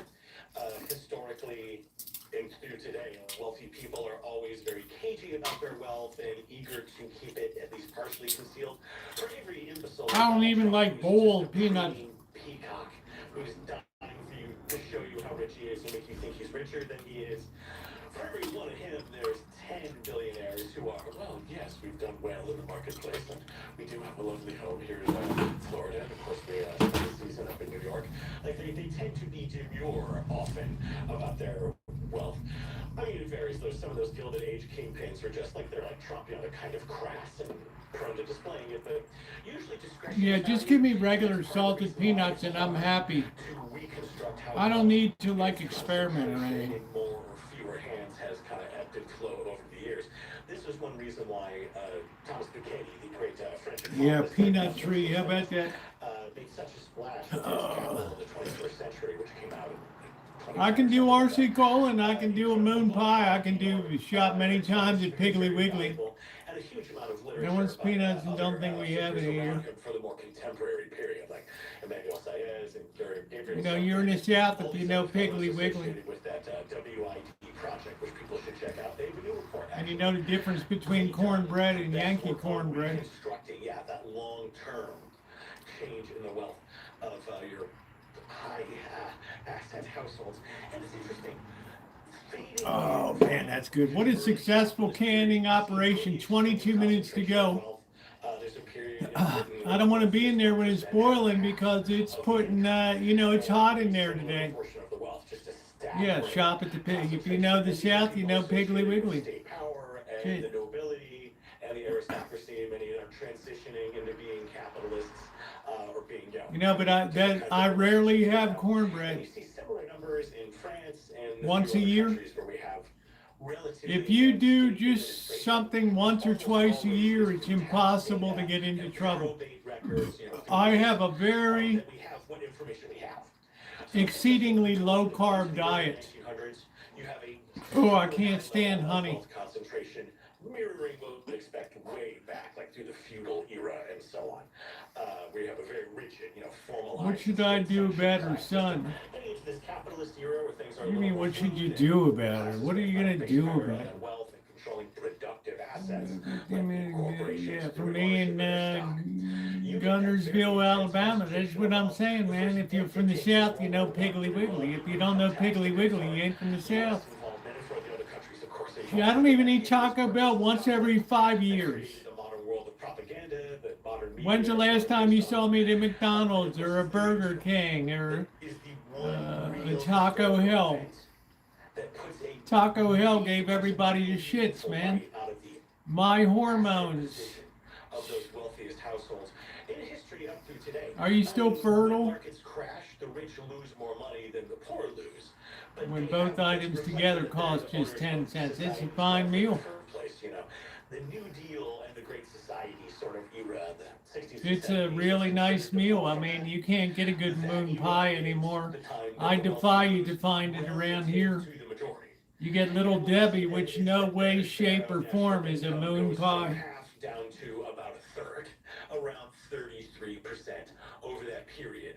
I'd like to have $1 for every moon pie I had. When we changed to the current economic period, and it's looking at the richest 10% of households, just taking that data from memory. We're in Kansas City. I haven't been to a McDonald's in so long. Have real government and like public administration.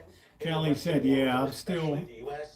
Like now, no one has any confidence the government can do anything right, and it's that time of year. Kelly's a little horned up, our bridges collapse, Canadian style. Things fail. We used to have a space Perhaps, Kelly, you're a bit oversexed. I don't know. I'm just saying. If you're thinking about the boy, well, we were taxing the rich to pay for it. Like we had, relatively by today's standards, balanced. You should just tell Pat I find your son very handsome and attractive. She might be like, "Oh, it's very nice. I hope that he'll ask you out, Kelly." Very high marginal tax rates on the super wealthy.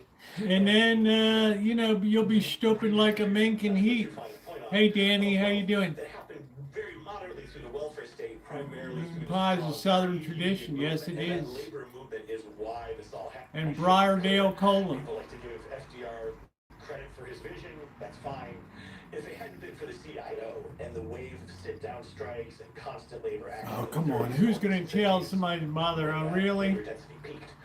Yeah, we're almost to 100 likes. Thank you, guys. We got 18 minutes on the 18 minutes on sterilizing this canning operation tonight. I didn't want to be in the kitchen with the heat of that pot boiling away. Starting with Reagan's tax bills in the 80s, and that continues through the rest of his administration. George W. Bush, Trump. She's one of my best friends, and I did tell her. So what's the disconnect? One big tax reduction, and the main taxes to reduce are on the rich. Are you a tortilla? Most households get a cut. A torta? Your taxes come down by a few $1,000, and if you're working class, they come down by. That's what they call the Mexican girls now, tortas. Down by thousands of dollars and more. So like it's that radical tax reform, and especially at a time in the U.S. particularly. Kelly, you know my old philosophy: if you don't ask, you never get. Generations, wave after wave. I'd have guys tell me, "Oh, you know, I don't know how I approach that girl. I mean, I don't know what to do. Let's hang against the wall all night at the dance." I just go up and ask the girl to start dancing. She's dancing. I got her name. I got her number. And they're pissed at me. Yeah, the tortas. That's right. Or as they say in Poland, the Chabinski. Thank you, Danny. The lasagna was tremendous. For just hack job? Have you heard of Brother Dave Gardner? I have not, Steve. It's kind of a debatable subject because you can look at income and wealth and other assets. You know, it's a rich subject. But we are mostly back to that era. And there was a time recently. I'll have to call Kelly my little torta now. Bush taking us away from that New Deal era back to the Gilded Age and older eras of the wealth distribution. People felt like that was a natural. I don't remember him. The New Deal. It's the New Deal. I've never heard that before.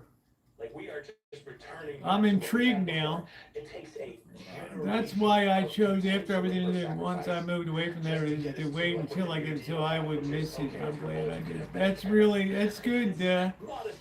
Naomi, you're a fine gal. Maybe you could take Kelly under your wing. Real wealth expropriated in the New Deal. Big income taxes, significant wealth and estate taxes, yes, and those made a difference. Good for you, honey. You're a good Latter-day Saint. Marginally, we never expropriated their capital, their ownership of the stocks and equity. That means that they own. You'd like Pat. I don't know. And all the great firms that provide us with. I'm not sure. I know nothing about Pat. And who we create the value for by working in them. So if you're kind I just Pat is just some kind of theoretical person out there in somewhere in Canada. Have now been able to bring in people like Reagan and Bush and ultimately people like Trump. and roll it all back on us. Like we never took their real source of power away. The ring was not thrown into Mount Boy, this guy talks more than I do. I'm Sasha Lilly. This is a Fun Drive special. In this hour, we are featuring his book, Mastering the Universe. For your pledge of support to KPFA, $120 in one go or $12 or more a month. Please give whatever rate you can. If you can give at a generous rate for yourself, that would be very much appreciated. There are many things. Guys, we got to get crabbing. KPFA.org. The important thing, though, is to sustain this radio station. I'm guessing if you're listening, I don't think you told me she's on vacation. I think you said she was out to get a hysterectomy or something. I don't know. I mean, I might have crossed up that with another email I got. Maybe she was having a vag rejuvenation. I can't remember whether you told me or somebody else sent me some email about it. Which is owned by a tiny handful of corporations, and now actually by families, wealthy families, who determine so much of the information that we get as Americans about the world. If that is something that you find Ooh, those big bad people. Or maybe even appalling, then I'm asking you to sustain this radio station, which is founded. All right, we got 13 minutes. I'm going to go peek in real quick. From commercial interests, that corporate interests should not determine what ends up on the air or on the newspaper, on the page, or on the internet. That media is a crucial element in how a society not only is run, but the information that people have to be able to shape what happens in society around them. Italian red sauce. Woo! Oh, yeah. Without the information, Yeah. what is Did I tell you she's on vacation? No, I don't know. I thought she was having a badge lift or tightening or something. But I think we can all agree that having the free flow of information is absolutely necessary and crucial. I could be wrong. I get a lot of emails every day. I don't know. Because of commercialism, I get shit. because of the corporate ownership. It's like the Scarecrow and the Wizard of Oz. I'd be jaunty as a thistle if I only knew how to whistle, if I only had a brain. Do-do-do-do-do-do. I'd be thinking like a Lincoln if I only knew to thinking like I only had a brain. Berkeley has put up a challenge to their fellow listeners. Jen in Berkeley says that they will match your donation dollar for dollar up to $505. But on the condition that we're able to collectively make that amount before the hour is up. I'll let you know how we do, but it is a wonderful time to call and pledge. Will you be the person on the line right now? Will you join that person and step forward for KPFA, knowing that your dollars are doubled? I want to thank an anonymous donor in San Francisco. Thank you so much for your pledge. It's always that anonymous donor. Oh man. Hold on, I gotta refresh. Person to pledge the entire amount. We're hoping people will come together let's see. Wait a minute, I lost a lot. But one good thing about everything not working in my house, drop my electric bill. Wow, that's a nice drop. My dollars are never doubled. These people will make up shit on this. I can't. A lot of times people will lie on fundraisers. I get all these things. You can triple your pledge. We're in a match program. They just lie. The truth is so elusive these days. It's sad. What do you eat, Elmer? Pickled pig's feet? In that horrendous red colored bottle? I see that little poof in there. That's 1-800-HEY-KPFA. We're going to return now to more from my conversation with Rob Larson, but I urge you to pledge while we're listening to the interview, because it is only possible. Well, I can't believe I have a professional editor and formatter now. It's such a rarity in most of That's really wild. The initial thing, she loved the cover. advertisers who would be offended Hope you like the book, babe. the airing of anti-capitalist I said, I know you've written a lot of prose, you've got a lot of psychology and books for people. You better gird your loins for this baby. We'll match your donation dollar for dollar up to $505. Here's the number one more time. 1-800. Yeah, she's impressive, Dr. Frankenstein. She ain't cheap. But you know what? I figure I put 3 3/4 years on this. I said, I've saved a few bucks, I'm working. You know what? I'm gonna hire a good one. I got my memoir coming down the barrel too, so it's like the 1% in the last decade. I want somebody that understands flow and structure. Exactly, Dr. Frank. If I don't invest in myself and put out the best products and the best I can do, it's useless. I told her, I said, I don't have any ego invested here. Right? I think every writer needs an editor. Yeah, carrying things. Well, I also care about the message that's coming out. It's a very, it's a message that's not going to be well liked in a lot of places. There's going to be something that's going to piss a lot of people off. Oh, I don't care about buying shit. I've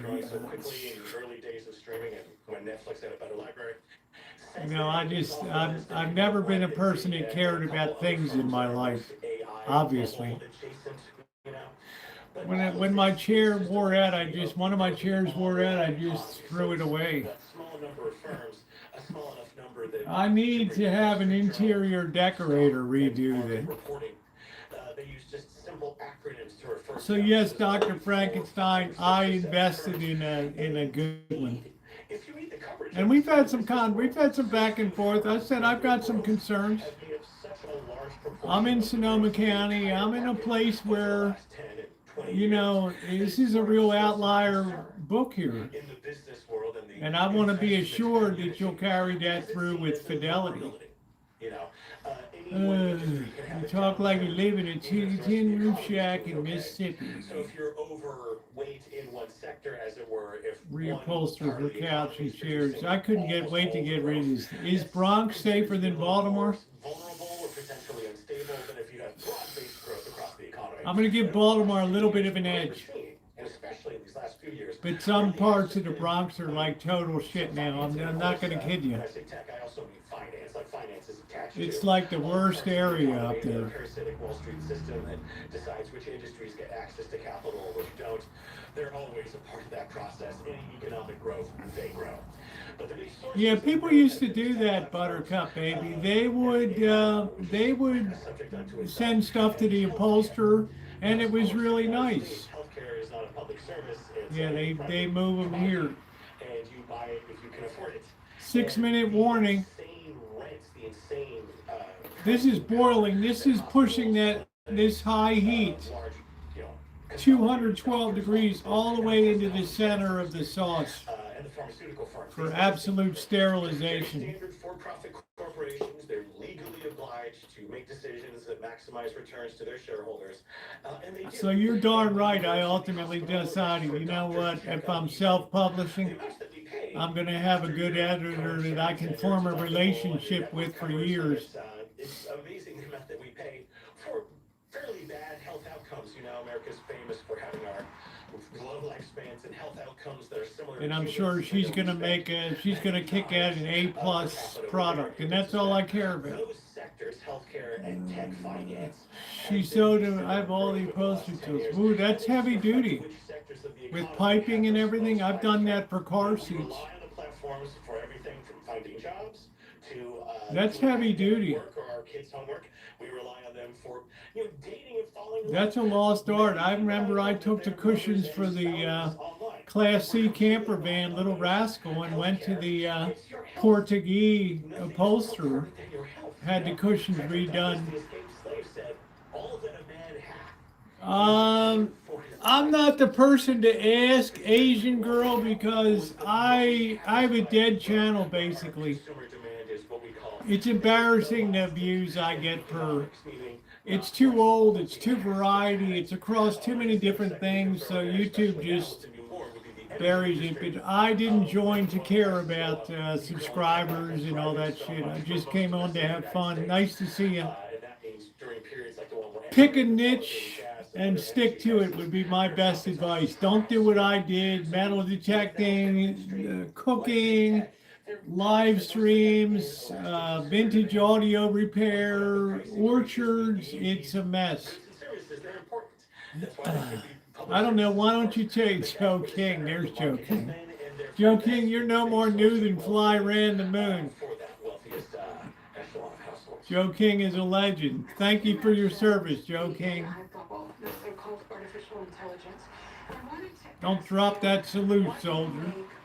The mind-boggling quantities of money that are invested in AI and in data centers to power it. You know, there's been a lot of resistance. How you doing, Joe King? I haven't seen you in a while. I hope you and your family are doing good. In people's towns and cities.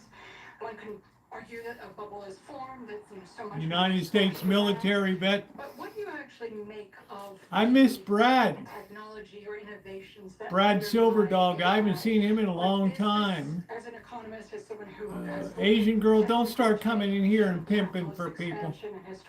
All right, that's going to be a fast trip out. Opening up a kind of new phase of expansion. How do you understand it? Yeah, that's obviously a really important question for us these days, because as you said, the amounts involved are stupefying. Trillions of dollars. I mean, it's as simple as that. Just the trillions is the Cooking, biggest discussion, hobbies, and walkabout. Yes, it's the worst. It's the worst damn thing to build a channel on, because you just pull YouTube's algorithm in 10 different directions. But I don't care. I don't care. Yeah, I know you missed the good old days. Joe King misses the red meat. Joe King was he was a great commentator. He was a positive troll. He would troll the shit out of you. He was positive though. He wasn't calling people or sending cops to people's homes. He just called you out on bullshit. That was pretty cool. All right, we got 2 minutes left. We call that opportunity cost. The opportunity cost of this bubble will be the climate transition that we could have financed a significant chunk of with this much money if we were willing to come off our high horse dealing with China and buy their incredibly affordable green technology, which we just turn our nose up at because it's China and they're also powerful now, so screw them. We hate them now, apparently. Like, we could be using this money to... Yeah, they're our pals. We need their green technology after they found every square inch of China. Yeah, we need their technology, all right. All right, let's go back into the kitchen and let's check our dealio here.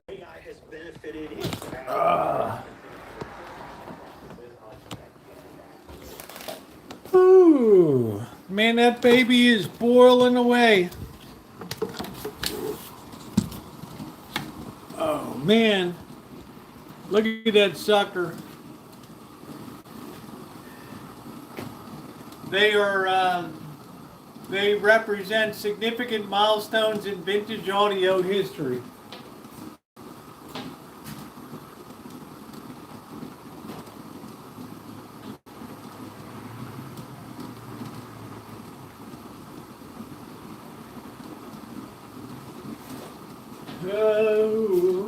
So we're going to put our jars over here to cool off overnight. Turn off your heat. Put a glove on. Put a glove on if possible. You might not be able to manipulate. I think I tried this before. Let's get the grabber. Where in the hell did the grabber go? Here it is. We're going to carefully pick these out one at a time. And they're going to ping and ding all night.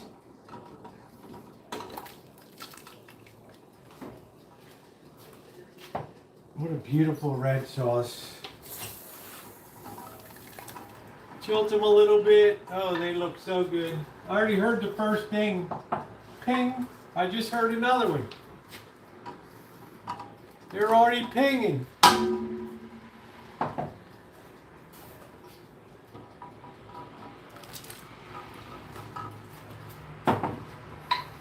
Here, ping. They're already popping.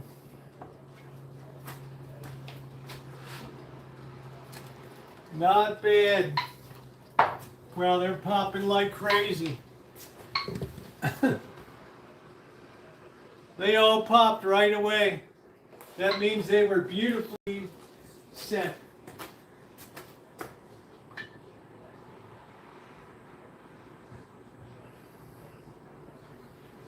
Beautiful. We're going to let them sit overnight. It's been great fun to can with you guys tonight. I appreciate each and every one of you being here. I love having the Rancho when it comes to producing food. I feel so blessed that I have a huge crop of onions. I'm going to have another whole wave of tomato. I've got sauces set for the year, which really makes me happy. So I'm going to go ahead and call it a night and thank all of you who are here with this canning operation today. Thank you, Wanna Play. Megan Marker's our call. Yeah, thank you very much, Wanna Play. Yeah, you're welcome, Buttercup, baby. Good to see you tonight. And thanks for emailing me and conversing with me in a civilized manner. You're a very important person on this channel, just like so many other people. And I am awful glad that you're here and around. So to my moderators, thank you to Seattle Judy was here, and Ronnie. I appreciate both of you so much for everything that you do. Ronnie's literally my backbone here, and I appreciate that very much. He's always through all of my bullshit. Good times, bad times, ragtime. So, good night, everybody. I will see you tomorrow. Hopefully tomorrow we'll be up in Healdsburg. Keep your fingers crossed. I'm really hoping, thank you, Jerry. I'm really hoping we get some, for the first time ever, we get a semi-decent signal in Healdsburg. That would be phenomenal. Thank you, guys. If you haven't hit that thumbs up button, please take a second to do so. Canning is fun. And I got the proof right there. Thanks, everybody.